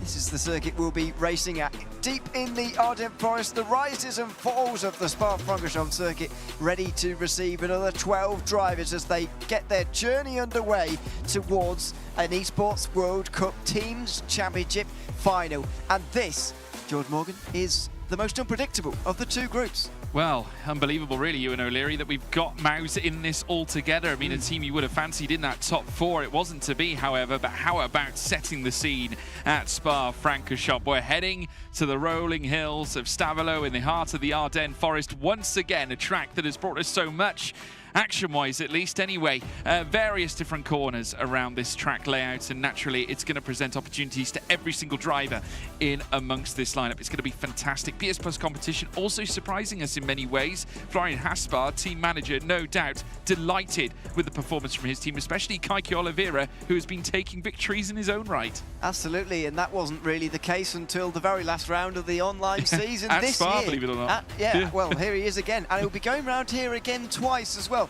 There's a good point that Zach made on the desk a few moments ago about the fact that Kaiki and some of the other BS competition drivers as well have been enjoying Spa so far in this week. Kaiki Oliveira qualified there very well at the start of the Drivers' Championship final on Thursday. Drove pretty well there yesterday, as well as that online round that I mentioned too.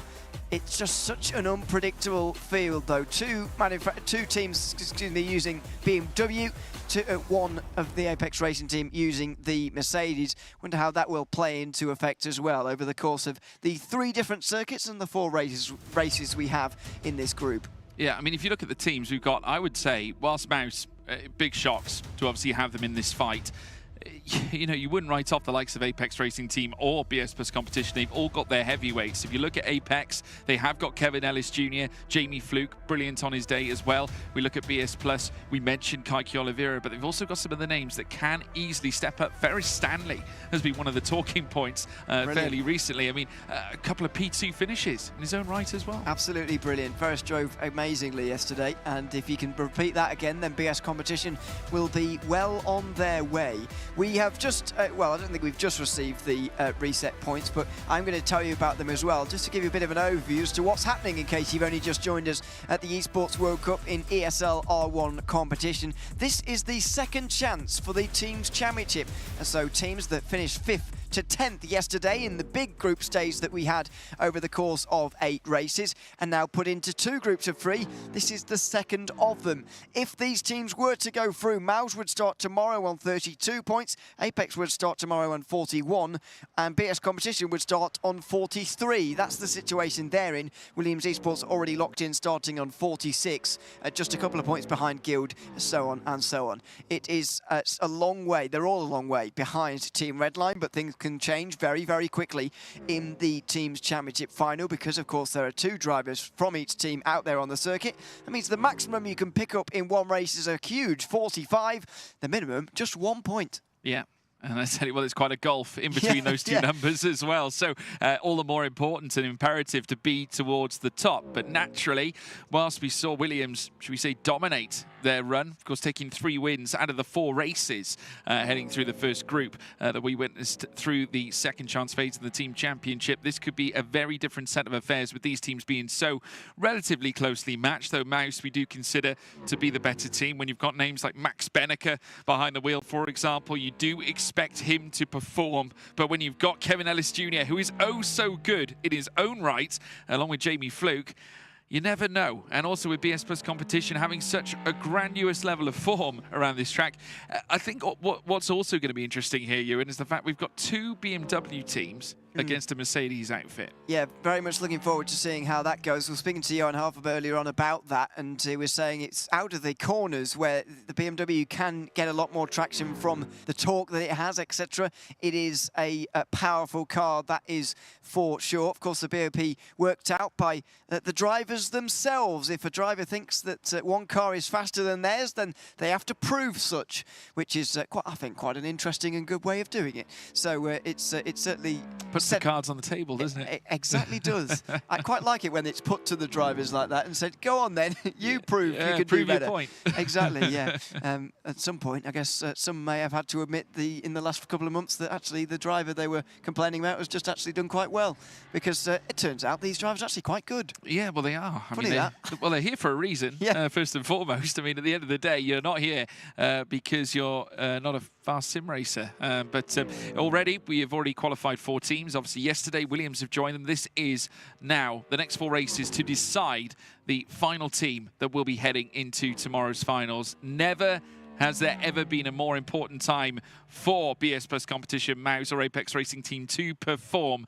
And like we said, Spa, oh so treacherous. They're going to be coming here twice, as we alluded to. It's going to open up this second group, and it's going to finish this second group. But the question is, who's going to excel? Of course, you've got many overtaking points to be concerned about. Kemmel is, of course, an opportunity, but first and foremost, La Source, the trip out of turn 1. If you get a lovely exit, you can, of course, carry that momentum through up towards Eau Rouge and Radion. Kemmel also presents opportunities. We've seen many of the overtakes happening out of Kemmel into Lecom at turns 5 and 6, but then also you can switch back and take the place back at Malmedy through Brussels. But then you have the middle sector. Now, this is where things get a little interesting. The Lafanier chicane at turns 12 and 13 out of Pouon sends you through to Campus and Stavelo, where we have seen 2 wides from time to time. Quite rare, but they do happen. And then we, of course, have the Blanchimont trip around turn 16 and 17 into the almighty bus stop chicane, heavy braking zone, and another pinch point for overtakes. Yeah, there's so much opportunity around this circuit. It's an absolutely brilliant place to go racing, and it's just as well we're going there twice. We'll be going there again tomorrow, of course. There's a possible 9 races on the line to set up the Teams Championship World Cup winners at the end of tomorrow's action. But don't forget, don't come back to the same place, same time tomorrow to try and find us. You will have missed about half of it. We're going on, Very on air early. A lot earlier tomorrow, by about 4 hours or so, I think. So please check the times and make sure you join us for the very start tomorrow, because it's going to be absolutely wonderful to see finalist mode in action all over again, and for just the second time in a teams format. Team Redline got so close to winning 1 year ago, but it was Porsche Coander Esports team, who have not been having a particularly good week so far, who have got the reigning champions marker on their back. They'll be looking to take this title 2 years in a row, if possible, and stop Team Redline taking both titles, as Kevin Siggy has already got the Drivers' Championship secured on Thursday. And it took him 9 races to do it too. Yep. We'll have to wait and see whether that is the same case for the Teams Championship, where we come to deciding that tomorrow. But very exciting. It has to be said, Team Redline are the optimal team. They have been absolutely sensational, not only in the run-up in the online rounds, because of course they were absolutely sensational all the way through. And I would say one of the eye catchers was Luke Bennett, actually, through the online phase, went through and pulled off blanket podiums at Monza in the Teams Championship round 3 online. And then also, not forgetting as well, some decent podium finishes even prior to that, finishing 3rd in the final race at Orchard Road in online round 2. But it's looking at the performances in this LAN event that really caught the eye, and Redline certainly here to party. I would say the one weak link, though, could be Jeffrey Rietveld. Yeah, I know what you mean. Spin at the last race he did at the Hockenheim ring yesterday. Took out both of the G2 Esports Porsches, who are now out of this event entirely. Of course, not because of him, but not entirely anyway. Bad luck as well. Yeah, a little bit of bad luck certainly involved there. He's certainly right on that front, and it's going to be very interesting to see what happens to them tomorrow. But let's focus in on today. 12 drivers over the next 4 races to set up the last 1 place in the Teams Championship final. It's time for us to make a call about who might win this race. Who do you want to go for? Oh, I would say it's really, really tough to really gauge that one. Obviously, we've got 3 teams, like I said, who've got some fair prominence. But obviously, if you want to look at the form books, I suppose Kaiki Oliveira is the one to look at. But then again, Max Benneker went very close to the end of our race at Spa yesterday as well. He was right in the mix of the fight, was actually battling for the lead yesterday. Kevin Ellis Jr. is another one who was very near to a race victory on Thursday as he tried to get through on Kevin Siggy into the final chicane. Couldn't quite do it on that occasion. I'm going to predict Max Benneker though, because well, I haven't really got any reason. I just think he's going to win. So that's why I've gone for him. Have you not going to commit? I'm not committing. Okay, fine. In my ever-longing duty as a commentator, I'm going to sit on the fence here, Ewan O'Leary. Ibrahim Khan at first, 39.068 in that first sector. That's 38.9 would be ideal around this lap, but around a 10th off, this isn't bad for Ibrahim Khan to set things up. Of course, Spa, one of the more, I would say, standard tracks that these drivers would love to master. Tends to feature on various different championships and racing series around the globe, no less than here at ESL R1 as well. Ibrahim Khan breaking down into the Lafania chicane now. You can be a little more aggressive over the curves, slightly raced, but not too treacherous. As you can just see there, using the muscle on that BMW M4 GT3. Now beckoning his way down in towards Campus and Stavolo. Be careful of the gravel though on the left-hand side. If you get into that, very easy to spin. Coming through Stavolo now 59.074 in that middle sector. That's not great. It has to be said, around 3/10 off where he would like to be, but Blanchemont's next. Certainly is. It's going to be commitment down here and on the brakes into the bus stop chicane. It's absolutely required as well. Yeah, you ideally want to be in the 38s in the first sector, 58s in the second, but I'm afraid it's not quite happened for him, and so this could be a 2:14 for Ibrahim Khan, but let's wait and see as he makes his way out of the final corner. He's not delighted as he makes his way over the line. What's the time going to be? It is a low 14, a 14.0. Yeah, around 4/10 off the ideal in the third sector. Robbie Stapleford up next. The Jester from Leicester makes his way through the bus stop chicane this time around as he heads out of turn 19 and makes his way in the BMW M4 as well across the line. Soon to join Ibrahim Khan. Goes faster than Ibrahim Khan. Moves into the 2:13s. Khan in the 2:14s. And that 10th, by the way, came in the final sector because the first two were very, very similar. Here's Ferris Stanley, who, as we mentioned, was wonderful yesterday. Second place at the opening race of the day at Fuji. If he can put in some more of those performances, he will be right up there. Has been with BS Competition for around 2.5 years now, or just less than 2 years, excuse me. Putting himself to very good use here in BS Competition's ESL R1 threat. Over the line for Ferris Stanley, I'm afraid it's a 2:15.6. Issues on that first lap for him. Yeah, quite a ways off, in fact, from where Robbie Stapleford is. Beyond a second, beyond 1.5 seconds. Very nearly 2, in fact. Johan Half up next, 39.106 in Sector 1. Around 2/10 off where he would like to be. 58.9 in Sector 2. Again, another 2/10 you could say have been lost there as well. The first of the Apex Racing team drivers to set a lap here in this second group phase. Johan Half goes faster than both BS Plus Competitions, Ibrahim Khan and Ferris Stanley, to go second fastest and join Stapleford on the 2:13s. Here's Christopher Danmitz, the least experienced on Rennsport anyway of the 4 Maus drivers. The former Redline driver looking to go against his own former teammates tomorrow if he can help Maus to a top of the table finish here this afternoon. Over the line for him, shaking his head. They're never happy, are they, sim racers? Over the line he goes now, and he will go 4th. I could probably count on my one pinky finger the amount of times we've seen delight on the face of any driver here today. Max Benneker might be, though. 39.047 is very good. 58.904. 2/10 off, perhaps where he would like to be, however, but you never know. Third sector could be the one as he now heads through the bus stop chicane once again. The man who was dicing for victory here yesterday, now looking to perhaps unseat Stapleford up at the top of the timing tower. Certainly will, and goes beyond 0.2 of a second. Bang to the buck. 0.2 faster than Robbie Stapleford. Mouse on top. That is exactly what Max Benneker can do, and he knows what success feels like in Riyadh, that is for sure. Here's Jimmy Antunes, who is making his way to the final corner. He's the least experienced of the Apex Racing team drivers when it comes to Rennsport. Now making his way out of the final corner. Here, wait for the expression. There's the shake of the head.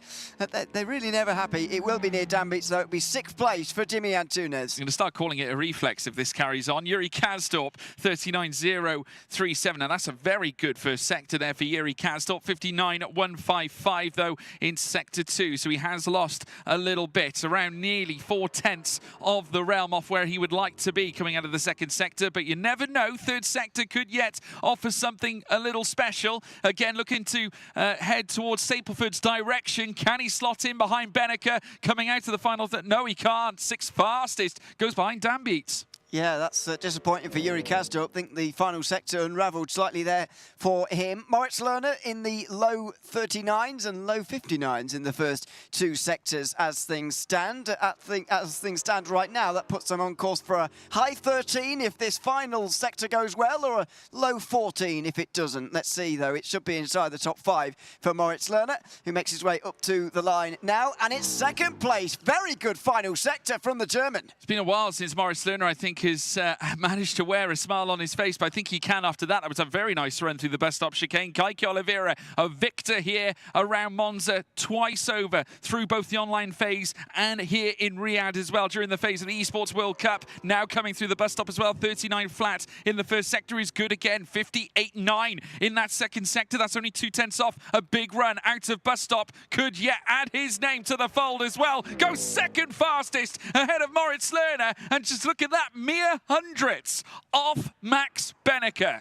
44 thousandths of a second separates Kaiki Oliveira from pole position. Another great lap from the BX competition driver. Now, Apex Racing Team have 2 drivers left, and they need them both to do very well here. Starting with Jamie Fluke, a professional now for just around 4 years. He certainly knows his way round sim racing, that's for sure. Can he do anything here up towards the line? It's not been a great lap from him so far, and it's only 7th.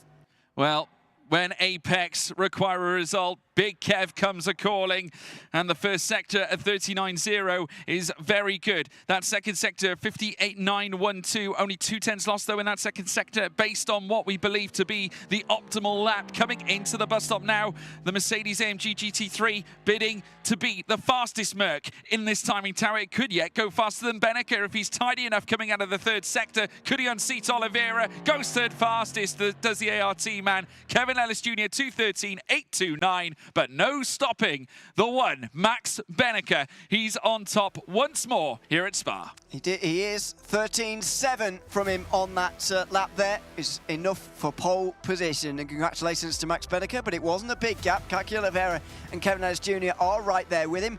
And the most interesting thing to me, actually, about that qualifying session is the fact that the 3 teams all represented in the top 3. Yeah, which is always great to see. We said they could be evenly matched, and I think that qualifying session was definitely a sharp illustration of that. But we do have some qualifying results to take you through as well, folks. Ewan, over to you. Here's Max Benneker. Yep, there he is celebrating. Looks like he's about to have a fight there, actually, doesn't he? I think he might have one in a minute. Yeah, maybe. 44 thousandths of a second, as I say, from Kaiki Oliveira. Kevin Ellis Jr., Moritz Lerner on the second row. Good qualifying from Lerner there. And from Stapleford as well. That's 5th place for him. And then the final driver within the 2:13 realm was Johan Harp. Then it is Ibrahim Khan ahead of Jamie Fluke. Christopher Danbeats and Yuri Kazdorp will make up a Mouse row 5 with Jimmy Antunes and Ferris Stanley rounding out the grid. Ferris Stanley, the only one to have had a real issue in terms of slowdown during that lap there. And from the looks, actually, of how far behind he was despite having a slowdown, he's actually not that far away, which suggests it was a decent lap otherwise.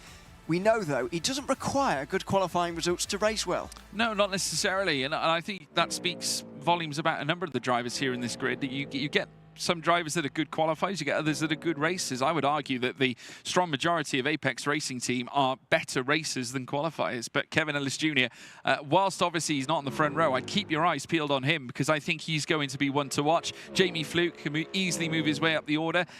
I wouldn't count out Robbie Stapleford either, to be an outsider in this fracas that we're going to have here around Spa. But up at the top, no doubt, it's going to be Benneker who's going to be looking to lead from the front. And Mouse need this. It has not been an easy journey for them, one iota. And we look back at some of the results for them through the online phases, like it has not been an easy trip. Of course, Benneker was a victor at Orchard Road in the second round of the Teams Championship during the online rounds leading up through to Saudi Arabia here at Riyadh for the Esports World Cup. But since then, has picked up wins, more notably in the quarter final of the final Drivers' Championship round at Spa-Francorchamps, so has won here already in the past, as we alluded to. Finished third in that round as well, looking back at the results. Of course, the victor that day was his arch nemesis, Joshua Rogers from Old, who, if Mouse do go through to the finals tomorrow, they'll be back up against him once again. But there's definitely form in the favour of Beneke, but what he really needs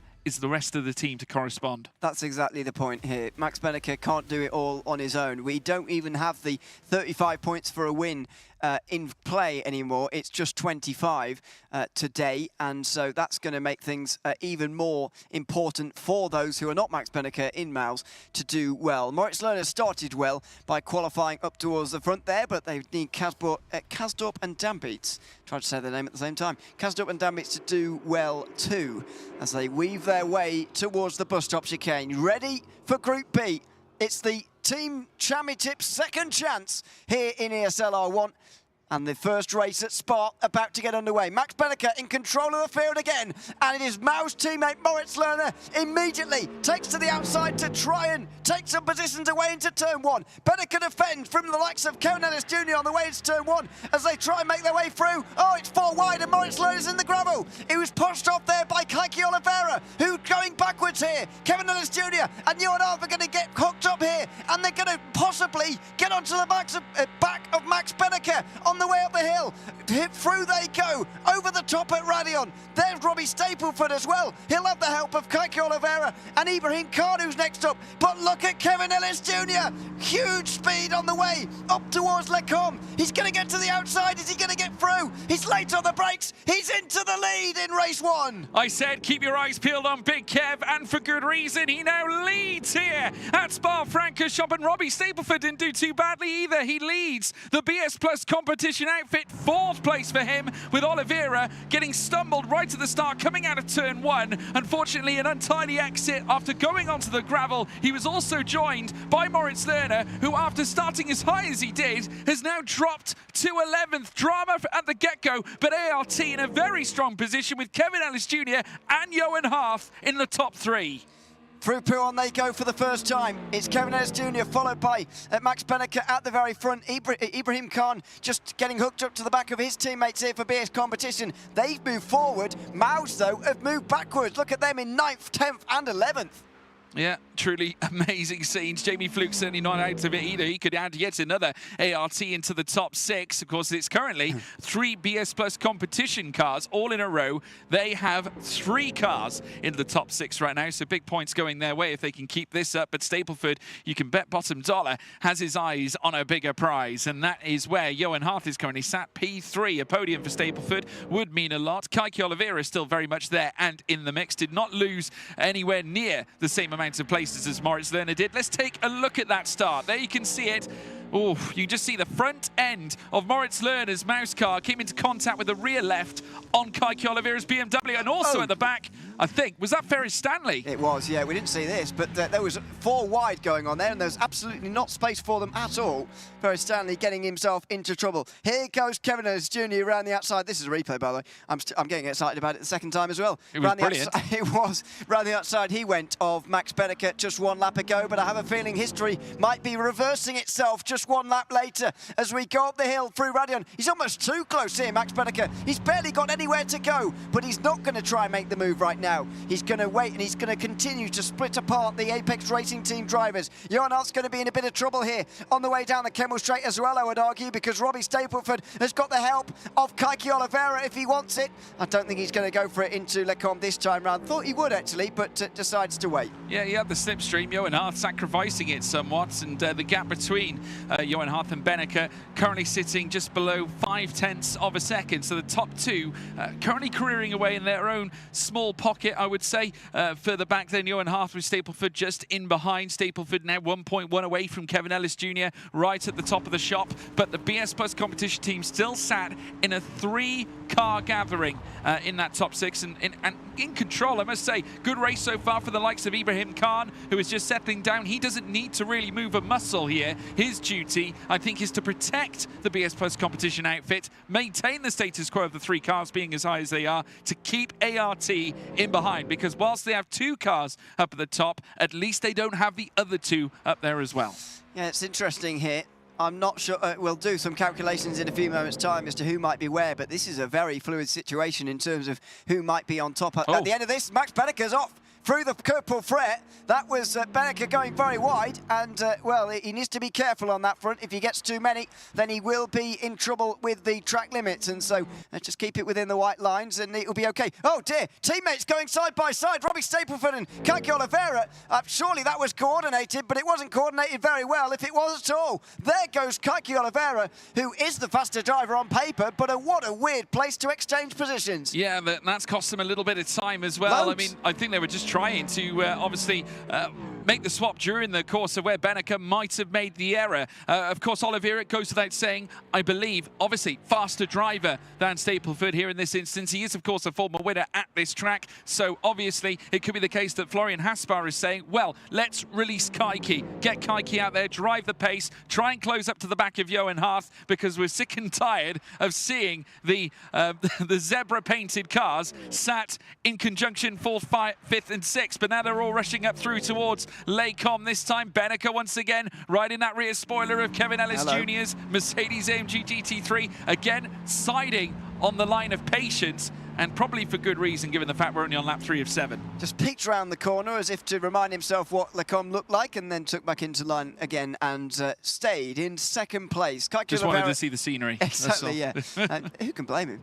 So Kaki Oliveira stays ahead of Robbie Stapleford this time, and now they begin to try and chase this man who we're on board with now, Johan Hart, who was quite ill yesterday. I was chatting to him earlier on. Still sounds terrible, but he says he's feeling better, and he is in 3rd place and clearly driving well as well. Not that he was driving badly yesterday, didn't allow it to affect him too much, but he's back on the podium right now. Here's a wonderful drone shot of that Mercedes. He's playing a very important part in Apex Racing Team's standing in this current group. It's delivering so far everything we dreamed it would. All 3 teams inside the top 4, all looking pretty competitive. Yeah, running aboard here with Johan Harth, the 26-year-old from France. First ESL R1 race win came at Road Atlanta. Since then, he's never looked back. Obviously, the Apex Racing team have such a loyal string of drivers, Kevin Ellis Jr. being one of them, who came in from the academy and has since, obviously, become part of the furniture here at ART. And, in fact, joining their team back in 2017 as a 19-year-old, and then coming through the academy into their main roster. Doesn't he represent them well indeed, alongside the likes of Jamie Fluke, who actually joined us as a guest commentator back at the full season major in Sweden last year, and gave us some expertise as to what was going on out on track. And again, another driver who has been successful here in this series, got quite emotional after his very own successes at Road Atlanta in the past. Professional sim racer for ART, alongside that as a driver coach in 2020. That was the reason he was acquired. And again, featuring here in what could be an amazing result here for Apex Racing Team should Kevin Ellis Jr. keep this up. But Max Benneker again generating that slipstream once more as we pan across up Kemmel once more with this fantastic drone shot here as the BMW M4 GT3 once again just releases the accelerator, back on the brakes coming through Laycom, and still Johan Harth watching on. There's the trophy. That's what they're fighting for, Ewan. It's a nice piece of gold there. And that little triangle, of course, is where they put their key when they've won, whoever wins, of course. And they put the middle part in, then they take the outer bit out and put it on the big totem that we saw on Thursday on the broadcast, and we went and visited the day before. It's absolutely massive, probably about the size of 2 of me. And although that's not that, thanks for that. And as we were saying, we're right down in the bottom right because we are the last one to declare our result. We've got to make sure we're quickly done in time for the closing ceremony tomorrow evening. Yeah. So that's why we're on air just that little bit earlier. But at the moment, these teams are the ones trying to fight their way to even being with a chance at the moment of achieving that. Of course, they're not yet in the final. They've needed a second chance to get there, and it's 3 big teams at that. The Apex Racing Team, Miles and BS Competition, all searching for that position. We've got a waiting game here at Spa with 3 laps to go. We definitely do. Of course, Kevin Ellis Jr. in the online rounds didn't have necessarily a great time at Spa. Actually, in his only efforts, actually got knocked out in the quarterfinal phase. Finished 11th during that, but out in front and looking as stone-faced as ever. Just staying very relaxed and chilled heading in the final portions of lap 4, out in front. Obviously doesn't want to let the occasion get to him. This is a very important sequence of 4 races that these drivers have in front of them, and he can't afford to let the Spa Demons back in because, of course, we are going back there later on this evening. But as they head in towards turn 1 again, Max Benneker very deep on the brakes, actually had to just break away from the back of the Mercedes-AMG GT3 in order not to go into the back of Kevin Ellis Jr. But no issues as it stands. Benneker still holds the fastest lap. He does for now. Probably helped by the fact that Kevin Ellis Jr. is towing him around. Let's see if he decides to go for the lead finally now. He's getting so close every time, and he must know that this is going to be the chance on the very final lap, and so maybe that is why he's waiting. We've seen these two fighting for the win at Spa before this week, as we've got but side by side, but further back, by the way, Jamie Fluke trying to go down the inside of Ibrahim Khan. Apex Racing Team looking to move on forwards here, as Christopher Dambitz and Jimmy Antunes also going wheel to wheel on the way in towards Lecom. So those minor places, those 1 or 2 points here and there, also being fought over very hard. Yeah, it looks like Khan might have defended as well and made sure that Fluke stayed behind, as we now ride on board with Max Benneker. You can see him on the right-hand side, still as pensive as ever. He knows when the time is right. He has done this so many times. Down through Pouhon he will go, and then traipse towards the Le Fanier chicane. Lap 5 of 7, the midway point through lap 5 of 7.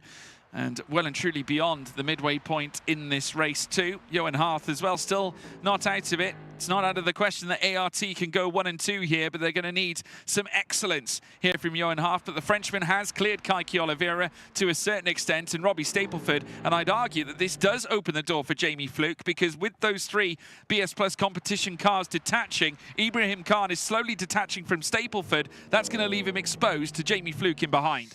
Certainly is. We're seeing a front 3 right now get themselves away. Just wonder how this is going to play out. Surely Max Benneker's not just going to be allowed to stay second until the final lap here by the Apex Racing Team. Oh, he's getting closer into that bus stop as well. Maybe he's sizing up that opportunity, ready for the final lap here too. On board we go with Johan Harth now, out of the final corner, onto the front straight again. Benneker just taking a bit of a different line. Ellis Jr. being followed by his teammate, as you'd expect, into the first corner. Steady, that's very close in towards La Source. They all go a little bit wide on the way towards the Camel Straight. Yeah, coming out of La Source, Max Benneker getting closer. Penultimate lap of the race in full swing now. We're coming up through towards Eau Rouge and Radion. Johan Harth now exercising himself a little closer towards Benneker, 3/10 away. The gaps are fairly equal between them. We've got some movements further back as well. Looks like Jamie Fluke's getting closer to Ibrahim Khan, as now we see Benneker. Will he plumb for the move this time? He does move alongside Kevin Ellis Jr. here as well. Here comes Johan Harth around the outside, coming through Lecom, looking to make an ART 1 and 2, and he's got the nose of the Mercedes in front as they come through Malmedy. Benneker will have the line, however, and muscles him off, and Harth is onto the gravel. I'm afraid Max Benneker's going to have a case to answer there, because he didn't leave any space for Johan Harth at all, and so there'll be some discussion about that, I would have thought. Kevin Ellis Jr. will now run away with this lead as well. 0.8 of a second is not an unassailable amount of time. However, it is quite large with this amount of time left in the race. Just under a lap and a half to go. Can Kevin Ellis Jr. hang on, even after that big battle between Max Benneker and Johan Harth? Well, with Johan Harth making that move, he may not have necessarily lost out too much, because what it has done, it has stretched that gap out to 0.8 of a second between Kevin Ellis Jr. and Max Benneker.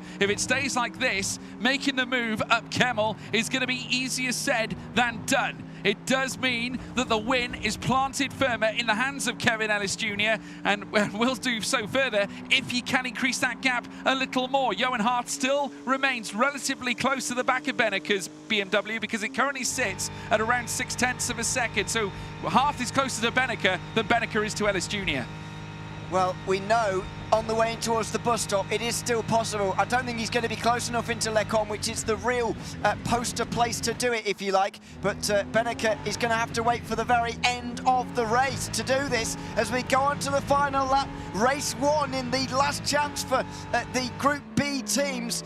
to get themselves into the Teams Championship final, and it started with a good ending here to the first race. Out of La Source they now go. Max Benneker is going to be too far back, surely. The action is going to be for third place, as Johan Harf loses so much time as a result of the battle with Benneker. We could see BS Competition gaining the 2 places on their own here. On the way up the Orus and riding on section they go. Onto the straight. Look at Kaiki Oliveira. He's very close indeed to Johan Harf here. Robbie Stapleford's going to push his teammate to the 3rd place here. There he goes. Gets to the bumper now. He's going to try and go for himself here, surely. As Harf goes round the outside through the first part. Inside for the second. And it remains side by side into Mawadi. This battle will continue further as Kaiki Oliveira slides. He can't quite get the move done. Yeah, Robbie Stapleford also can't move either because he's got his teammate sat right in front of him. Oliveira tried every which way, coming through Les Combes, switching round through Malmedy. He tried it down through Brussels, but Harf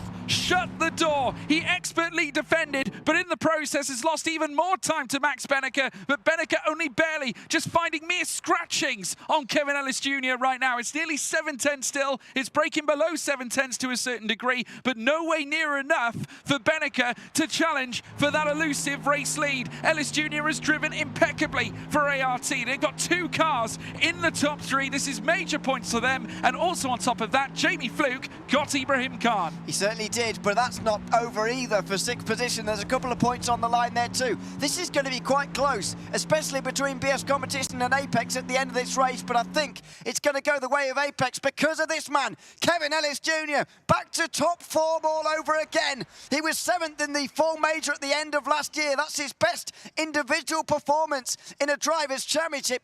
That eventually means he has to do the heavy lifting for Apex as well, but that's exactly what he's done here in race 1 as he comes through to take his 3rd win of 2024 in ESL R1. Kevin Ellis Jr. delivers in race 1 of the last chance, just ahead of Max Benneker, and behind the battles were ongoing.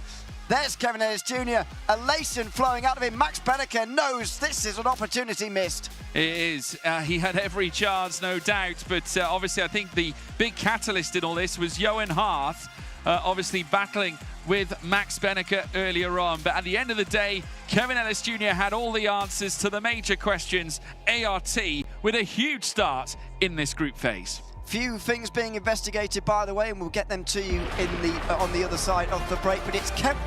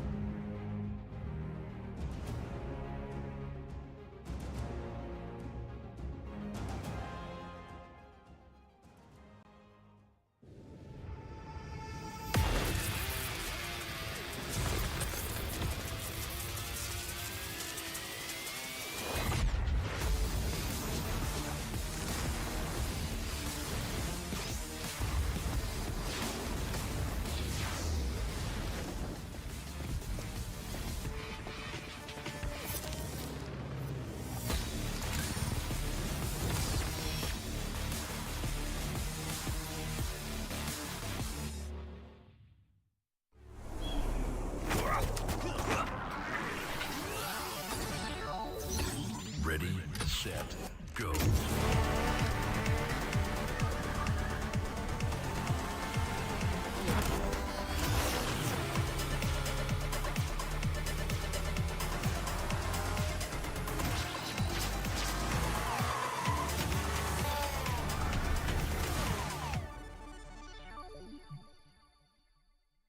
It's the EWC and you want to play like a pro. Well, we've got a lesson for you. Axe on. You're fresh, ready to fight and grind those long hours. It's how it should be. Axe off. You're slow, unfocused, and lagging. Do you get it? Let's go again. To unleash your best game, you must freshen up first. Get your axe on. Spray, play, repeat. Axe and Esports World Cup.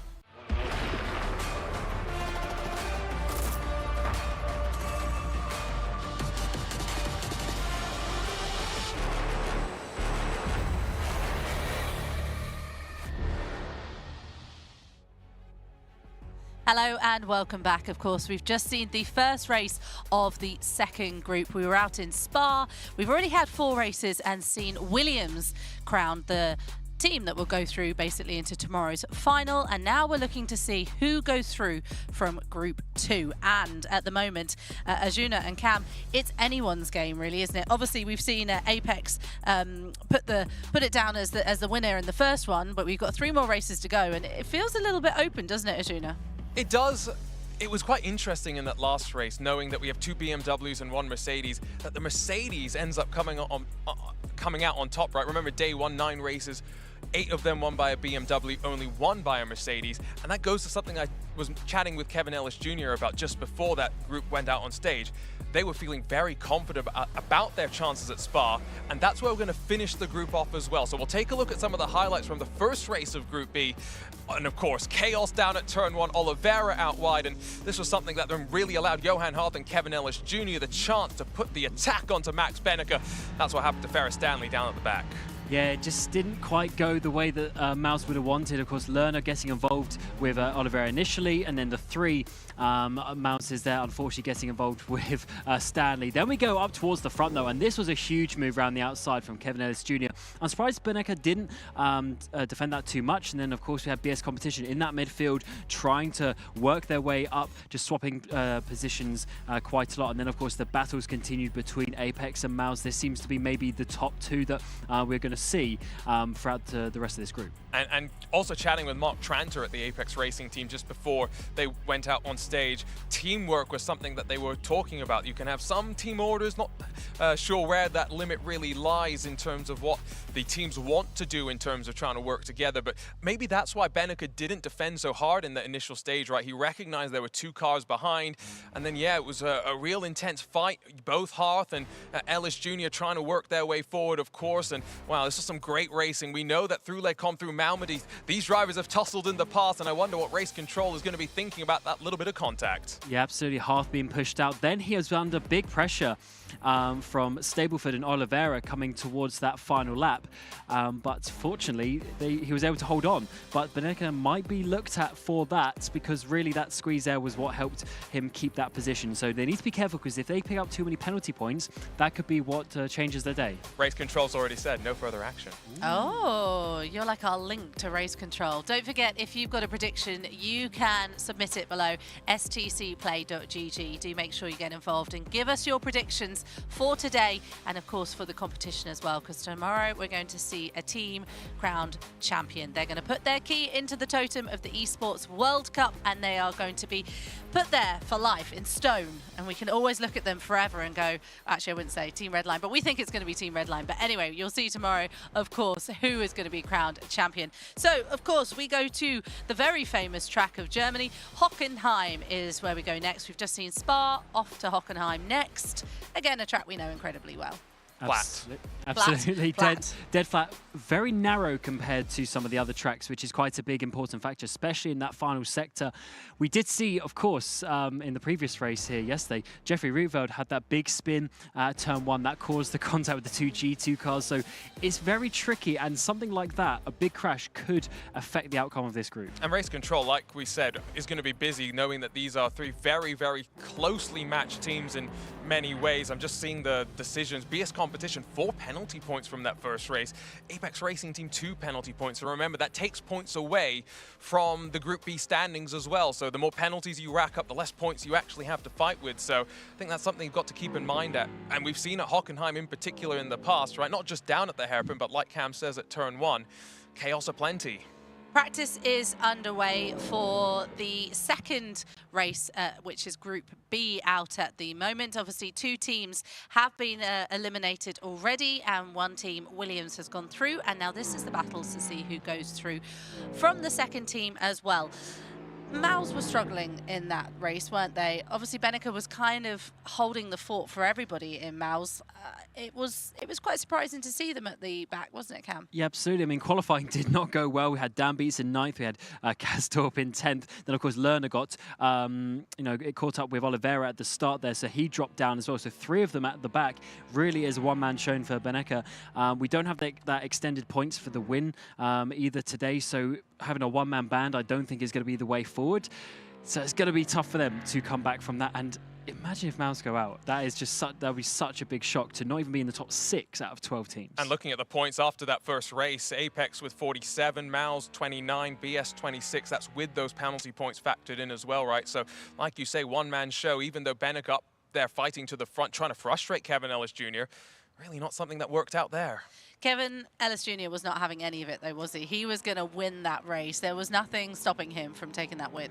Yeah, that was an incredible move up towards the front. And as you mentioned earlier, they seemed quite confident. He had his teammate in half right behind him as well. I'm sure they were speaking on the team radio. So they were able to G themselves along. And if they can get up there towards the front again, I think that's going to be an amazing show. Because if they can try and get 2 wins out of the first 2 races, or at least have maybe a double podium again, that's plenty of points going forward. And I think it's about mindset now, right? And it was really fun. Just before the walkouts, I was sitting in the arena. Lewis and Ewan shouted me out to give them a little bit of a wave. But I was chatting with Ibrahim Khan a little bit, and then Timo Bruckner, who is the esports representative for BMW Motorsports here in person. He walked up to Ibra, and Ibra had a tough day yesterday, feeling a little bit down, hard on himself, like many motorsports racers would be, real or virtual.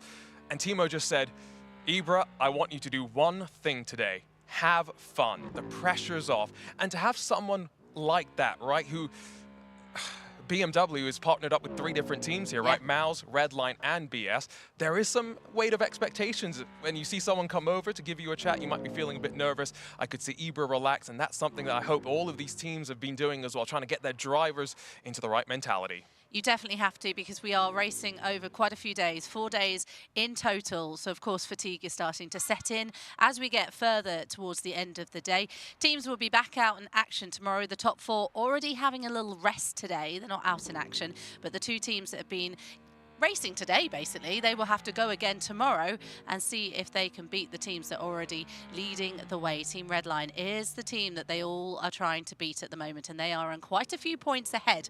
So obviously the competition's still massively open though, Cam.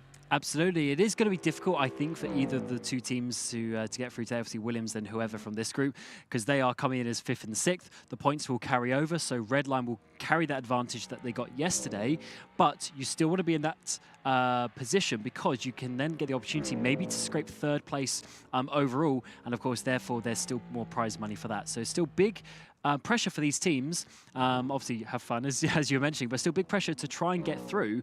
There's still an incentive to do that.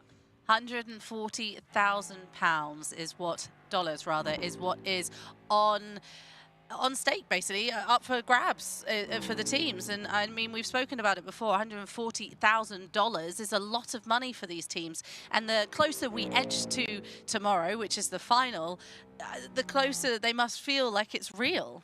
And yeah, to what Cam was saying as well, right? That soft reset, Team Redline had 175 points after the first day of the team championship. That gets wiped down to 100 going into the start of tomorrow. Williams, having won the second chance Group A, they'll enter with 46 points. And because Group B slightly lower seeding after yesterday, the teams that were pulled out, whoever wins this group will enter with 43 points. So they have got to try and make up more than 50 points to try and close up to Team Redline. And we know Redline were very strong yesterday, couple of race wins and a couple of 1-2s as well. You don't want to let them run away and get into finalist mode, because then 1 win would seal the championship. Finalist mode, of course, is 270 points for the teams tomorrow. We could see, though, Cam, you never know with sim racing. I always find, like, I always try and predict. Of course, that's what we try and go, well, we think this team is going to be strong. They could have a bad day tomorrow. They could. I don't think they will, but they could. They could. And at the end of the day, when you have to be in a situation where you need to win a race to win the championship, it's not just done on the points. They have at least 3, if not all 4 of them, are those race winners who are able to to do that. And then let's see how the points look. This is obviously what Arjuna was mentioning earlier. Apex leading the way already by some 18 points up there from Mouse. BS Competition, they didn't necessarily look like they had a bad race there, but it was that obviously second place from Beneka bringing Mouse just up above them. And even those 4 penalty points, right, for BS Competition dropped them behind Mouse, but at the same time they're still 17 points behind the Apex Racing team. 3 more races to go, and I think this next one at the Hockenheim ring is going to be key. Yeah, it is indeed. Well, let's head back over to Germany, shall we? It's time for Hockenheim. Let's head over to George Morgan and Lewis McLeod. Cheers, Claire. And yes, we're straight into qualifying, of course, here, George, and I'm sure we're going to be having a lot of fun in it. Track position around the Hockenheim ring, pretty important. Yeah, I would say so, and nothing more important than to stick your car up at the very top. Now, if we want to look at the previous form of Hockenheim, we can take you all the way back to the very beginning of the Drivers' Championship that we concluded with Kevin Siggy taking the win here in Riyadh. We went to Hockenheim for the round 1 of the online phase. Now, what I do want to say is that Benneker did take 2 wins during that phase, winning both his quarter-final and the semi-final. However, whilst Kevin Ellis Jr. did compete also and did very well, he came second twice. Bear in mind, he came second in the final race. Benneker, not so lucky. 12th place is where Benneker finished in that online final race. So unfortunately not able to take the round victory, but Kevin Ellis Jr. was a runner-up. I'm starting to see 2 giants collide here at this point in this, should we say, last gasp efforts of getting into tomorrow's final. Yeah, indeed. And the BMW has, generally speaking, been the slightly favoured car for what a lot of people have listed it out as over the course of this week. And you know, when we're talking favoured, you're not talking by much. It's like tiny margins, but it's just strong, basically everywhere. And obviously, it's a surprise that Apex have come out the gates so strong. Johan Hart will be the first driver then to cross the line. We'll talk about that just a little bit more as he crosses the line to set a 1 minute 35.7. We're normally aiming for like a 0.3, 0.4, somewhere in that margin, so he's a few tenths away from where he wants to be. Yeah, not a great first sector though for Jamie Fluke. 21.629 and would prefer to be around the 19.8s. There might have been an incident or even a slowdown at that point. 45.6 though in the second sector is more around the realms of where he wants to be, though ideally a 45.4 would have been better. Let's see what the final time is as he crosses the start-finish line. In comparison to Johan Hart, this will be significantly slower. 1:37.360. Yeah, that slowdown's really cost him, as you would expect. Yuri Kasdorp then comes through. He's the next one to go. So a couple of tenths down in Sector 1, few tenths down in Sector 2 as well. This might end up actually being slower than Johan Hart, although to be fair, he's had, let's be clear here, Yuri Kasdorp's had a bit of a rough week. I know you've spoken about it a little bit as well in the previous race. He has had a rough weekend with illness and such. He has been looking a lot better. He was trying to throw a water bottle into a bin from about 10 metres away and almost made it stick. I was jumping in with the assist. It didn't work. But either way, he went into second place in his qualifying session with a 35.930. Yep, dividing the 2 ARTs. Now, Max Benneker, who showed huge bouts of frustration after the result at Spa. Of course, it was Johan Hart who took the fight to him, and that essentially cut him off from Kevin Ellis Jr. up at the top. 19.8, though, at his home track is very good. 45.5 in the second sector is stellar. Coming across the line, surely he'll beat Johan Hart. He will. A 1:35.456 is a stunning lap, Lewis McGlade. That will take some beating. It's not impossible to beat, but that will definitely take some beating from Max Benneker, and I can feel that his biggest fan, if you see her in chat, horses and Porsches, definitely the biggest fan of Max Benneker that there is possible. Straight through then onto the provisional pole position. Ibrahim Khan next up to come through, a couple of tenths down in the second sector, as well as in the first. It'll be around where Yuri Kasdorp was, so around that third position, maybe in fourth, as he slots his way into that third position, just a tenth clear of Yuri Kasdorp. Yeah, Ibrahim Khan registering the first time for BS Plus competition. Christopher Dam beats the third mouse driver to set a time. 19.9 in Sector 1 is not bad at all. 45.5 in the middle sector is also very good. So Christopher Dambits, at the very last time of asking here in Hockenheim, obviously looking to try and push his way forward. Will go higher than Yuri Kasdorp with this very lap. Will go higher than Ibrahim Khan, you'd fathom. And does go higher than Ibrahim Khan. In fact, goes up to second ahead of Johan Hart, just behind his teammate. That's good for Mouse to have a 1-2 here at the moment. Of course, still got half the grid left to go.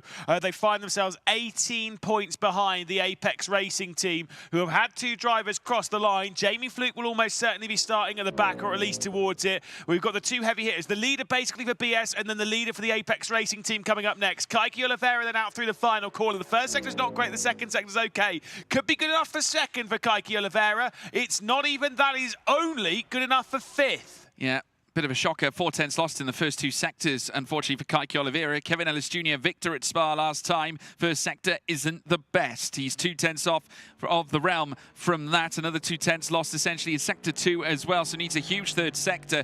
This will potentially be around the Kaiki Oliveira fray, though could yet go better than him. And Ibrahim Khan, should the third sector be brilliant, comes across the line. Where's Kevin Ellis Jr. going to go? Indeed, he'll pop ahead of Johan Hart, his teammate. Third place for Big Kev. Yeah, that's actually pretty handy for the Apex Racing team to have him up there. Ferris Stanley, who's been fresh off a couple of very impressive results yesterday, to kind of put them almost in contention to moving in through the top 4. They weren't that far away, realistically speaking. We'll have Stanley, then Stapleford, then Lerner, then Jimmy Antunes, as we'll see Ferris Stanley across the line. Is he going to be around where his teammates is? Just behind Kaiki Oliveira, or just ahead, rather, of Kaiki Oliveira.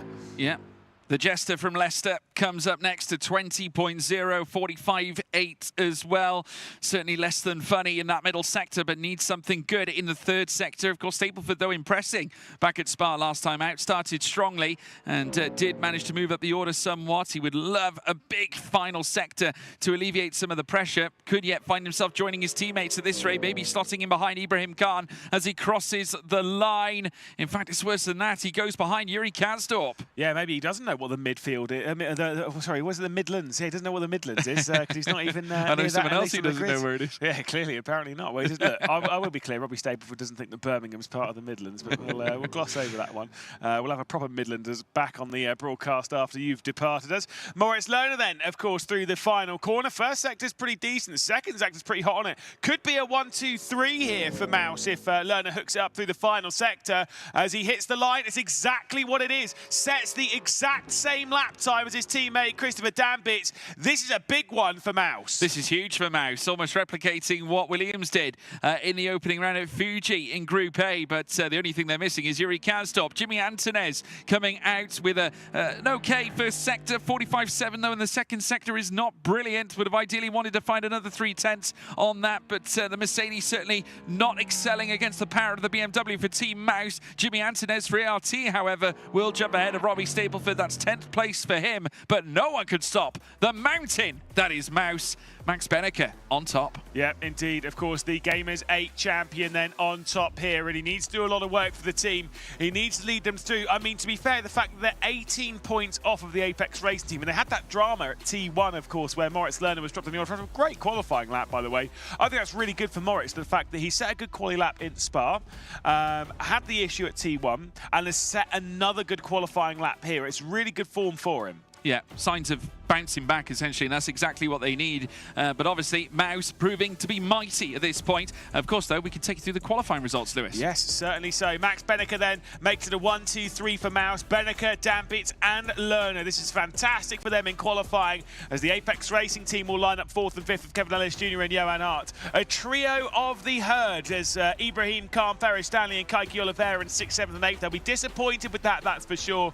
But we get to Yuri Kazdorp there in 9th, Jimmy Antunes only in 10th place, Robbie Stapleford in 11th, and Jamie Fluke with a slowdown penalty starting from 12th and last. Again, the Apex Racing team, they are the points leaders in this category. I will remind you once more as to how they stand coming into this race. Of course, they're in warm-up at the moment, don't panic, that's why the car's driving around. The Apex Racing team come into this on 47 points. 18 points behind that is Mouse. They are on 29, and then on 26 points, it's BS Competition. Yeah, it was a well-planned, wow, I mean, they just performed, didn't they? It was Johan Hart, obviously Kevin Ellis Jr. providing all the goods, however, but Johan Hart's battle with Max Benneker proving to be the catalyst to Kevin Ellis Jr. collecting that race win. It made his life a lot easier. Obviously, it pushed Benneker back to around 8 tenths of a second, coming through the penultimate lap, and then obviously it teed up Kevin Ellis Jr. to have that clean air. No concerns of Benneker in behind, despite Benneker managing to close up by another 2 tenths. It was not enough to rein in the Apex Racing Team Mercedes, and we saw the frustration on Benneker's face. He wanted the win. It would have put Mouse in a prime position, especially after such a solid qualifying session. And like you so rightly said, having Moritz Lerner up there in qualifying, such a good sign for Mouse, and now they've got him again. Yeah, indeed. Now, obviously, we'll roll our way into the race. Overtaking around here is quite difficult.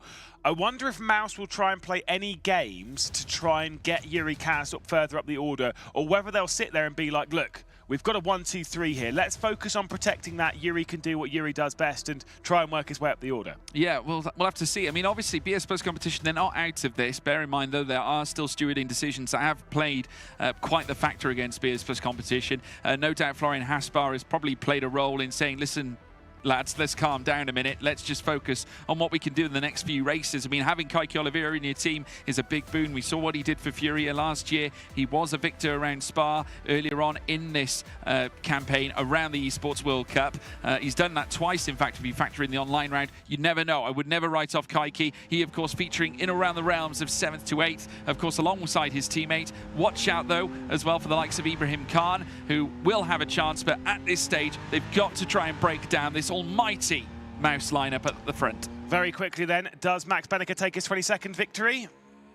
Who knows? Oh, you absolute I refuse. wimp, George Morgan. I refuse. Get out of here. Max Benneker then will lead us up towards the line, but it'll be big communication between the Mouse team as Benneker, Dambits and Lerner will take us across the line to begin the race. Of course, Dambits is going straight around the outside, looking for his first victory, by the way, in ESL R1. He's gone very wide. Could well receive some form of warning or even penalty from race control if he doesn't give this one straight back up to Benneker. It'll be Dambits leading into the second corner, straight around the outside. He's going to go. It's a 1-2-3 still for Mouse. The big move comes in from Ibrahim Khan, almost alongside Kevin Ellis Jr. for P4. Yeah, great start for Mouse, though Dambits might yet be caution. Benneker now moving alongside his teammate, looking to take the swap back, but we still got side-by-side action further down the order. As you can see, Johan Hart as well as Kaiki Oliveira going wheel to wheel. It's near enough 4 wide. We got a plethora of them. It's a scrum heading down towards the hairpin, and in the mix of it, we got Kaiki Oliveira in the heart of it as well. Jimmy Antonez being forced off slightly wide,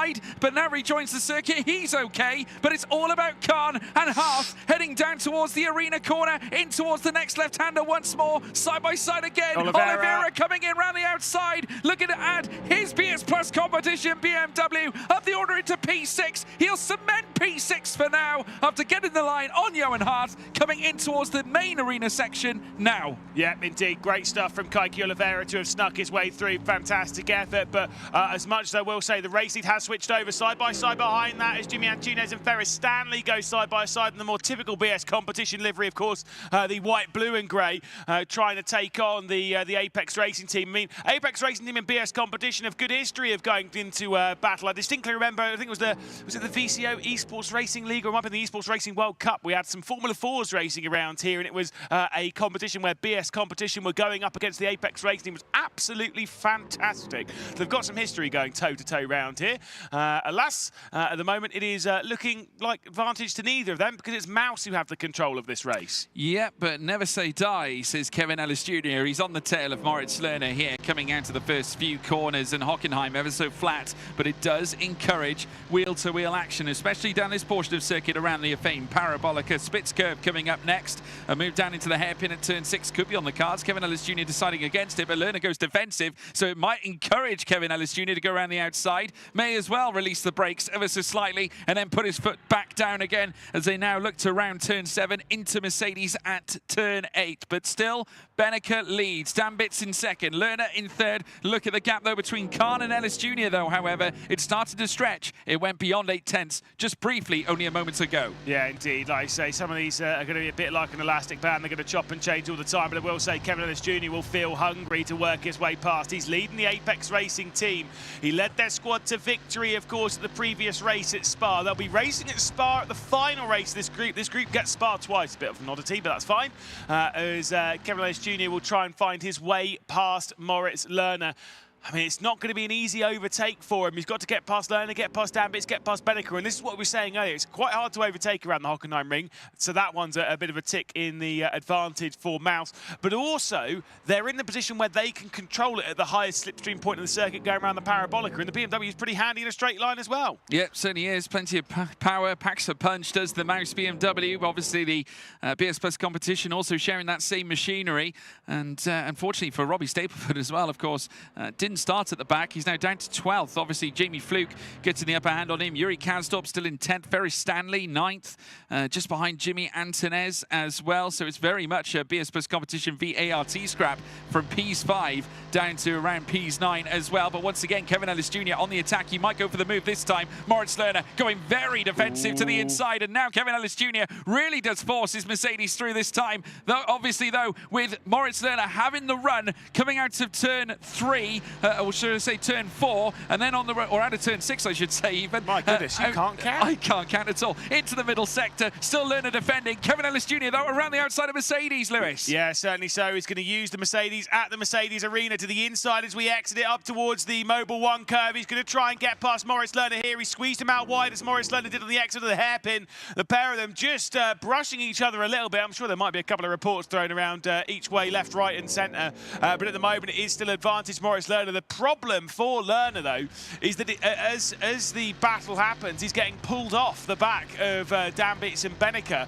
And so that's the real problem for Lerner here, is that he's going to be a sitting duck by himself. Yeah, absolutely right. Next time I'll pack my abacus for corner numbers as time goes on. But yeah, at this moment, Kevin Ellis Jr. still right in the rear of Moritz Lerner's BMW. Now, Lerner definitely more concerned because he's breaking away from Dambits and Benneker. So that will put him at risk heading around the Parabolica because he won't have as much of a slipstream as what he would have had before. So this does put the BMW in somewhat jeopardy. Kevin Ellis Jr. once again probing as he now makes his way out of turn 3. He'll come out of Einfahrt Parabolica into the Parabolica itself. A run around turn 5 could yet present him with a P3. We'll wait and see whether that move can be done. He's getting closer. Lerner once again moves to the right, drifts to the right in a bid to try and defend the place, but Kevin Ellis Jr. will have more of a nose in front this time, and it's going to be a lot harder for Lerner to shake him. As they come out of turn 6, they're going to run wheel to wheel into Mercedes curve, Lewis. Yeah, I think he might have this one. He'll have the outside for the kink, sure, but he'll have the inside line going into the Mercedes arena section. I'm pretty sure Kevin Ellis Jr. will fire this one in hard.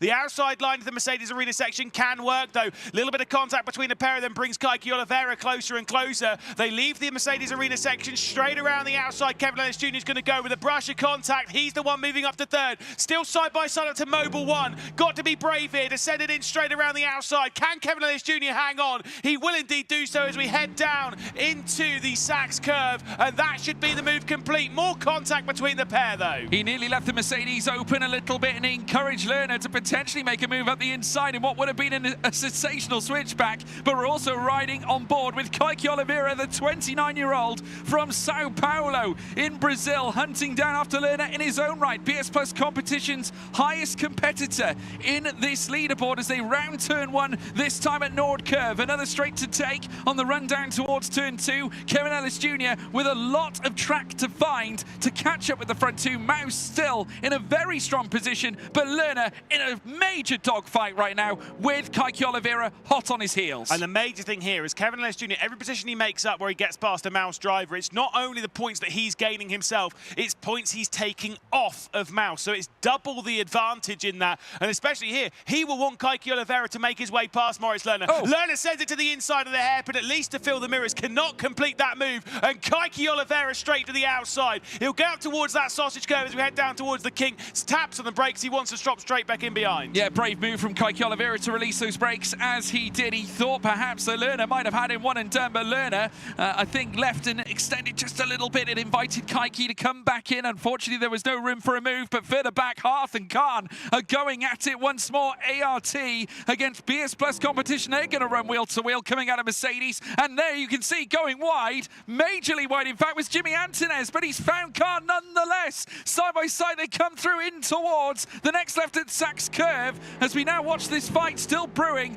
up towards the higher end of this top 6. But now, at this stage, I think Hearth may have done enough. So is Antonez. Yeah. Khan has dropped to 8th. Yeah, indeed. Hearth and Antonez, they both teamed up there to effectively double team Ibrahim Khan to drop him down to 8th position. So things not looking so good for BS competition as they drop down now to 8th and 9th. They could be staring at dropping potentially out of contention to move through. Shake of the head from Kaiki Oliveira as he knows he's not close enough coming down to turn 2, and the important bit from that, it's not only that he's not close enough coming down here, he knows he probably won't be close enough coming down into the hairpin at the exit of the Parabolica, so things maybe not looking so good for the BS competition team, who, like I say, they might be staring at third in the group right now. It could be. Stapleford, though, has just jumped Kazdorp, so that's something. There's a point. He's gained a point here at this point for BS Plus competition, but you're absolutely spot on. This is not a good scenario. Might be shaking his head not only due to his own situation, but due to the situation surrounding his entire team right now, because Khan, Stanley, both losing out. Khan losing out 2 places to Johan Harth and Jimmy Antonez. He's now down in 8th, so ART strengthening their hold at the moment. It does look like it's going to be a Mouse-ART battle over this group victory to join Williams, to then later join the top 4 in the final tomorrow. But there is still, I would say, another 4 laps to take us through before we then find out the answer, at least at the end of race 2. We still have 2 more races to come after this, but Beneke in full control. Dan Bitts having probably one of his best drives I think we've seen in the ESL R1. I've got to say, yeah. I mean, look, the fact that he is in contention for a victory. We've had a couple of brand new winners today. Of course, Jakub Masiewski and Dom Blyer, both first-time winners. Christopher Dambitz would, of course, be another one. He'd be the 37th winner in the ESL R1. It means that almost half the drivers that have taken part in the ESL R1 would have taken victory, because we've only had 81 drivers. That said, I'm going to say right now, I don't think René Lanta will allow Christopher Dambitz to go for anything on Max Beneke now. He's got bigger fish to fry. I think Dan Bitts is finishing this race in second, and I think we're going to see a 20-second victory for Max Beneke. I wouldn't write off Maurice Lerner regaining third, though. I mean, he's still not far behind Kevin Ellis Jr., and we know what that BMW is capable of. He's within, at the moment, 0.5 of a second of Kevin Ellis Jr., and there's no chance of Kevin Ellis Jr. getting slipstream of Christopher Dambitz at all. The gap has significantly gone out by around, well, he's out to 1.5 seconds, put it that way. So he is pretty much in no man's land as far as that's concerned. And Lerner might be just, you know, using the side of caution, maybe just using patience at this stage. Doesn't need to make the move just yet. He can wait a few laps, maybe doing it on the final lap around the Parabolica. Yeah, indeed. So like I say, it is close for the race leader, but it's just not really going to come down. You're absolutely right, though. Moritz Lerner is knocking right back at the door where Kevin Ellis Jr. is sat right now. There will only be 3 laps left to go, and we'll see that straight line speed advantage. Kaiki Oliveira is still sat there, though, so it is the trio fight between the Apex Racing Team Mouse and BS competition for the final step on the podium. Johan Hart's just a little bit too far off the rear of it.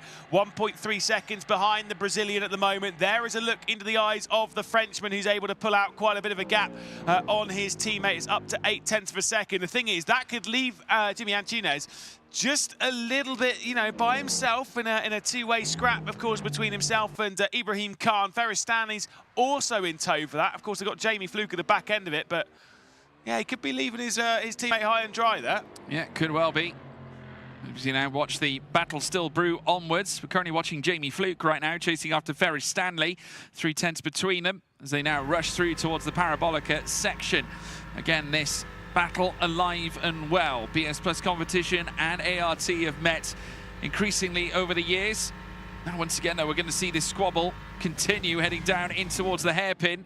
As they head down now, wheel to wheel again as they bang wheels. Now this is between Ibrahim Khan, Jimmy Antonez, Ferris Stanley as well. It's getting a bit waspy coming out of turn 6 there, Lewis. Waspy is an interesting word to chuck down to it. And you know what? I don't necessarily disagree. It's all just a bit carnage filled, a bit elbows out for no reason there on the departure of the hairpin. It just looked a bit weird as we look back up to Moritz Lerner, still sat 0.4 behind Kevin Ellis Jr.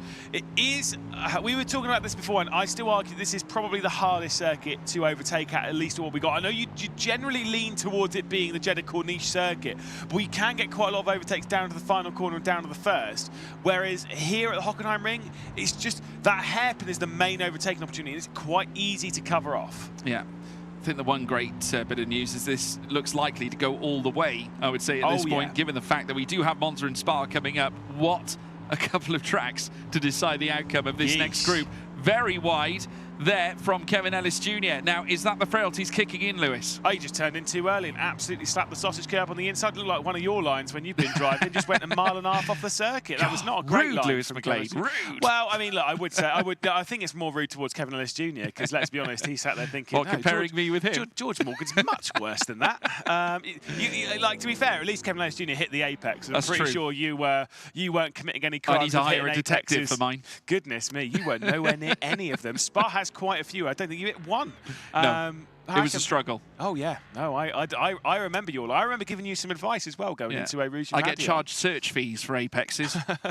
Yeah, indeed, it's not a pretty sight. Jimmy Antunes, though, speaking of search fees for apexes, Jimmy Antunes has dropped down the order, and so the Apex Racing team, they are going missing in this race. They are. Johan Harth is currently their second highest driver in this field, and obviously part of that midfield scrap, unfortunately for Antunes, has continued to fall down. Ferris Stanley has somehow clawed his way up to 7th, as now once again Kevin Ellis Jr., I think no doubt feeling the strain, has got quite the gaggle of cars in behind. It's Moritz Lerner and Kaiki Oliveira, and Lerner obviously very wary that Oliveira's in behind. Surely the next lap, the final lap it will be, will decide as to whether Kevin Ellis Jr. retains 3rd place or whether he loses out to Lerner or even Oliveira. Yeah, indeed. 2 laps to go in this one. And again, this could be a big swing. It's their halfway point in this group. After this, we'll be talking more and more about, how many more points they've got left on the table. Remember, the maximum points that a team can score in a given race is 74, which means that because you can score a minimum of 6, if you don't count for penalty points and all that such, it means that effectively you're looking at a team leading a 68-point lead to take it before the final race, which is obviously what happened with Williams Esports and their fantastic performance earlier on today. That's not happening in this group. There is no way anyone is going to win this group and take it before we get into that final race. Yeah, absolutely right. Dambit's actually flittering on the 1 second gap between he and Benneker. So Benneker now careering away, and it looks like he's making safe the victory. Not that it was ever in question, given the fact that it's both mouse cars up at the top, but Kevin Ellis Jr. still under strain and under pressure, because there you can see Lerner in front of Oliveira, who are currently riding on board with, coming out of Mercedes, and then heading down the straight out of turn 10. Mobile 1 curve will be coming next, and Lerner knows that the clock is ticking, and one final chance now will soon arrive for Mouse to make it a 1, 2, and 3. I just don't think it's happening. There isn't the opportunity left for Moritz Lerner. He'll need to settle for 4th place. Risking it for 3rd just isn't worth it right now. Mouse haven't scored too well in the first race, but they are scoring well in this one, as out through the final corner it is Max Benneker to take a 22nd victory in ESL R1. Christopher Dambits, though, round of applause for him. What an unbelievable drive to 2nd. Kevin Ellis Jr. rounds out the podium for a quality score. 4 mounts, absolutely impressive. We have not seen a single Christopher Dambits podium in the online season. That will be one of his very few, if not his first. And obviously coming into this has done exceptionally well to garner more points for Mouse. Kevin Ellis Jr., though, back on the podium twice in, well, once after the other, twice in succession. Incredible effort on part of Kevin Ellis Jr. for ART, but it's Max Benneker back on top after losing out narrowly at Spa. Dambits has had just 5 top 6s before this. Wow. None of them being a podium, so ticks off his first podium. And to be fair, it wasn't that far away from beating Max Benneker. So as much as he never really would have got the opportunity, Rene would never have allowed that one to have happened. No. So impressive, though. Fantastic effort. And I'm sure after that, it'll open up the bottle of confidence within him. You never know, we could see him challenge at Monza at the Temple of Speed. That'll be coming up next very shortly. But the big question is, and I would say, it's definitely in the hands at the moment between ART and Mouse. But we'll be right back very soon after the break.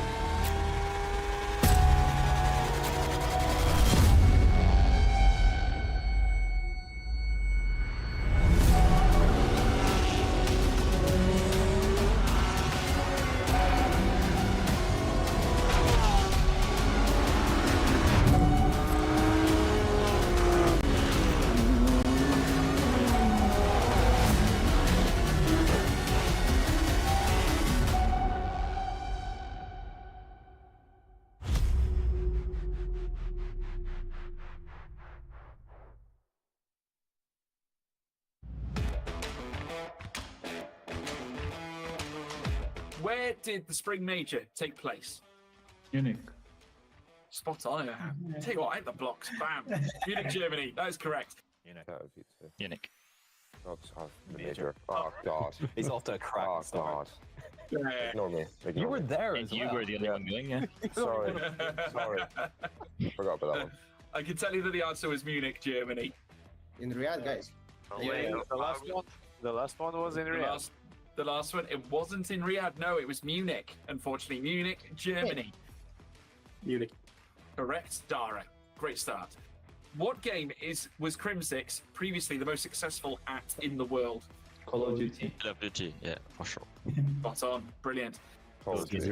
Roblox. Roblox. Crimsix are Roblox. Could be. I mean, I can tell you it's Call of Duty. Yeah. It's the foremost. Difficult question. Any of you know? I have no idea. I don't know. No idea. It's Call of Duty. Unfortunately, it's Call of Duty. Really? Yeah. Call of Duty. Call of Duty. I did hear Call of Duty in the distance. Someone said it first. Was it you, Dennis? Yeah. Yeah, there you are. Congrats. Yeah, well done, Dennis.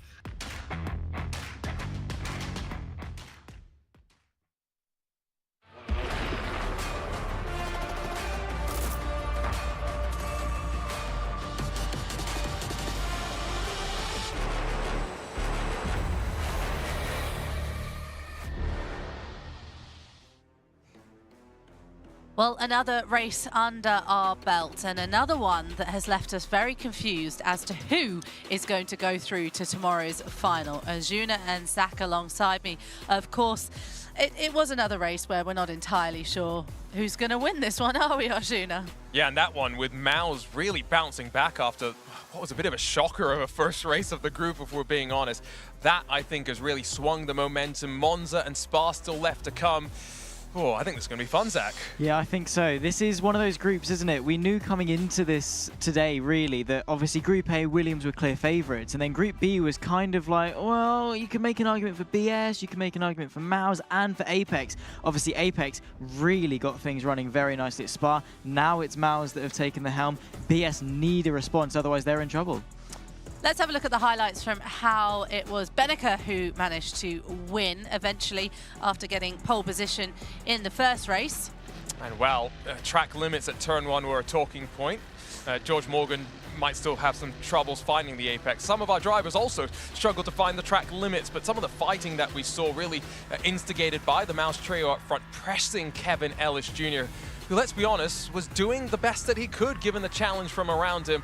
Although, let's be honest, I think the BMW straight line speed up to the hairpin, it was always going to be a bit of an uphill battle, let alone the fact that he had strength in numbers working against him. Yeah, exactly. That's the thing with Maus, of course. You can see making the most of any opportunities, getting the up and under through Spitzkare, and just you've got to have that forward thinking, don't you, to set it up, read the situation, understand what's going to happen, and then prepare. Understandably, taking a back seat when the gap opened up, straight through nicely. 2 positions, thank you very much. And that look from up above, by the way, not only showing us the importance of staying out of trouble sometimes and backing up a corner, also shows why we love BS competition so much sometimes, because you can always tell which one of their cars is which, because they've got 4 different colors. Yeah, every commentator's nightmare when they're all the same.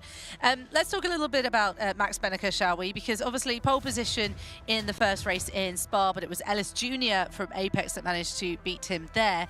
This one, however, he was like, absolutely not, pole position to a win. Yeah, Max Beneke, of course, Gamers 8 champion. He knows what he's doing. He's referred to as 10K Beneke back on other platforms as well because of his sheer skill levels. Coming into this, that was his 22nd win of ESL, his 3rd of the week. A really impressive record racked up against the other drivers. Yeah, and he's also one of those drivers that, now that he's got the teammates working with him, right, that's something that will also fill his confidence up going into those next 2 races. He knows he can perform, but he's going to need his teammates as well. And given how that first race had gone, Apex really stealing a march on both BS and Maus, we're going back to Spa as well. So let's say we repeat that result, Apex as well getting a bit of a buffer there. This next race at Monza, if Maus can stay out of trouble, repeat that result, they'll be in a very good place. Well, we're going to keep giving our predictions here, who we think is going to get through to tomorrow's final. But don't forget, you can get involved as well with stcplay.gg. Get your predictions in. We would love to hear from you. Let's talk a little bit about Christopher Dambik, shall we? Because it was a really impressive performance from him. It's when Maus really need to be stepping up.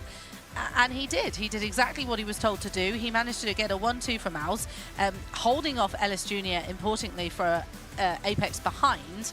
It was a good performance. Very much so, and especially when you think off the back of yesterday where Mouse are on that really critical, hang on, there is a chance that we're under threat here. Thankfully, obviously for them, that wasn't the case. They managed to scrape through, and it was a case of, right, guys, that was close, right? We cannot let that happen again. We are a team that should be up there, pretty much favourites for this championship, and yet we nearly were knocked out on day one. We cannot let that happen. We need to come back firing. We need to be a team. We saw in Group A with G2 how much an unravelled team cooperation can really hamper your experience. Maus, though, got the ground running and really, really smashed it in Hockenheim. And Danbeat's a driver that, let's not forget, did compete in ESL R1 at the end of last year with FaZe Clan, so he's got some more experience than some of the newer drivers to the series. Take, for example, Virtus.pro, where all of their drivers had no experience of French ball. Other thing that Danbeats did in the off-season between the fall season last year and the spring season this year, competed in the Porsche Esports Carrera Cup Deutschland that me and Lewis were commentating on. So, you know, that was where we also saw, go back to Max Benneker, a really strong season from him. And you've got to think, the drivers that have done more driving on Rennsport in the off-season and driving other cars as well, maybe they've got to grips with the physics model a little bit better to help their understanding of the GT3 cars. Let's talk about BS competition. Oliveira, I think, is the standout at the moment at that team, and for that one he qualified 8th and made his way up to 5th. Important points at this point. Yeah, very much so for BS Plus competition. Of course, we're halfway through their group. They've got Monza and Spa yet to come. Kaiki Oliveira, of course, has taken a win thus far this week, of course, at Daytona. He knows how to overtake. He was the MVP of yesterday, and what that means, he was able to make the most positions gained. So he definitely knows how to race, a very strong driver. But again, it's a 4-man team. It's not just Kaiki Oliveira driving one of those BS Plus competition BMWs. He has got other drivers that equally need to step up and start performing. They cannot get away with 3rd, 4th and 5th. They need to get some wins. Yeah, and I think that's where I have to wonder as well for Kaika. He's had a relatively long week so far, right? He was one of those drivers in the second chance race on day 1, then got into the Drivers' Championship, 9 races there, 10 in total. As we take a look at some of the highlights that we've seen so far in the first 2 races, of course, Kevin Ellis Jr. making his way to the front at Spa, Franco Schomp, Johan Harth showing some impressive speed as well. Yeah, I think right now, like we were saying slightly earlier, very finely poised between all 3 teams. Yeah, exactly. It's so close, so competitive. Exactly what we expected from this group. 2 BMW teams, of course, of Maus and BS Plus and the Mercedes. So even in terms of the balance of performance and the car's strength, it's all fairly equal. Couple that with, of course, 12 of this competition's best drivers across the 3 teams, and you have got a very firework-prone group. And you talk about fireworks, race control still sorting through some of the incidents from the last race, which is why we have a bit of a hold right now just before we get racing for the 3rd race in the group. That was the contact, though, between Benneker and Hart that really was one that we were wondering about. This was also then Ellis Jr. trying to hold on to a spot inside of the top 3 as they swept their way into the final sector at the Hockenheim ring. Always got to be very careful when you straddle that curb on the outside, but Ellis Jr. showing that experience and the, I don't want to say cool head, because sometimes Kevin Ellis Jr. can be a bit of a hothead sometimes, but this was where I think we have seen the maturity and someone that's definitely showing himself as one of the best in ESL R1. Yeah, he's been really impressive, actually, Kevin Ellis Jr., hasn't he? And we saw him afterwards, I think, for the last race. He was very happy, obviously winning, but that's, again, we're talking about the race control and putting penalties in. You may think, oh, well, it's worth taking a risk if you're not winning at the moment, but it's absolutely not worth taking the risk, is it, Arjuna? Because at this point, you can have, you know, points removed. Yeah, like you say, let's say Williams were running 1st and 2nd in that 3rd race in Group A that we were talking about. If they had got a 20 penalty points, for example, suddenly the situation looks very different. So those penalty points definitely something to keep in mind. Some drivers have seen the stewards already multiple times today, something else to just remember. But yeah, we look at Monza madness. Oh, race control will be busy. Oh, I would not want to have their job, let's put it that way. It is one of the worst jobs in sim racing because no one is ever happy when it comes to sim races, especially at Monza. Of course, turn number 1 being turn number 1, the Retfield chicane, particularly, of course, in a group this competitive where points mean prizes. It's going to be fireworks. It's going to be feisty from each of these guys. Qualifying is going to be so important. I'd say you either want to be pole position or P12. Yeah, I'm just thinking. You thought back. about that, didn't you? Took a moment. No, I was thinking back. We used to start last year across of the ESL R1 competitions after the spring season. We started with this great montage, and what did it include? Moritz Lohner absolutely chucking it down the grass into turn 1, lap 1 at Monza. So hoping we don't see that one again. He's in a BMW this time, so we definitely won't see a mirror incident. But again, having all 4 of the drivers is going to make it such an intriguing draft battle as well, right? Because you've got all of these corners, you've got slow, medium, and high-speed corners as well, connected by straights, connected by slipstream, and so teamwork and working together surely going to be crucial. So, obviously, cars out at the moment for practice. They're going back to Monza. We've already been to Monza today in Group 1, and that was, if I can head back now, to win... Can't see who won now. Matterfish, I think. No, what's his name? McCormack. I can't read my own writing. Wow. In fairness, that doesn't say McCormack to me. It very much says McCormack, and you've even put a W next to it. I have put a W. So you could have just said Williams. It's been a long few days. Monza, of course, it was McCormack, and it was a really good race actually. Now I do remember it. Now I've written, I can read my own writing, but I think around this track, though, it's going to have to be, again, teamwork making some sort of... And you mentioned qualifying. We're not sure whether it's best to get pole position or it's best to, you know, kind of dot yourself around. What would you say, Arjuna? Pole. Is it pole? But then where are your teammates? Have you Second, third, and fourth, please. Yeah. Is that the best in Monza? But from the start? Yeah, because you got to remember that this is where Moritz Lohner actually took umbrage with Lewis at one point, where Lewis, and I think even myself at one point, were arguing that qualifying is maybe not as important as some would suggest. And Moritz went, no, it's so difficult to overtake in a field as competitive as this. If you start in 7th spot, remember, in the regular season, you have to finish inside of the top 6 to move from the quarterfinal to the semi-final and semi-final to the final as well. So you want to make sure you're up as close to the front as possible. And while you can fit 3 cars wide at Monza, let's be honest, it's not the smartest thing. No. So at this point, obviously, we are on the penultimate race. We then go to Spa. Are nerves going to be jangling at this point? Yes, I definitely would agree. I mean, when it comes to Spa, it's a circuit in of itself that encourages really close racing, very, very similar to Monza, what we saw at Spa earlier on, what we've seen over the week. Remember Kaike Oliveira yesterday sending that move 3 wide. That is an example of when that goes well. Remember Beneke in the Drivers' Championship very early on, taking it 3 wide, completely ruined his own race and really hampered his chances going forward. So Spa is one of those circuits where it can really go one way or the other, especially when only one of these 3 teams are advancing. 2 of them are not going to be taking further part in this competition, and that is going to be their place finalized. These drivers are going to start to take risks. Yeah, we've already lost G2 Sim Racing and Team Falcons today. They had their keys absolutely obliterated earlier. They were squished by the big machine, and they join, of course, Virtuous and FaZe that were out yesterday. We've got one more team to go through. We saw Williams go through earlier this morning in the first group. And where are we at with points? Have we got points in front of us? We're not sure at the moment. Race control is still making us wait at the moment. We have That's okay. 5 post-race penalties. Now, I will say all of them, so 5 penalties for 2 drivers. Okay. Ibrahim Khan has got 3 penalties post-race. Jimmy and Tunis has got 2 penalties post-race. So most of that contact also may have been between the 2 of them. So I think they'll have some more fights, hopefully, for the rest of the day that we've got in store. Okay, so until Race Controls gives us any more feedback about who is leading the way, again, it's still very open at the moment. But I still think when we get the results through, it's still going to be incredibly close, isn't it? Yeah, I think so. I mean, obviously, those penalty points are not going to help at all, especially when we look back to yesterday with hindsight as to how close the margins were. 2 or 3 penalty points here or there, especially when you've got some of your drivers racking up 2, 3, 4 penalty points for a singular incident. That's then when things get really troublesome, because 2 or 3 points is, you know, a top 8 finish, which for some teams is quite respectable. So, yeah, it's going to be keeping yourself out of trouble while also maintaining some good speed. Well, it's time to go to the penultimate race, of course, of the day. And then we finish off on the final race and we'll see who goes through to the final. So let's head over to our casters. Of course, we've got Lewis McGlade and Ewan O'Leary. We're very much looking forward to it as well. It's the second race at Monza here this afternoon, and it is the 7th race of the evening. More importantly, race 3 in Group B about to get underway with a very interesting situation arising indeed. This time in Group A, we didn't know which team would be up yet because Williams Esports had actually just lost a third of their lead.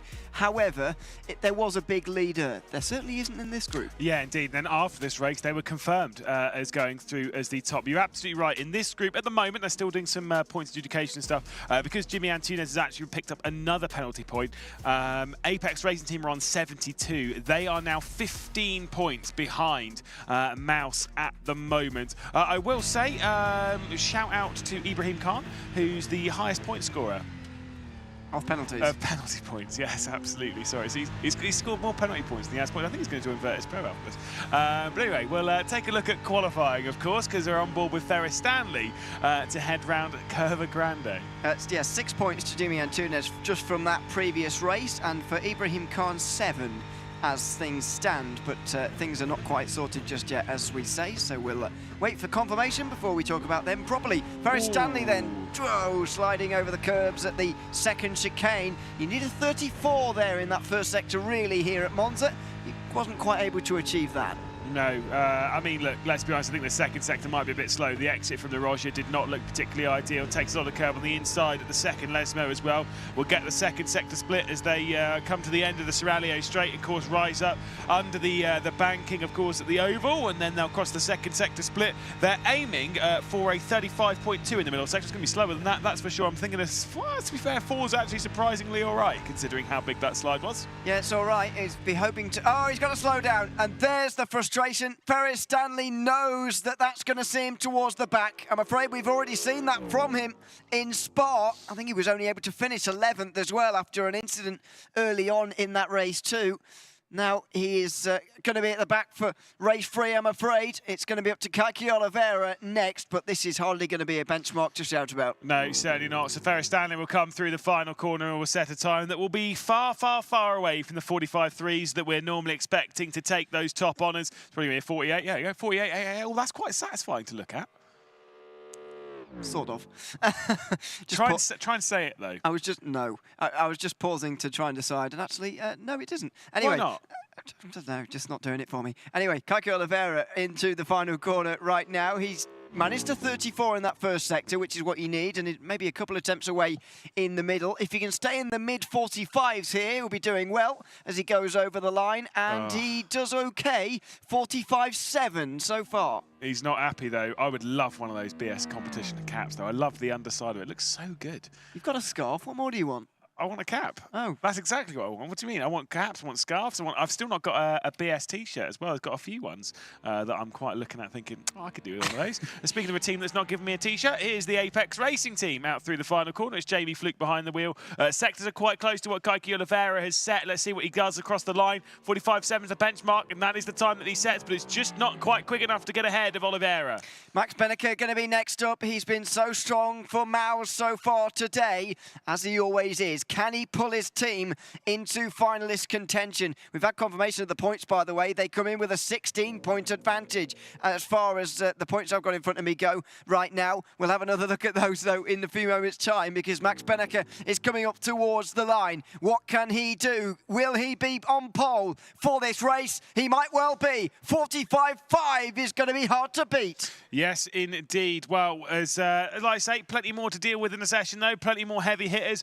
Max Benneker towards the top. No one shocked by that. Kevin Ellis Jr., though, is one that could beat him. First sector's not great. Second sector's pretty decent. But I just don't think it's quick enough to beat the 5.06 that Max Benneker set. Into the parabolica he's going to go and out towards the line. I think it's more likely to be a 0.6 than a 0.5, if I'm perfectly honest. It's definitely not going to be a 0.4 with those sector times. As he crosses the line, it is indeed a 0.6. That's why I'm better than you, apparently. At least according to me, not Dareth Thacker. At least according to me. Ibrahim Khan next up. There is the focused eyes of the red driving BS commentator. What's the better way to say that? Drives he drives a red car anyway. That's what I was trying to say there. Pretty uselessly. Anyway, thankfully this lap's about to be finished. He's getting up towards the line. Should be towards the back end, fourth maybe at the end of this. Will he get past Jamie Fluke? No, not quite. Not even in the 45s, I'm afraid. You were struggling with English there, and He that was is struggling out too. and out the best commentator in sim racing, struggling with commentary there. That's fine. Moritz Lerner then, who's actually set a couple of good laps in his qualifying session so far, could well be launching his way up onto the front row with this. First sector's pretty decent, second sector's pretty decent. It's slightly faster than what we've had from Kevin Ellis Jr. so far. This could be a high five indeed, and there could be some high fives between the Mouse team if this is the case. Let's see what Lerner does across the line as he crosses it. Oh, it's just a little bit slower than Ellis Jr.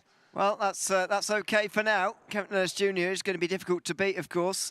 Christopher Danby's put in a great lap time in qualifying during the Hockenheim ring round, and if he can replicate that, then he will be doing just fine.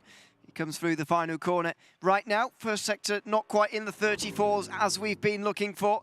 A couple of attempts away in the second as well. It's going to be right in the melee of 0.6, 0.7, maybe a little bit further behind that.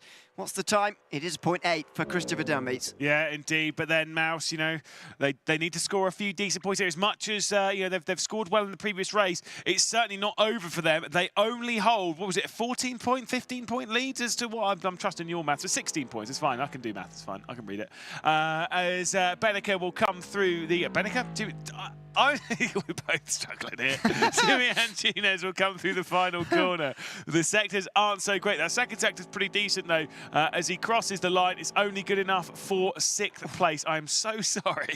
I mean, 0.06 of a second faster though, and it would have been good enough for 4th. So it's very close at the moment. There's Yuri Kazdup, the final of the Mouse drivers, now to come across the line. There he goes into the final corner. I'm afraid the middle sector's letting him down a little bit here at the moment. Let's see if he can get anywhere near his teammate Danby. He's already shaking his head, as they always do. That's just a signal, really, that they finished their lap rather than they've had a bad one, because everyone does it. Over the line goes Kazdup. That was a bit more anger from him, actually, this time. 45.9 in that lap. There, thankfully, Yuri Kazdup is a bit bigger, so he can't headbutt the wheel like Kevin Siggy did the other day. Robbie Stapleford, the next one to come down into the final corner. That first sector is definitely on the slightly more lacking side, about 3-4 tenths off of where we'd want. The second sector a couple of tenths back. It's going to be closer to where the Yuri Kazdup and Ibrahim Khan lap times are, somewhere around the 8th, 9th, maybe even 10th kind of area as Stapleford crosses the line. It is going to be into 10th. PS competition looking like they're going to be 10th, 11th and 12th here. Oh, no, they're Slow not, down. because Johan Hart's got to slow down. Never mind. So it's going to be between him and Ferris Stanley for 11th. But other than that, it is going to be BS competition right at the back. Who's had a better qualifying out of this one then? Maybe Maus out of those who are fighting for the transfer spot. I think BS competition are starting to find this a pretty tall order, actually. And so they may well be out the running, although certainly not mathematically. It's about Apex Racing Team and Maus, but Johan Harvey's going to have to do it from the back. Yes, indeed, of course. Qualifying comes to a close then, and like you say, Benneker back on pole position. And like I say, he's looking for back-to-back victories here. He won in the race a little bit earlier on, the one that we've just had, and could well be winning another one. That said, it's not going to be quite as easy, as he doesn't have such a clear run. It's not a 1-2-3 for Mouse now. If he was to have an individual total, he would be at top of the tree as things stand, with a second and a first so far, and so far a first in this qualifying session as well, so clearly doing a very good job for Maus. I think the difference between today and yesterday, though, is that he's actually got some help. I mean, they got 1, 2, 3 in qualifying during the Hockenheim ring. They've got a couple of drivers up there in the top positions here as well. Let's have a look at the qualifying results from that session. Max Benneker, no surprise, on pole with a tenth of a second back to Kevin Ellis Jr. Moritz Lerner right up there to support him. He'll be hoping to be of a bit more of assistance than he was at Spa. Kaiki Oliveira is right there again, though. Those two will clash again, no doubt, as Jamie Fluke and Jimmy Antunes watch on from the third row. Christopher Danby and Yuri Kazdup make it an all-Maus row 4, and an all-BS competition row 5 with Ibrahim Khan and Robbie Stapleford, then Johan Hart and Ferris Stanley, the two drivers to have gotten a slowdown. Now, obviously, Kevin Ellis Jr. will go on the attack for the race lead, but let's be honest, as they're getting ready in the practice session at the moment, I've just run the numbers. If they are to finish the race as they start, which, let's be honest, they're not going to, No. it would be a 28-point advantage for Mouse heading into the final race of this group. So things are looking good for Mouse.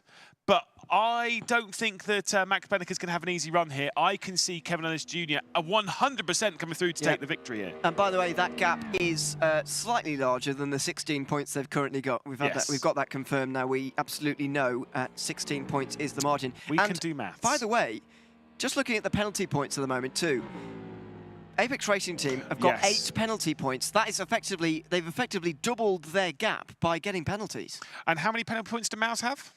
No. Not a single one. And that could be the deciding factor here. You know, but by staying clean, by keeping out of trouble, I think that's one of the things, right? When Yuri Kasdorp didn't qualify so well at the Hockenheim ring, I think the most important thing is that he doesn't pick up penalties whilst coming through the order. No risk. And that will be one of the things that the race managers, or the team managers rather, are trying to control there, because you could be scoring no points, but you could have a few penalty points which affect the team. They don't just affect you, they affect the whole team. Or overtaking 9th place from 10th is no good if you get 2 penalty points, because that's actually -1, even though you've gained a place. So yeah, it is a balance to be weighed up, and actually it might be better to just stay where you are, to be honest, if you're further down towards the back, if you have your teammates up there. So far in this session, none of the teams really have all of their drivers right up there. It's going to be a very interesting race. The Apex Racing Team, the only team to have 3 in the top half, but Mouse have got all 4 in the top 8. Pick the bones out of that one. We'll wait and see how they end up after 9 laps here at Monza. It's race 7 of the afternoon and race 3 here for Group B. Mouse and Apex Racing Team especially hoping for a place in the Team Championship final tomorrow.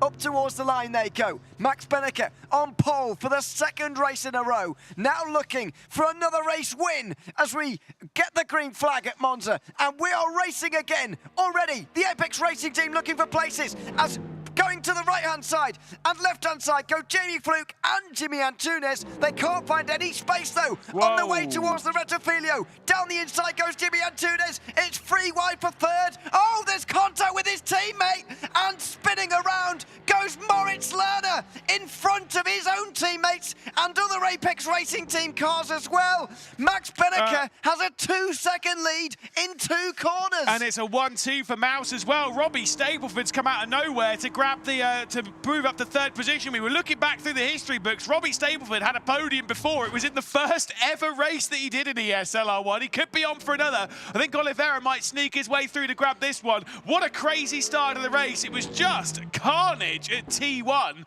And Max Benneker has taken absolute advantage in all that. The Apex Racing Team, though, look at them. 5th, 7th, 10th and 12th. Their chances of going through to tomorrow's action could be over with that. And if Yuri Kasdorp can hold on for 2nd place, Mouse could be all but confirmed as the transfer spot winners here from Group B. What an unbelievable start. We'll get a replay a little bit later on where things have calmed down slightly, but this race is going to be absolutely on here. The battle for 2nd place is going to be just as interesting as any battle for the race win we've seen so far today. Can I just say, by the way, you obviously wouldn't have seen it at home. The speed Ewan O'Leary jumped out of his seat at all that action down at T1 was absolutely incredible. I think it was the fastest thing I've seen all day. Quicker reaction time than they've got. Absolutely. Jamie Fluke obviously joining in this fight, and how much weight is on his shoulders to try and grab some decent results here. I mean, he'll be sat there thinking, look, I need 2nd place, not for me, for the team, as Oliveira is going to work together with Stapleford. Is he going to let him go, or is it going to be 3 wide down at a T1? Well, they can't both get down the inside of Kasdorp here, so they're going to have to choose, and Stapleford's the one to go for it on the inside line. Oh, Kasdorp's going to get just about enough room on the inside there. Here goes Stapleford on the exit, and Kaiki Oliveira is going to help him all the way. Here they go through Curva Grande. They're on the inside line together. Can they get through together here on the way towards the 2nd chicane? It's a long, long way round for Yuri Kasdorp, and surely he's not going to be able to stay alongside. Here goes Jamie Fluke as well. Late on the brakes for Kasdorp, but not late enough. And not late enough either for Jamie Fluke, as Kasdorp gets the line slightly wrong through the 2nd chicane. BS Plus competition are now 2nd and 3rd. Look, I think BS competition are almost certainly going home right after this. I don't believe that they're going to have enough points somehow to scrape their way through into the finals. But what a show they're putting on. Absolutely fantastic. They are not going out quietly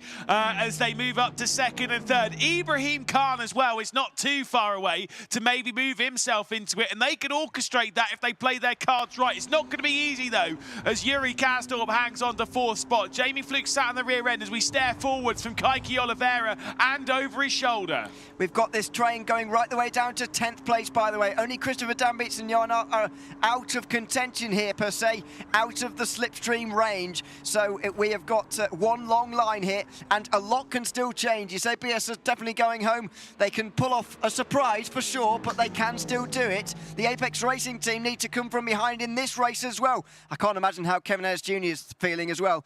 Jimmy Antunes and he made contact in that first chicane. Smart move here. They know that Kaiki Oliveira is the faster here. Robbie Stableford's done his work to get himself up into 2nd position with the assistance of Kaiki Oliveira, and now it's about holding the double podium for BS competition. Smart move there, and well done. Obviously strategic. Actually, no, I'm giving credit to Felix Van Delft. Damn. But well obviously, Felix. yeah, well done, Felix. All right, fair enough. No, honestly, superb stuff from them as we stare at our race leader. Well, he's got a boring race in. He's got a very boring race ahead of him, but I'm sure he will not mind as he goes on his way to a 9th victory in ESL R1 throughout 2024. That's the 2nd most of anybody. I'm sure I don't need to ask you who is first. This is the STC replay from turn 1. I mean, is it? Well, is it actually Antunes? It might be Oliveira that taps Kevin Ayers Jr. around, and then look at that for Dambits and Lerner. Let's have a look at this. So there's contact there. No, you're right. It's Oliveira. But wow. then it's like, is he being pushed into it by all the others? I don't think so. I will say that is a super messy one. I think you might be right. I think it might be a bit more on Oliveira than anything else. We'll stare right at the back, and you just get completely blocked back here. All 3 of the Apex Racing Team cars are on the same part of the circuit, and there's just nowhere really for them to go. Ibrahim Khan makes contact with Ferris Stanley, comes back across the node of Hearth. Yeah, and that's... Oof. That was quite clumsy. He did the hard work, and then span around right at the very end there. So we have a look at the key of one of the teams. Can't tell who's who from the hands. It's BS competition, I think. No, it's Max Benneker. Why has he got BMW gloves? Because he's in a BMW and Mouse are a BMW teammate. Oh, fine. If you paid attention, they went off to DTM, to the DTM opener at the Lausches. Was it Lausches Ring?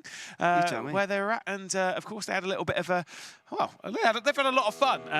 BMW are spoiling their teams. I've seen some of the activities they've been up to on social media. Fantastic stuff. If you want to see that, go and follow them all on social media. And also ask them, nag them. Hope for some more team gear for me. I will take it. Here's Ibrahim Khan and Jamie Fluke. Ibrahim Khan trying to hang on here, or get ahead, I should say, of Jamie Fluke, who's going to get the assistance now of his teammate, Kevin Ayers Jr., if he can get to the rear. And there they go. The Apex Racing Team Mercedes will help each other now. Round Curva Grande, and Ellis Jr. might well try and hope he can go through 2. No, he's going to leave it up to his teammate. Squeeze. He gives exactly a BMW's width on the outside, just Jamie Fluke. And here goes Kevin Ayers Jr. looking to the inside of Lesmo 1. Can he get his nose here?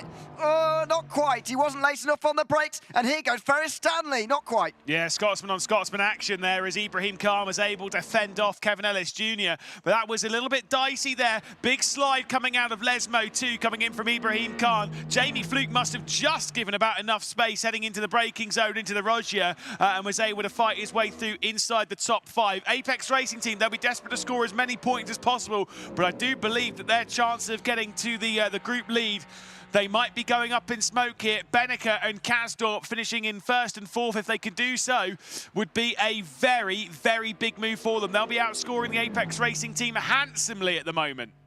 Yeah, that will be 42 points for them, whereas the Apex Racing Team will be scoring way less than that, that's for sure. So Mouse will be almost confirming themselves in, although not quite, with this race result here. One more to go at Spa, of course, in Group B.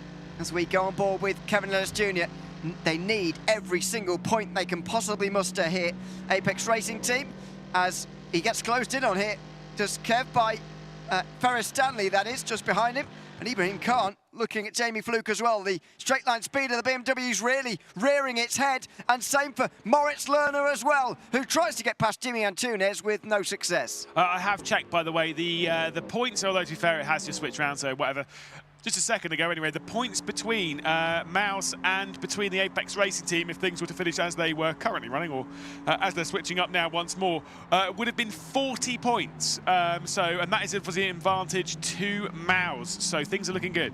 Side by side up ahead for Jamie Fluke and Ibrahim Khan again. And here goes Kevin Ellis Jr. This time he's got his man. Although Jamie Fluke goes wide, he's probably helping his teammate here. And there they get into line. The Apex Racing team working together. But what more can they do in this race? None of their cars are in the top 4. That's where they need to be. And there's a 2-second gap from themselves to Yuri Kasdorp to catch up to now. Yeah, none of those, I don't believe any of their cars will be in the top 4 because I think that gap is just a little bit too large. Yuri Kasdorp, whilst he might not be the fastest peddler in the entirety of ESL R1, he has got more than enough speed to keep a 2-second gap over 4 laps of racing, although he has been quite ill, so we'll have to wait and see on that one. Robbie Stapleford, who hangs on to 3rd position as well. If those two battle, it might slow them down, but Yuri Kasdorp, if I'm Rene Lanta, who's obviously the team manager for Mouse, I'm telling Yuri, honestly, mate, don't fight. We're scoring more than enough points compared to the Apex Racing team right now. You fight, you can bring them back into it, and they can outscore us. Or, well, not really, but you know what I mean? And Lerner is just causing as much of a nuisance in this group as he possibly can. He was never going to get down the inside of Jimmy Antunes there, but he was alongside briefly.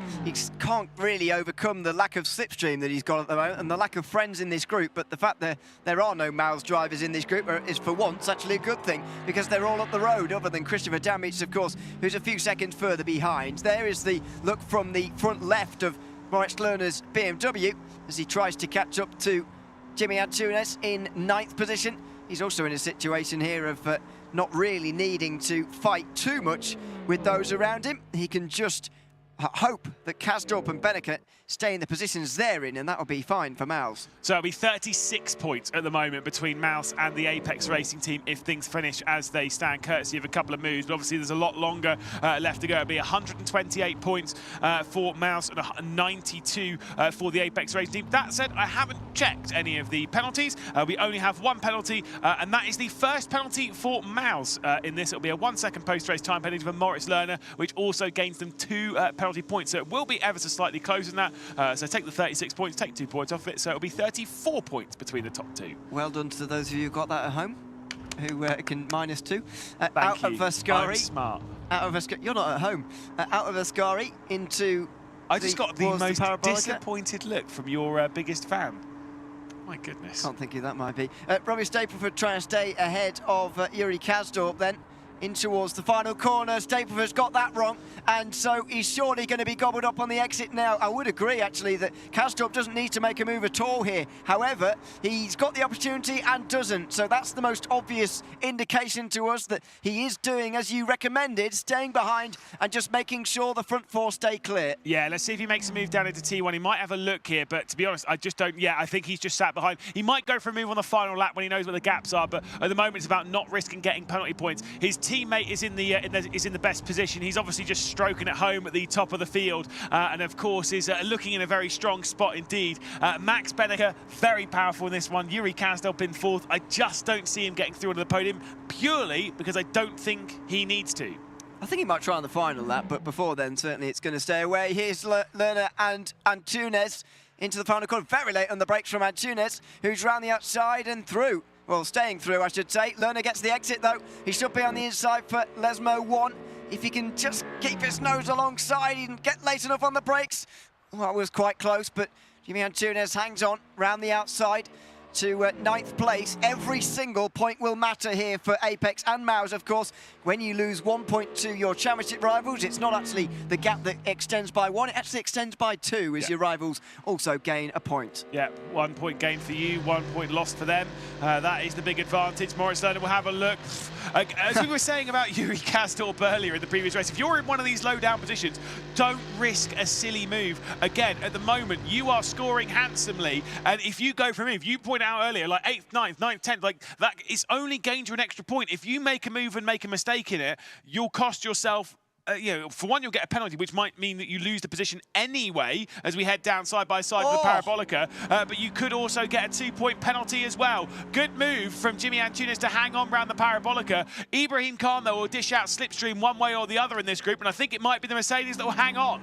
It will be. He decides where the slipstream goes, and so it's going to go to Jimmy Antunes, although it's not very strong because they've lost so much time battling that actually they've barely got any slipstream anymore. Here goes Moritz Lerner down the inside on the the brakes again. Into the Rettifilo chicane. Oh, careful. He very nearly span around. I mean, he would only lose his place to his teammate, I suppose, but even so, they really don't want that. Yeah, but it's still, again, when you're doing things like that, you're risking a penalty. That's the big thing. And don't get me wrong, I get it. There's 35 points between them, but it's just not ideal. Kasdorp has got through on Stapleford. Absolutely. That's not... that wasn't in our plan for Mouse, but he's done it. And so up to third place for Kasdorp. It's even more puzzling, actually, not least because of the tactics that you were talking about and I would go along with as well. But it's also the fact that surely if he's in front now on the penultimate lap, he's just going to get a drafted back past on the final lap. He's just gone into the gravel out of Lesmo 2 as well. Stapleford's going to be right there on this last lap. Yeah, indeed. Of course, he'll be sat there, and I think Stapleford might be a bit more hungry to go for something because he's got nothing to lose in this. So, yeah, bit of an oddity in that one.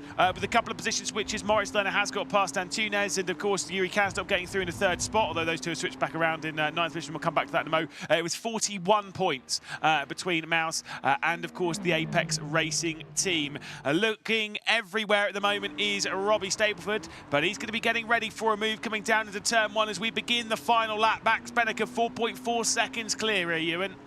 He is a long, long way out in front. Kaki Oliveira is quite a long way out in front of these guys too. It's been another exhibition from Max Benneker. Further behind, the battle for third ensues again. Down the straight they go. Yuri Kasdorp tries to hang on, but Stapleford gets to the inside. Not only for the Rettifilo chicane, but for the Curva Grande if he needs it. Oh, they're off. They're both off. Both through the chicane. And how's that one going to be decided in race control? Because both of them have technically broken the rules. Yuri Kasdorp has kept the place. It's about who instigated the contact in that, whether you'll say that Robbie Stapleford was too deep on the brakes, whether you'll say that it was too early returning from Yuri Kasdorp. I mean, I'm not going to lie, if I'm Yuri Kasdorp, I'm still asking the question, why am I even fighting for this anyway? Who cares? We're outscoring them. We're outscoring the team we need to outscore. We're battling with BS Competition, who aren't our target in all this. I don't know, it seems a little bit unnecessary to me. Well, it is 3 points. That's the difference up here. It is 3 points, and you know, penalties are generally less than that. Oh, not to say he's just going to batter someone out the way, because that would be a lot of penalty points. But you get what I mean. My goodness. Out of Lesmo 2, they go into Ascari. It looks like these two are going to have to resolve it on the circuit. I'm starting to get the feeling that you were a bit of a dirty driver back in the day. Absolutely driving. It's been a bit interesting. Yeah, as we head through the Ascari chicane, I get the feeling that you would take someone out. And not for dinner. Needs must. Anyway, Max Benneker into the final corners. He's actually slowed down quite a lot on this final lap. He's not running out of fuel or anything. He's just showboating a little bit, really, and enjoying himself because it's another top two finish, but more importantly, a race victory at Monza for Mouse and possibly a ticket to the team's championship final tomorrow. Max Benneker doing his job almost perfectly as the run to the line for third brings Yuri Kasdorp on the podium as well. Mouse in prime position to get into the final. Yeah, indeed. And again, it's yet another victory for Max Benneker. I mean, look, he's been fantastic. It's his 23rd victory. He's third on the all-time winners list, is Max Benneker. He's still a couple of wins behind Sebastian Jobe, who's now on 28. There is a look at Yuri Kasdorp, and to be fair, he's only had 4 podiums before this, so he'll add to that one. Looks a bit frazzled, doesn't he, really, after that race? There's Max Benneker. He's a little bit ill still. Is he? Probably. Still recovering, yeah. In case he's not being with us, was really ill before competition started. Didn't make the Drivers' Championship final, but before his competition started yesterday was really, really ill, actually, and is getting a bit better now, but as you say, there'll be a bit of a hangover from that for sure. A little bit of a time for a break then for these drivers before heading towards Spa. Mao's in prime position, but certainly not home and dry. Exactly. They are in what would be a comfortable spot. They know they'll only need a decent result. However, it was Spa where Kevin Ellis Jr. was victorious earlier. Well, that is that. Race 7 of the afternoon and race 3 of Group B is now complete. Mao's on top with another Max Benneker victory. What's going to happen at Spa? We'll be back very shortly with the final race.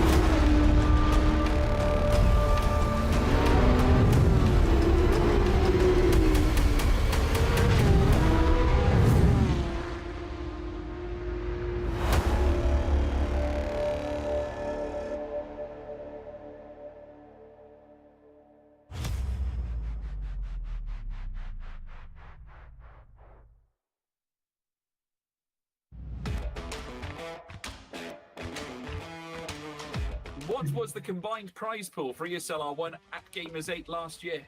1 million. 1 million. Spot on. 1 million. You guys are on fire. Million? It was spot on. I think $1 million. Spot on, Daniel. Yeah, spot on. It was indeed 1 million. $1 million. Spot on, Dara. 2 for 2. He's on fire. What is the name of our lovely host and presenter?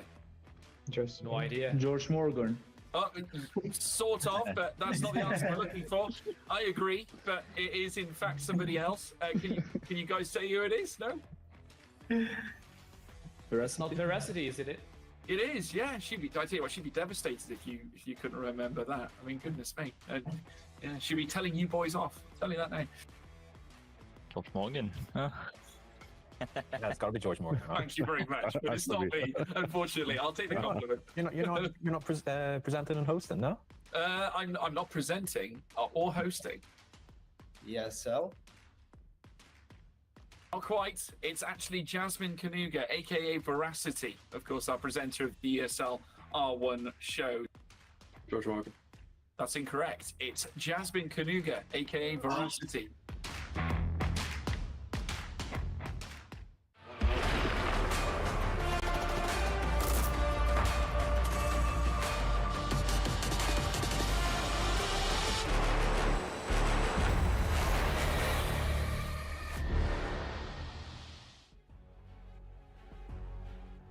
Well, we have just one more race to decide who gets into the team's championship tomorrow to join the other 4 teams who have already qualified and could be crowned champion tomorrow. Welcome to ESL R1. We're at the World Cup, the Esports World Cup in Saudi Arabia. Thank you so much for joining us. Stay with us one more race to get everything finished for the day, basically, and then we get into the final tomorrow. So it's very exciting, and we've still got so much to talk about as well. We've just been out in Monza, Benneke's day once again. I mean, we said about this, didn't we, Cam, that this basically is about teamwork. However, we're seeing Benneke win a lot of points here for Mouse. Let's try it for you instead. Absolutely. He's doing a lot for that team. Benneke, of course, our Gamers 8 champion from last year. Coming into this, of course, just got his 24th win of ESL. He'd only just got his 23rd and his 3rd win of the EWC. He's now added 1 to each of those tallies with a sensational victory actually at Monza, making the most of the carnage. What did me and Arjuna say last race, Claire? How important which position was? Pole position. Pole position. Where did Benneke start? Where did he Pole start? position. Where did he finish? First. By about 4 seconds. Yeah. That is how important pole position is. Let's see how Benneke did it, though, because let's quickly have a look at the highlights. Cam, do you want to talk us through this one? Yeah, this was just a messy turn 1, wasn't it? Cars going all over the place. Oliveras spinning around.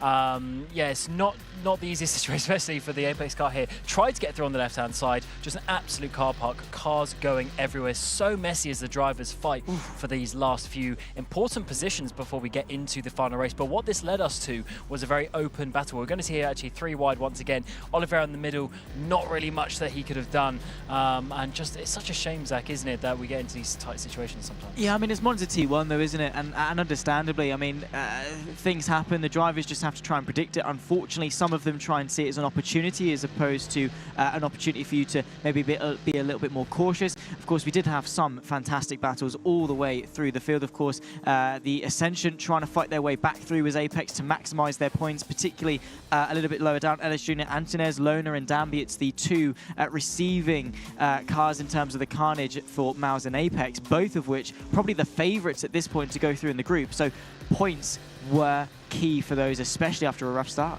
Yeah, and we saw just the guys, they were squeezing each other left and right. Saw obviously a double overtake here from the Apex cars. They got past car, and then this was down in towards the final lap. Stableford on the inside, but Kasdorp who broke later. Stableford managed to get ahead at the Apex. Contact front to rear. Stableford couldn't make the corner, and that is still currently just under review from the race control. So we have to wait for an exact final confirmation of who got that. But it was a nice battle either way between those two, but of course ended with with that contact at the final lap. Yeah, it was an unfortunate one, of course, especially for Rob Stapleford. Of course, he's had a podium before. He was searching for another one. There you can see Ferris Stanley getting a little bit frustrated, finishing down in P7, which for him is quite uncharacteristically low, especially for BS+. But just wanted to touch more on that sort of Stapleford Kasdorp incident. At the moment, of course, the stewards are reviewing it. We're waiting for the finalisation in terms of any penalties or further action. So I have got little asterisks next to their name in terms of the provisional race results for them. But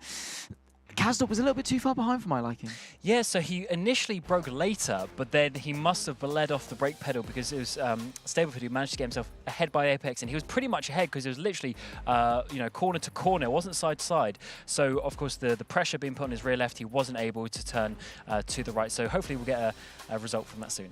Absolutely. We'll keep you updated as soon as we find out what race control decides. We've been talking, obviously, predictions over the last few days, but you can get involved as well. You can head to stcplay.gg, get your predictions in, because we'd love to hear them. Cam, remind me of your prediction for?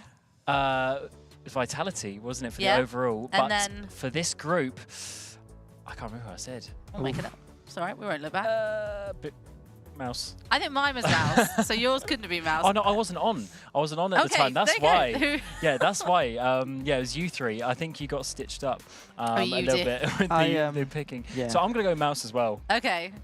I was, well, to be fair, actually looking back in hindsight, Apex wasn't a stitch-up, in all fairness, because they're actually doing really well, especially kicking it off at Spa. I'd say it is between themselves and Mouse, but honestly, BS Plus have struggled. I mean, initially I was going to go with them until our junior was like, nah, I'm going to go for BS. So, sort that out.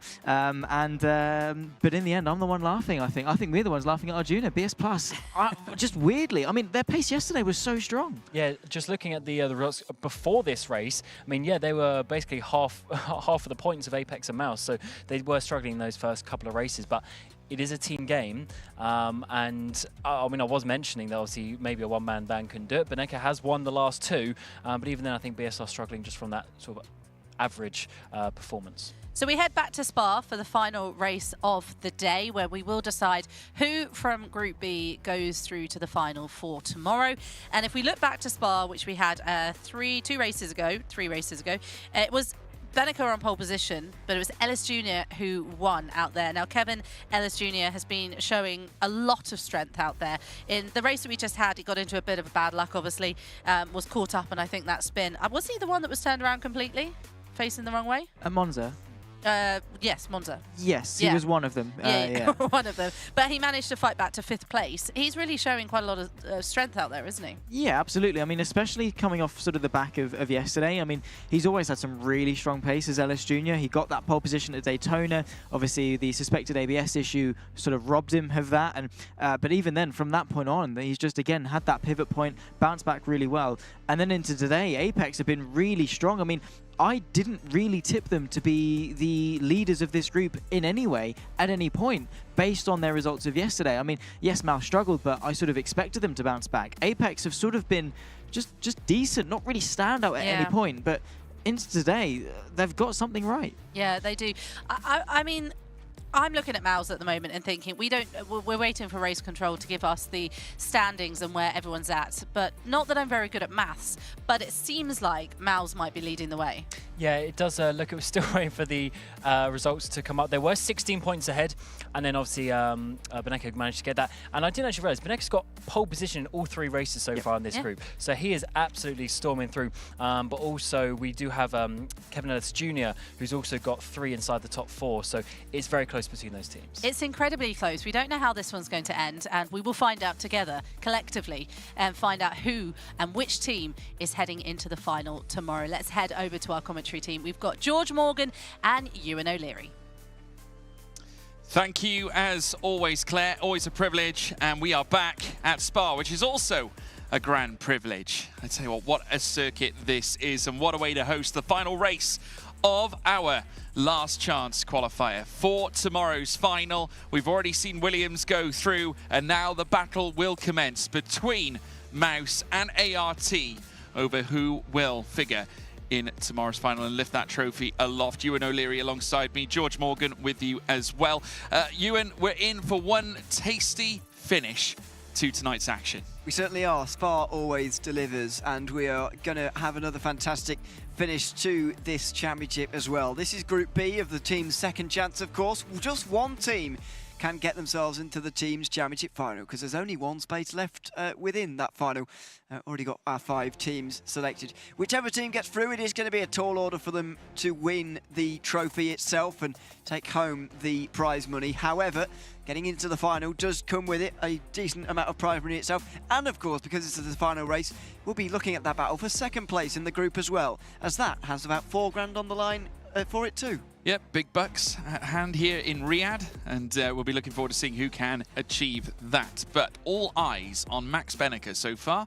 Has been absolutely sensational in qualifying. We'll be bringing qualifying from Spa very shortly, but however, whilst he has won the last 2 races, he did not win the first one. And where were we? At Spa. It went to Kevin Ellis Jr. And essentially that has placed ART well within the fight, but also as a team, they've been fairly consistent, Ewan. If Apex Racing Team are going to go through, Kevin Ellis Jr. has to win this race, or someone. I mean, if it's someone else winning, then Kevin Ellis Jr. Doesn't have to be Kevin. No, it doesn't. But you know, it's be a good start for somebody to take the victory, and I think somebody will, and I think that somebody will be Kevin Ellis Jr. I've already said to you before we came in here. That's my prediction. So I'm putting my hat in the ring straight away. It's just one of those circuits he's really good at. Sometimes you just get that. Maybe he can't even explain it himself, but he just seems to get really hooked up round here. He really enjoys it, clearly, and he's very strong with it. So looking forward to seeing what he can produce through this race. Yep, the 26-year-old certainly caused a stir, didn't he? Let's take you through the results of the second chance so far, or the standings, I should say. Group A, we've already confirmed that Williams are heading through on 204 points. They blitzed it, didn't they? Obviously, with their drivers taking 3 wins, with Dara McCormack taking 2. Dominic Blyer took 1 at Jeddah, with Jakub Matuszewski obviously taking up the sole win for Team Falcons. They sit on 117 points. They finished second in Group A. Mouse on top in Group B, 91 points against 131. The 91, of course, belonging to Apex Racing Team. Quite the mountain to climb for ART. It's not out of the question, but it's very far out of reach. It is. The minimum you can score in one of these rounds is I think it worked out 6 points. Yeah, it's 6 points that you can get, maximum 674, and so that just puts into perspective that 40 to make up is actually going to be quite a tall order indeed. You are going to need probably a 1-2 for the Apex Racing Team, certainly a 1-2 for BS Competition, maybe even a little bit more than that. And I think Apex are probably the only ones who could really say we could have a go with that. Round here at Spa last time, they finished 1st, 3rd and 6th.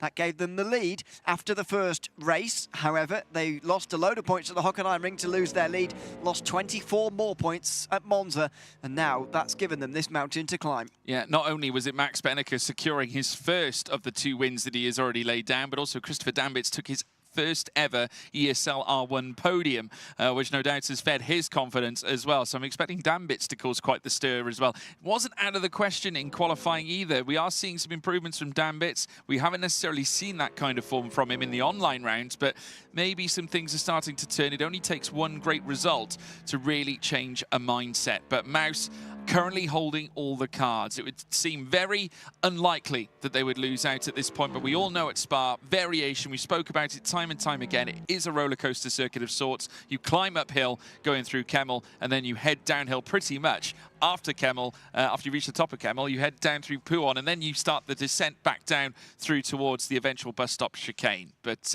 as we're now watching practice in full swing, very imperative that these drivers use this time wisely. Obviously, every single driver representing their teams are going to be out on track challenging for those last-ditch points. Obviously, for BS Plus competition, this is more for pride at this point. Obviously, with Kaiki Oliveira being the sole victor across this week. Obviously, Ferris Stanley putting in some great races this week. I think Florian Haspar, the team boss, I think will take solace knowing that they've got a good foundation here at BS Plus competition. They absolutely do. I was so impressed with them on what day was it yesterday? Friday. Thank you. Thank you to myself. They were so close, actually, to making it through in the top 4 immediately in the group stage. Only 8 points away from doing so.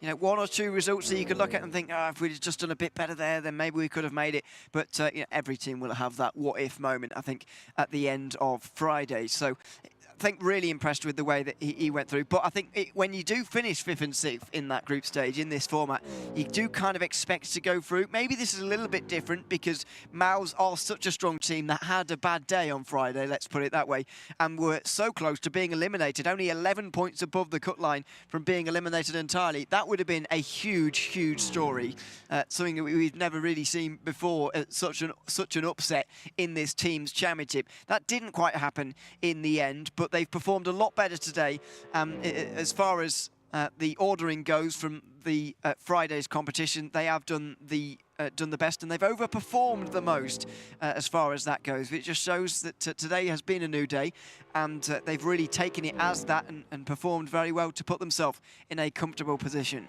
Yeah, I would say both BS Plus competition and Team Falcons have been the outstanding teams. I would say the rising stars, should we say, moving their way into the midfield. I mean, Team Falcons, there was an aura of mystery around them over the first day. Of course, whilst obviously they're synonymous with competitive esports, they are, of course, the club champions here at the Esports World Cup. But this is their first foray into sim racing as a whole, joining the ESL R1 Championship. And I must say, they have not disappointed by any means, entering this title race, finishing the way they did, second in the second chance as far as their group's concerned. Obviously, now we're seeing the similar type of results here from BS Plus competition, who probably we shouldn't be necessarily too shocked about, because their very nature, their very background, their foundations revolve around sim racing. So there is still furthermore to come from BS Plus competition, especially with the BMW affiliation. I can see that going from strength to strength, and they've got a great driver in Kaiki Oliveira to help them out along the way too. But ART, coming from very similar humble backgrounds, of course, don't necessarily have the resources to necessarily fight against some of these top flight teams, but they are still nonetheless a Mercedes partnered team, a Mercedes outfit. They've got some passionate individuals who are dedicated to the cause. Jamie Fluke, who has been here for so many years, Kevin Ellis Jr. as well. When we talk about Big Kev joining the Apex Racing team back in 2017, Jamie Fluke would join a little bit later, 2020, becoming a coach and a professional driver for them alike. And then you can't also forget the likes of Jimmy Antonez as well, and not to mention that, I mean, there are a whole host of drivers that certainly put on quite the display. Johan Hart, also the Frenchman, another one to watch, and is certainly an outstanding competitor who has been absolutely superb in prior events alike. But his first ESL R1 race, incidentally, Johan Hart, came at Road Atlanta. Unfortunately, we don't have that on the calendar. ART probably a little dismayed at that, because it was the one track that really stood out for them. Absolutely, yeah, and I'm slightly disappointed as well. We're missing Road Atlanta, but there you go. We can't have them all on every day. After all, we've got more tracks now in Rennsport than we can actually use in a single day when we've got the 8-race format. So we do have to pick and choose these days. But we've had some fantastic racing at some new circuits as well. We've had Jeddah and Fuji earlier on today. We'll be seeing both of them again, depending on how long we go for. We'll be seeing them all again tomorrow. All 6 tracks that we're using here in Esports in the Esports World Cup this week are being utilised in ESL R1 here over these 4 days. Just see the drivers ending practice now. It looks like qualifying is about to get underway. The big question has to be here: can anybody beat Max Spinnaker? Well, if you come to the Esports World Cup, you'll be able to meet Max Spinnaker, that's for sure. But yeah, no, you will not be meeting him just yet. But the other drivers might get a chance to beat him, that's for sure. But it's going to be a very tricky task. We all know what he's capable of, and he has one mission on hand, and that is to take Maus to the top, to take Maus to tomorrow's final. First and foremost, though, we have got Kaiki Oliveira, the man from Sao Paulo, 29 years of age, of course a winner around Spa back in the Drivers' Championship final online round, and he took victory there. He then doubled it when taking a victory here at Riyadh as well, Ewan. Yeah, he's done fantastically well this week. That second win at Daytona, by the way. He's going to look to double up here at Spa as well. He's had a God, I'm starting to struggle. He's had a good last few weeks. Find it, Kaiki Oliveira. Come on, one more race. He's had a good last few weeks as Kaiki Oliveira, that's for sure. 39-0 in Sector 1 for the BS competition. Man, that is pretty good, especially considering how low into the 39-0s that is. We know he's good in qualifying here. He was in the top 3 after qualifying in the 5th race of the afternoon. That was race 1 of this group, and he's in the 58s here in the middle, Sector 2. This is a good lap from Kaiki Oliveira. He's just psyching himself up for this final chicane, and he could well be in with a very good lap. Yep, Sector 1, very respectable. Needed a little bit more perhaps in Sector 2. A 58.9 is not outlandish, but 58.7 would have been a lot nicer. Coming through the bus stop chicane this time around. Like I said, the man from Sao Paulo debuting in ESL R1 for Furia, his home team last season. A little bit of frustration on the face of the Brazilian as he crosses the line. That's a 2:13.758, 35.8 in that final sector, 3/10 off where he would like to be. That's not bad, though. That could be good enough for a good starting position for Kaiki Oliveira, and BS Competition really do need it. Starting 50 points behind Maus in the all-important transfer spot at the end of the day. Ferris Stanley's middle sector is quite electrifying as well, but his first may well just be holding him back here slightly. Let's see if he's hooked up the final sector here. I think he'll be behind Kaiki, but not too far behind. It's a 13.8. This is a good start for BS Competition. Yep, 2:13.866. Looking at the first two sectors, it was 4/10 off, unfortunately, for Ferris Stanley. Robbie Stapleford, the jester from Leicester, suffering in that second sector with that 1:01.585. A 58.7 would have been, should we say, electrifying. This one certainly is not that. So the jester from Leicester having a bit of a joker through Sector 2, looking to make his way out of Sector 3. We'll soon see where the time sits. But obviously, it's not going to be competitive with the likes of the fellow BS Plus competition drivers that are currently standing in front of him. Indeed, it is a 2:17.665 and 4 seconds off his fellow teammates. Jimmy Antunes in the 39s and the 59s, which means he'll be a couple of attempts away. I think this at the moment is on course for 3rd place as things stand, but he's still got a couple of corners to go. The bus stop chicane, and he's got that round quite nicely, actually, in terms of an exit for the front straight, and the short burst to the line. Over the line he goes, and it is 3rd place, a 14.0. Yeah, could not quite crack the 2:13s, 2:14, just outside it by 47 thousandths or so, 48 thousandths if you're picky. Christopher Dambitz, who we saw really phenomenal effort back at Hockenheim at Ring, and now back once more with a 39.0 in the first sector. That's not bad whatsoever, almost akin to what we saw from Jimmy Antunes, 58.9 in Sector 2. That's around 2/10 off where he would like to be, but Dambitz coming up towards the line. This could go higher than Antunes here at this point, and a big punch from Dambitz. He does succeed ahead of Antunes. That puts him in the ballpark, and that's all Maus really needs here. No disasters in qualifying, and they'll be okay. Here's Kevin Ellis Jr., who has to pull out something special, and that middle sector certainly is. 58.8 is very strong indeed. He'll be right around Kaiki Oliveira's time as long as this final couple of corners goes well. Round he goes. The burst up towards the line. A look up to the top left. He doesn't yet know. Is it good enough for provisional pole? It is no, not quite. Kevin Ellis Jr. second for now. Yep, 600ths faster than Ferris Stanley, but not quite good enough against Kaiki Oliveira. Despite him loving Spa here, Kevin Ellis Jr. not pulling down his best lap. His teammate Johan Harth setting a 39.126. That first sector not great. 58.785, though, is pretty much in the ballpark in Sector 2. Needs a big Sector 3 to cause a stir, to maybe jump Dambitz as he comes up towards the line. Can he? Yes, he can do more than that. 2nd place. Fantastic lap from Harth. Wasn't quite expecting that, and he thinks he could have got provisional pole there as well, because he actually had disappointment on his face over the line, but then again, they all do. Moritz Lerner goes towards the final couple of corners now. Then I'm afraid this is a couple of attempts away. This will be a step back, I'm afraid, outside the top 5, I would imagine, for the Maus driver. Whenever he's qualified well, unfortunately, he's got caught up in incidents on the opening lap, so maybe it's a good omen if he starts further behind. It'll be 6th place for now. Yeah, I think the only thing letting down Johan Harth's lap, I think, was that first sector. It just fell apart slightly, but he really dialed it in the second sector. That's where he got it back, and obviously the third was good too. Ibrahim Khan, 39.041, 59.086. It's not going to be anything necessarily special, but it's going to be right around, I think, the Jimmy Antunes area, maybe a little bit higher than that. We will soon find out as the BMW M4, a grimace on the face of Ibrahim Khan as he now steps up towards the line. It is higher than Antunes, goes 7th fastest ahead of the ART. And now then, up to Jamie Fluke, and it's a good middle sector from him. He needed it after his first sector, though. Is this going to be a lap like Johan Hart's, which is really coming back to him towards the end? It's looking very good for ART as of right now, but don't forget, we've got Max Benneker and Yuri Kastorp still to come. That's a very narrow line on the way into the bus stop chicane. Not sure he's quite got that right, but let's see. No reaction.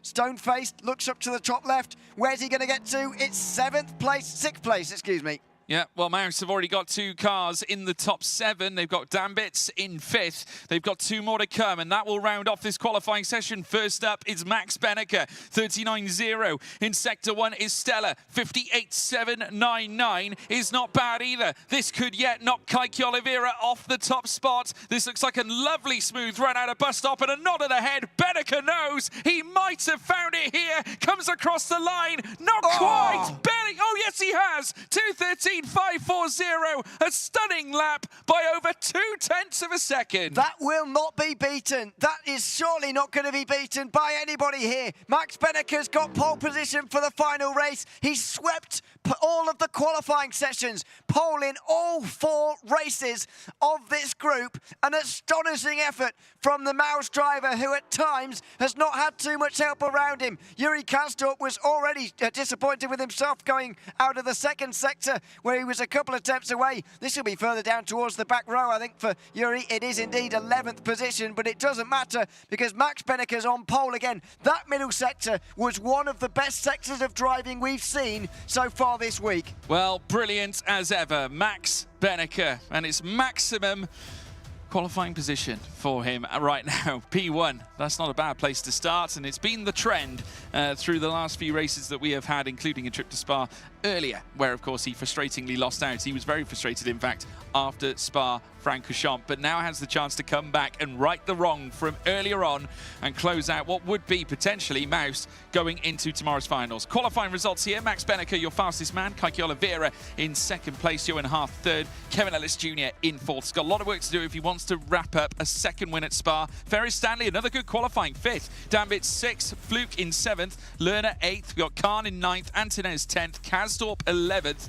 and the jester from Leicester, Robbie Stapleford, down in 12th, looking to come back and potentially try and lift himself up after the slowdown in his qualifying lap. But we've got the drivers going out for free practice at the moment, getting set for yet another furious race. And if the trends are to be believed, if we can take the last 2 races at gospel from pole to victory, the money has to be on Max Benneker. You say that, but he'll have a lot of challenge from Jonov and also from Kevin Ellis Jr., Kaiki Oliveira as well. All of those teams, both of those teams, I should say, over the Mouse, needing a good result here. Very good result needed for those. If ART can get 1 and 2, then all of a sudden they are in the range of maybe doing something. Although with Max Benneker up towards the front, it's going to be so difficult to get past Mouse. Yeah, 1 final spot remains in tomorrow's final. We've already seen 5 cars confirmed, or 5 teams confirmed, I should say. Obviously, Williams joining the fray. We've already seen Guild go through, Redline, Vitality, and obviously with Williams heading through, joining the top 4 as well after a really sensational week. It's now a chance for Mouse to cement their legacy and join them too. Obviously, we would have expected Mouse to perhaps even place themselves at the very top of the list too. They should really, if you consider the quality of their talent, they should be up in the top 4, really. They would have felt that they shouldn't have had to gone through this phase, but here they are, nonetheless. It's integral that they're able to bring their very best here in this very final race. And obviously, I've got 3 words for you at home. Are you ready? Question is, Ewan, are you ready? I think so. The question is, am I ready to form the words that will take us through the next 7 laps? It's been a long day. I think it has, yeah. Thanks. But don't forget, we're back even earlier tomorrow. We've got potentially 9 races ahead of us. We'll see whether we need all of those before crowning a Teams Championship final champion, if you like, on Sunday. So we're looking forward to that, but it's time to decide the 6th and final team. The odds are certainly stacked in the favour of Mouse. There's no doubt about that. 40 points over ART, 50 over BS Competition. Can they hang on?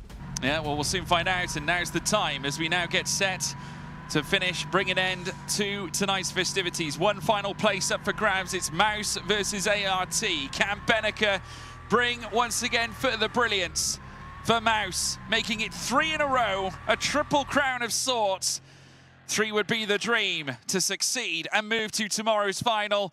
Let us know your predictions are in the live chat as well if you tuned in on social media too, as now they put pedal to the metal and it is go, go, go, go, go. And just look at this. At this stage, Beneker out in front. Oliveira also getting a good jump as well. Wheel to wheel between the two BMWs. Harth and Ellis Jr. figuring in the back. Look at this from Johan Harth getting a lovely run out of turn one. He's going to run wheel to wheel with Oliveira coming up through towards Eau Rouge and Radion. But back comes the BMW, the power favouring the BS Plus competition machine as now they cruise over the hill and head up through Camel. It's Beneker who leads. Half shaking his head because Beneker gave Oliveira the slipstream, and the Brazilian now returns the favour with some bump drafting too. Great teamwork from non-teammates, bizarrely, and the Apex Racing team are third and fourth. Worst news for them is that Jimmy Antunes and Jamie Fluke both had an incident on the front straight before they barely got over the start-finish line. They'd crashed already. Which is not ideal at all for the ART push towards getting a spot for tomorrow's final. It places it right in the hands now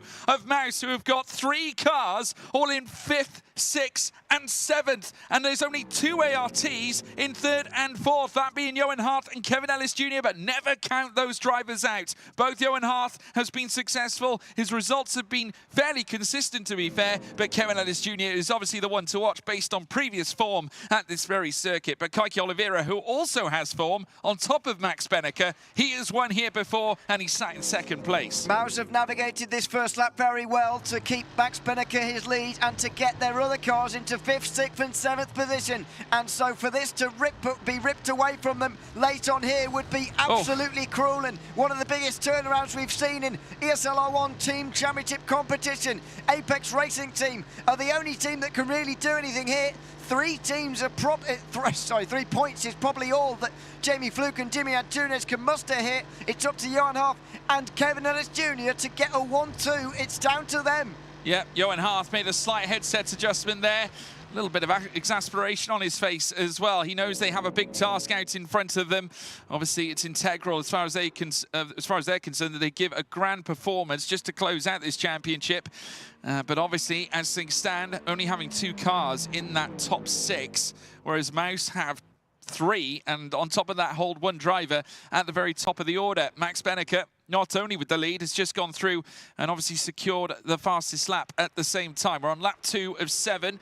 Kaiki Oliveira sat in 2nd place, still hovering in behind. Whether he'll plan to make the move, I'm not quite sure yet. Might not deem it necessary, but Johan Harth might deem it necessary because he sat in 3rd and will have no qualms about trying to make the move for 2nd. He does have a look. They make contact up the road through Kemmel Straight now, and this time around the overspeed might favour Johan Harth. Will he filter in the back of the BMW belonging to the Mouse team, or will Kaiki defend the place as they now run wheel to wheel? They'll rub the paint off each other. The Mercedes and the Beamer ART trying to flex and Malmedy with Johan Harth at the wheel. The young Frenchman, 26 years of age, around the outside of Sao Paulo's Kaiki Oliveira, who is now trying to push him back, retains 2nd place. Well, that was pretty important, and Max Beneker could be away with the race win now as a result. If Oliveira continues to defend, as well he might, then there could be trouble for everybody else trying to win this race. But Oliveira defending well there, not allowing Johan Harth to get through. And also very interesting, Max Beneker giving the slipstream again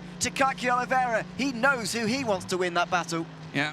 They can almost see their own reflection in that trophy we just briefly saw on the right-hand side. But unfortunately, the further they drop down, the further and further that dream disappears. And now, as we look, Kaiki Oliveira holding on to 2nd. Johan Harth knows that he must get past this BMW.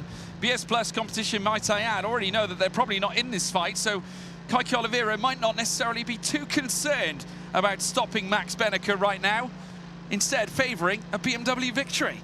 Yeah, it certainly is, as we've seen on almost all occasions in this group. Ever since there's been a BMW in a last chance group like this, we've seen it win all but 1 race. Kevin Ellis Jr. round this very circuit in race 1 was the only other driver and only other manufacturer to do so. And at the moment, it's looking like that streak is not going to continue. Here is the look back from Kaiki Oliveira, right the way back to 9th place now. It's all one long line. Yeah, coming out of La Source now on lap 3 of 7. We're just before the halfway point. As soon as we break out of that middle sector, we will hit the halfway point. Beneker has cleared away by nearly 9/10 now, and that's certainly a time gap we shouldn't be too unfamiliar with. He stretched it further back at Monza. It went beyond 3 seconds, I believe, if I'm quite right, as they climb up through Kemmel. In fact, it was more. Was it 4? Yeah, 4 seconds. Unreal. Further back, Johan Harth now. Kevin Ellis Jr. coming into this. A replay. And this is of the start. And Max Benneker, of course, with the jump.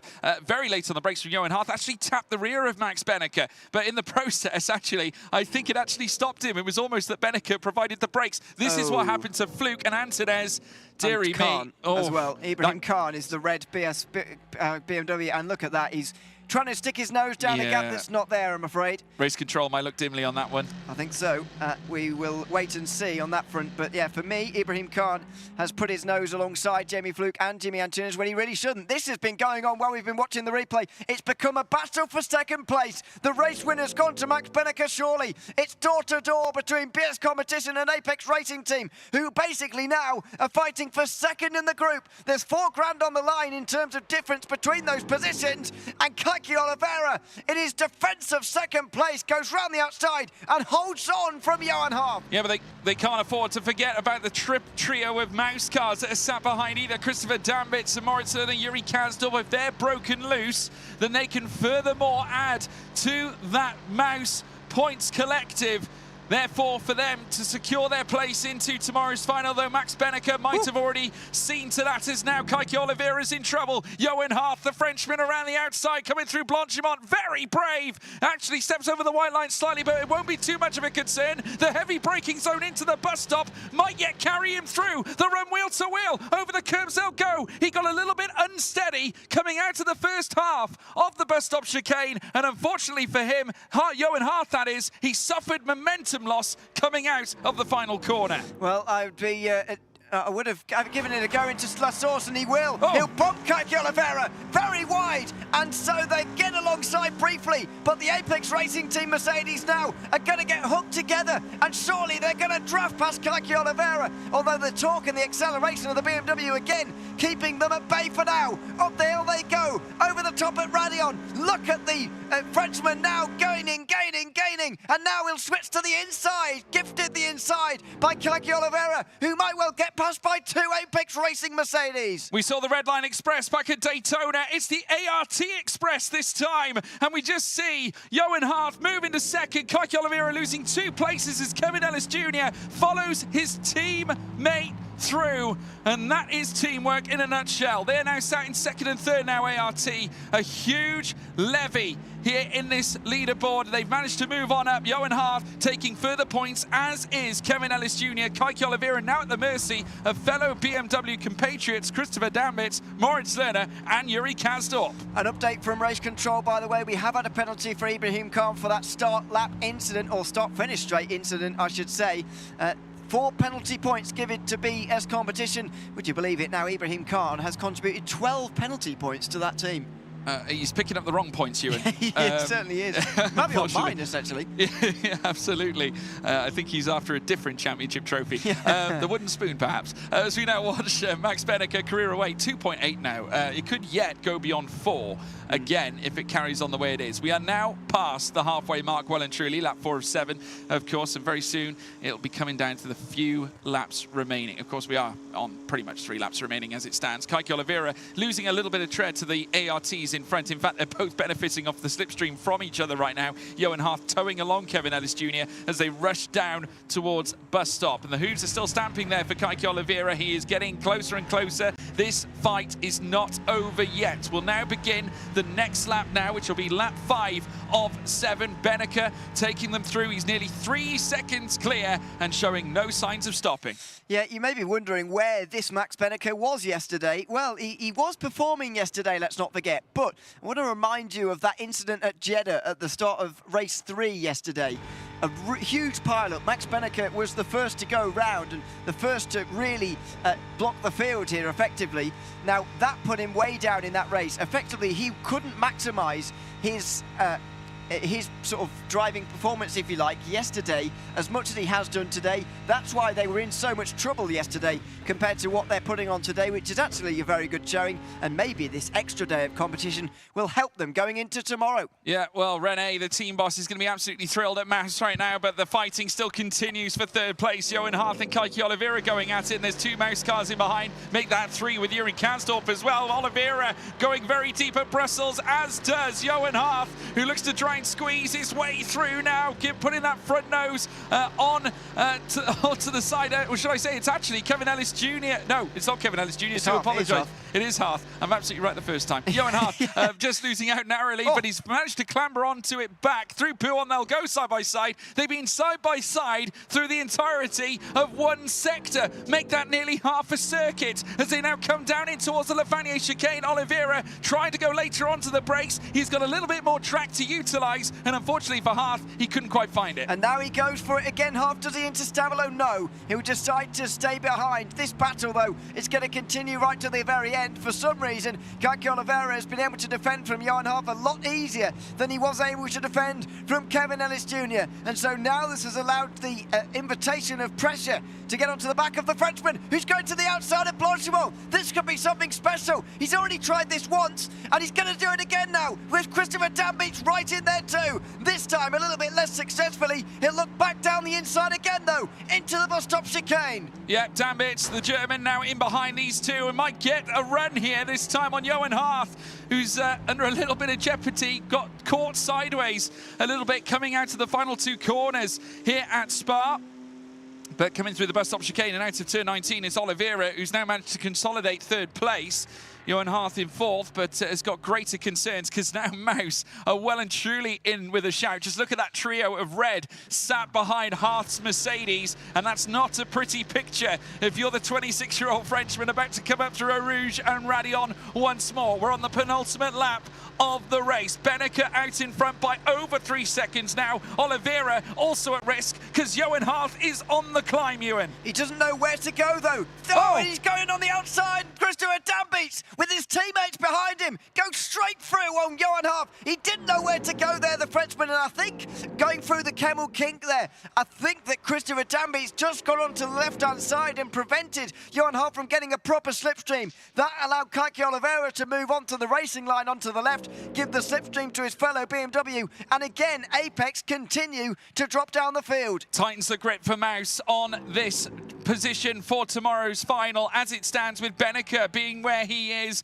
as well as Dambeats now moving higher than Johan Harth, means that they've got well and truly the number of points surely that they require to move ahead into tomorrow's final. Johan Harth still hovering all over the back of Christopher Dambeats, and in a little bit of contact heading in towards the Lafanier chicane. Kaiki Oliveira has got a few tenths in his favour just up the road ahead of these two. Of course, still holding his position in 3rd, but at this point, Dambeats, I don't think it'll be long before he closes that gap and essentially brings down the attack. Let's not forget about Moritz Lerner and Yuri Kanstorp in behind these as well. And Ferris Stanley and Robbie Stapleford are here too. Now, don't forget, this is the final race of the day at the moment. Maus are extending their advantage over the Apex Racing team, who are extending their advantage over BS Competition. It's all a square as far as things go in the championship, but the racing is electrifying, and Johan Harth has been involved in almost all of it. Dambeats defends, Harth sort of defends from Moritz Lerner as well. It's a traffic jam into the bus stop. Yeah, and you can just see what Dambeats, I think, is trying to do. He's trying to invite Moritz Lerner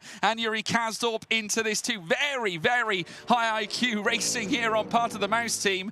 We've obviously seen some stellar results on their part. Obviously, Benneker's done well. Talk us through it, Ewan.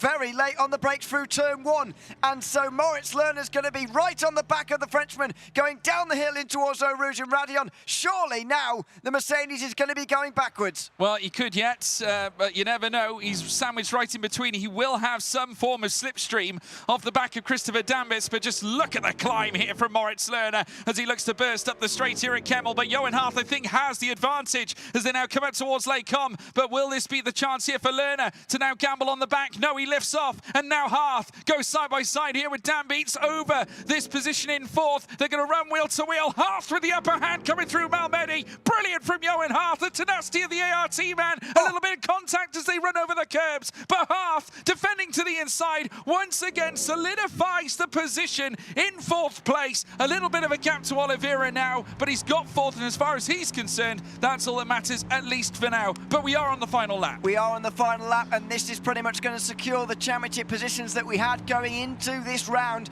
Miles can't be caught with Max Benneker cruising home to another victory.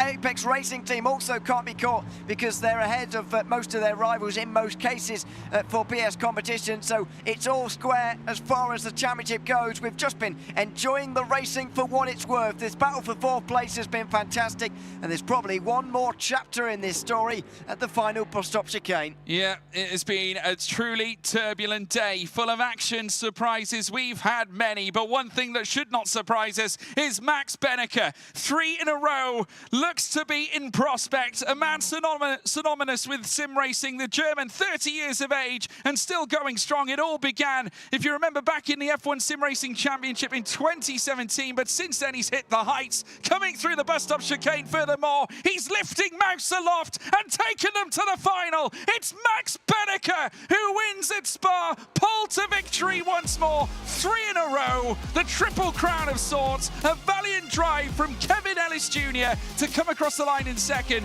and Kaiki Oliveira in 3rd. He looks across just to make sure that his teammates have done their job too, and they absolutely have. He could see the smile of Yuri Kastrup next to him. Christopher Dambeats allows himself a smile as well.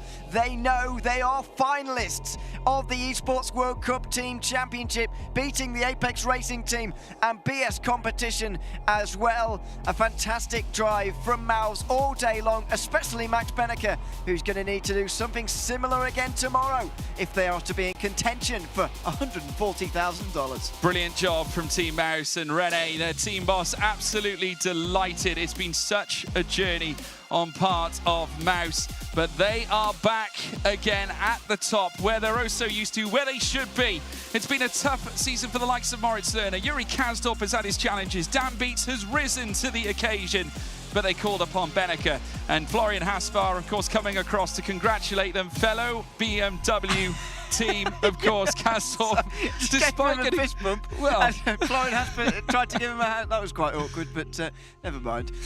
Yeah, very gracious of Florian, just going over and congratulating them. Kaiki Oliveira doing the same as well, I think, there, or just to the Apex Racing Team. Well, we also saw Michael Preston, obviously one of the team bosses at Williams, coming across just to send his congratulations. Of course, Williams and Mouse will be going through to tomorrow's final, joining the 4 that are already up there. We're in for one very special day tomorrow, folks. You do not want to miss a thing. If anything like we've seen today is going to at least allude to anything that's going to happen tomorrow, you do not want to miss it. Credit to all the teams that have taken part. We've got to allude to the brilliance of Team Falcons this season. Apex Racing Team take a bow as well. Jamie Fluke giving Johan Hart a hug. Dara McCormack, of course, also showing his respect to the ART team. They have such a close relationship as both Mercedes teams.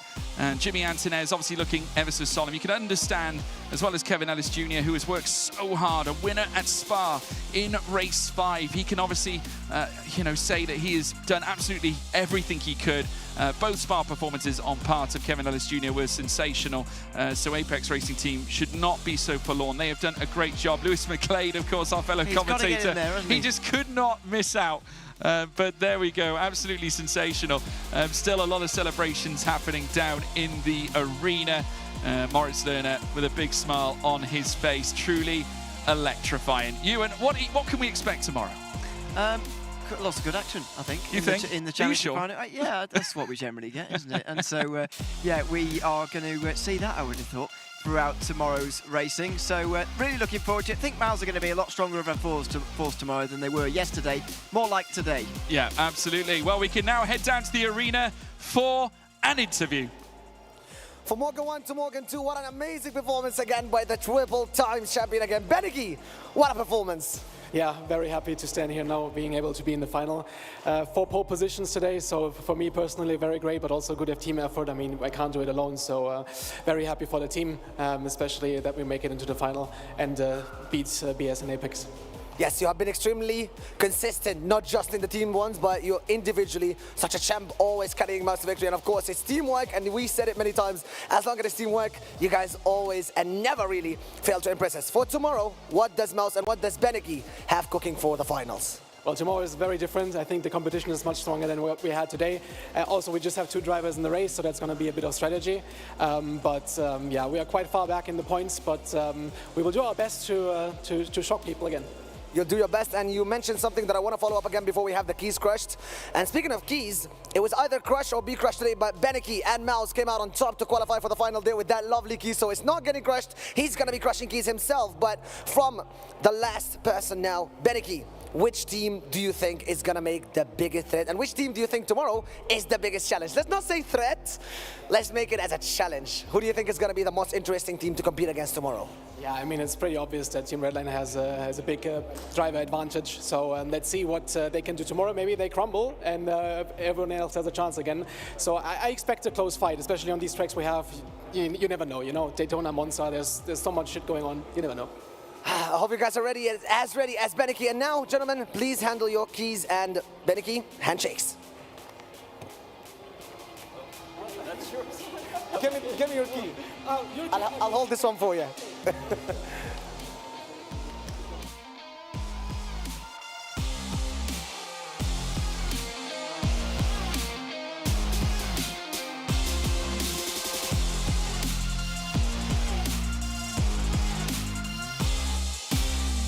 Moment from Beneka, wasn't it?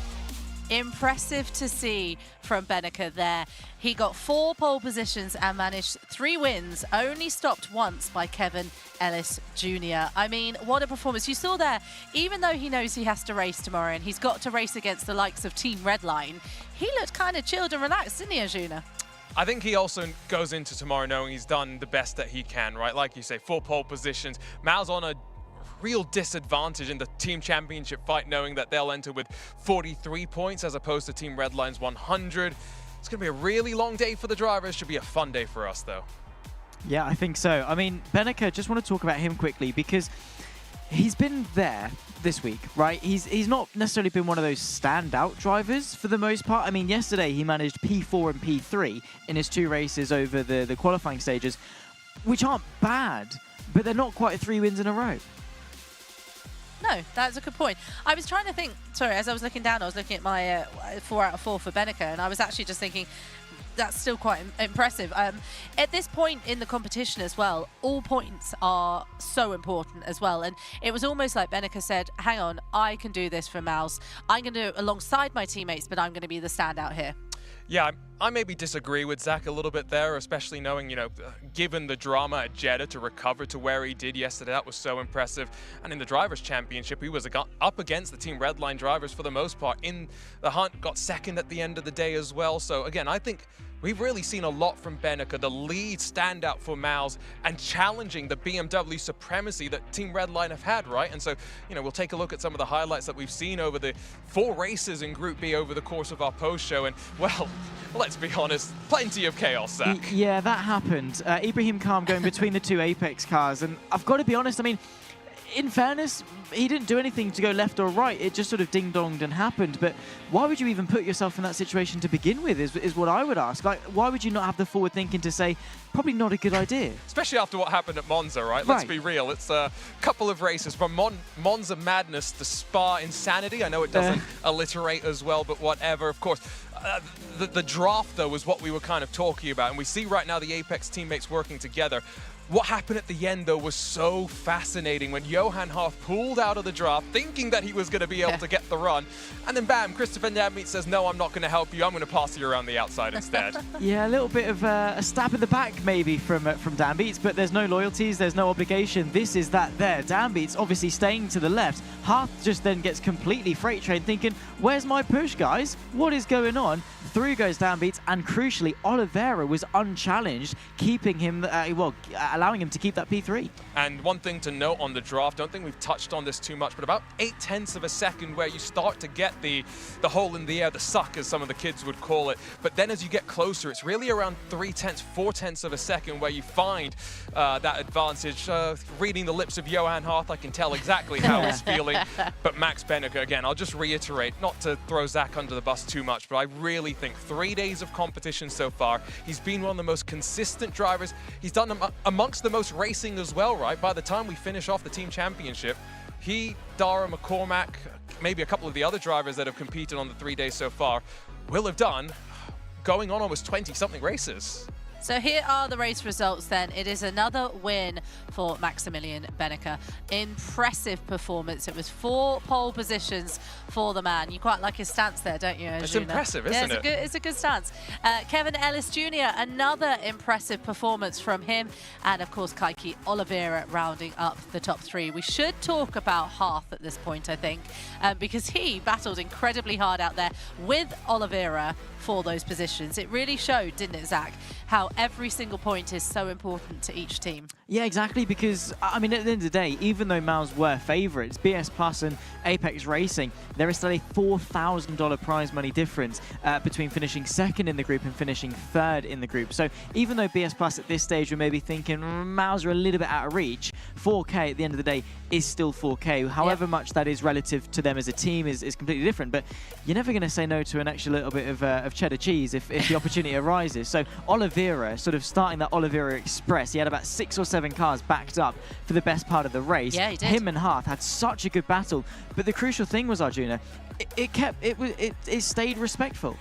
And Johan also someone that, by the way, I mentioned it with Yuri Kastrop, also a little bit under the weather. So glad that we saw something from him where he was able to perform, so much like with Yuri Kastrop yesterday, right? And so that's one of those things that we talked about, adapting to the rigs. It's also adapting to your own personal body, right? And some of these drivers have physical coaches helping them out. Some of them are mental coaches working with them as well. So I'm very intrigued going into tomorrow. These drivers in Group B, it's 10:15 p.m. They'll get back to the hotel at 11. They've got to be here 10 a.m. for the start of the team championship. It's not a lot of sleep. And we mentioned Porsche, they're off exploring, having a day off. Are they going to be more well-rested heading into the first race of 9? We will find out. Porsche Coanda obviously joining the other teams. We've got Redline, Team Redline, Vitality, we've got Guild, and of course we've now got Williams and Mals joining the team. The two we're losing, BS Plus Competition and Apex Racing. Very shortly they're going to have their keys crushed. It's brutal, isn't it? With them, their dreams as well. Yes. Absolutely with savage. It is. Oh, it's heart-wrenching, really, when you sort of have to, when you see them take it, especially Kaiki handing it to them. A driver like Kaiki handing away his dreams. I mean, he's one of those drivers that always has a smile on his face, is always so positive and upbeat. No matter when you speak to him, he's always happy, no matter what.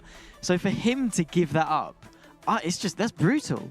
I'm wondering which keys they want to keep, right? Because there's that element that we've seen of some of the other esports where there's a lot of intense rivalries between some of the drivers, right? So think about Max Benneker. He's had plenty of rivalries with Josh Rogers in the past. Could that be something where if Porsche Coanda win and Mals maybe don't, do they keep Mal's key? That's something to keep in mind as we take a look at the points.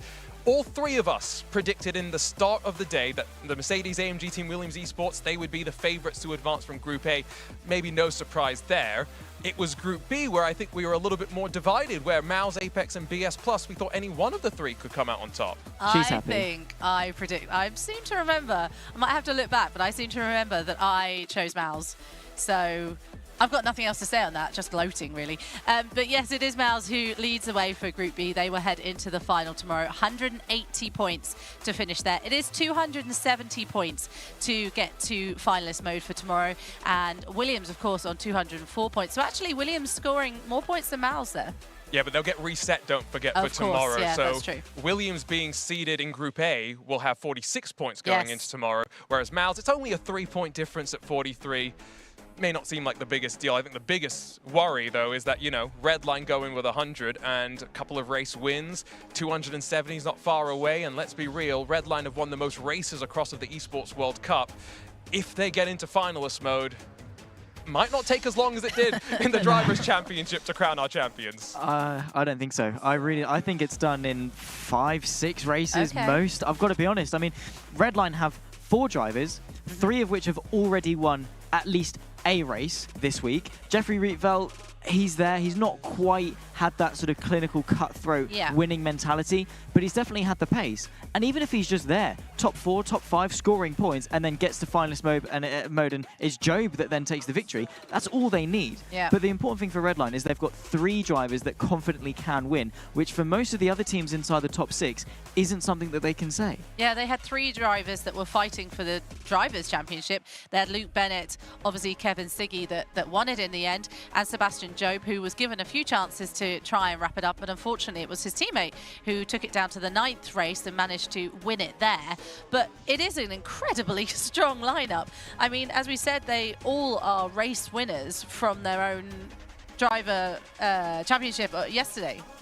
And I guess the other thing to remember is today race control was very busy. We had all 4 of the teammates on track at the same time. That's not the case tomorrow. 6 teams, 2 drivers from each on track at the same time. And so, you know, Zach's predicting will be wrapped up maybe around race 5 or 6. And so when you're deciding how to allocate your drivers, now you've got to think, if Redline can calculate that they expect to be in finalist mode by race 4 or 5, you want to make sure you have Sebastian Job in that very next race. You want to make sure you have Kevin Siggy as well. It's not to say that Luke Bennett or Jeffrey Rietveld are slow by any means, but it's about making sure you've got the right drivers at the right time. So strategy is incredibly important coming into tomorrow, Zach.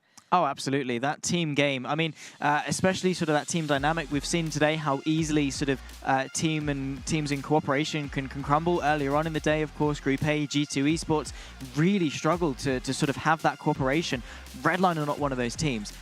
Just, you know, from outside looking in, they're bulletproof, right? They don't really have any blunders in terms of team clashes, but also, as we touched on, they're such a sort of a family, right? They've got such a vast community. They all get on well. They really do such a good job of working together as a team. And that translates onto the racetrack. So they're going to work together to get those points. And then when they're in finalist mode, they're going to smash it. Well, so this is the key crushing that we are going to see. Oh. I mean, Beneke is ready, isn't he, which one? I couldn't quite see which one he's crushing first. Pretty sure that we've already seen the Apex one crushed, and this is BS. But we saw a wry smile from Beneke. Will we see it again? Will we see it again? Oh, surprise from Max this time. But I've got to say, that is cool. You could see it's actually broken apart this time. That is incredible. They did let our friend Banks, stage host for many of the Esports World Cup tournaments, run away with one of the keys. The only reason he was able to do that is they had turned off the machine, so I think he didn't hurt himself. We'll have to see if we can get over there as well, Zach. So you guys have been deciding what your Kidia moment of the day that is, and I never know this because I like you guys to tell me what my play of the day is. Here we go. Yeah, so this was back at Hockenheim. Of course, Johan Half battling away with the Maus car. This was a fantastic battle all the way through. It was Kevin Ellis Jr. that was fighting here in the hope to try and prevent Maus from taking a 1, 2, and 3, and maybe quite fittingly, it was into the Mercedes-Benz arena that we saw the aggressive nature of Ellis Jr. really rise to the front, right? A little bit of contact on the apex, but then the long way around, Zach, it was a great opportunistic move to stick the landing and make it happen on the curb. Yeah, and then Mobile 1 is exactly where things get spicy. Such a tricky corner by yourself, and Ellis Jr. launches the move to the outside in a sector where it's so difficult to keep the tyres in check. The commitment it required inside for Sachs curve, little bit of banking on the inside, got it stopped. The switchback was nearly there, but the Mercedes was through. Fantastic stuff from Ellis Jr., and that was important. In the end, not enough to topple Maus, but a good move nonetheless. And showing Ellis Jr. was the driver to take the challenge to Beneke for the most of the day, right? He took the victory at Spa, definitely showed how strong his Mercedes was. But yeah, unfortunately not racing tomorrow. It's Maus and Beneke. Looking forward to the schedule we'll see for tomorrow. Beneke looks very excited about tomorrow, doesn't he? Well, let's have a look at how our schedule is running tomorrow. It is our final. We are going to be crowning a team champion, and we start in Jeddah much earlier, 10:30 in the morning, local time, so do make sure you join us then. We're going Jeddah, Spa, Hockenheim, Daytona, Monza, Fiji, Jeddah, Fiji, Daytona. But if you are like Zach, we may finish around Daytona or Monza. Yeah, I mean, Monza or Fuji, I think, is probably more realistic. I mean, to be fair, Daytona, Monza, Fuji are 3 circuits that really lend well to the BMW and really lend well to teamwork. So I think that's where Redline are going to start solidifying things. Jeddah may be a circuit that lends itself more to the Porsche, so we could see Coanda get off to quite a good start. But all in all, I think the consistency of Redline is going to get them, at the very least, into finalist mode by race 4 or 5. I'll make a prediction right now. Go on. If Redline get into finalist mode by Monza, they win. If Redline are in finalist mode by Fuji, they win. If it's Jeddah, then I start to wonder a little bit more if we're going to 9 races. Okay, interesting, interesting. Who do you think is going to be the toughest competition? That's a really good question because there are 3 teams that advanced from yesterday that we aren't sure about, let's be real. Porsche, Coanda, and then the 2 Audis, Vitality and Guild. Those are 3 teams that no one, I think, would have really expected to be right at the front of the field. They're the ones that will be taking the challenge initially to Redline above the Mercedes-Williams and Mouse teams just because of how the resetted points have all shaken out, right? So I think we all predicted Redline. I'm not expecting anything different. I do think Team Vitality will be the ones to watch, though. Well, we are going to find out tomorrow. We will see a team crown the champion. Will it be Team Redline, or can one of the others manage to take away some of their points and become champions here in ESL R1? We will find out tomorrow. Make sure you join us from 10:30 tomorrow morning. Thank you so much for joining us. We'll see you then.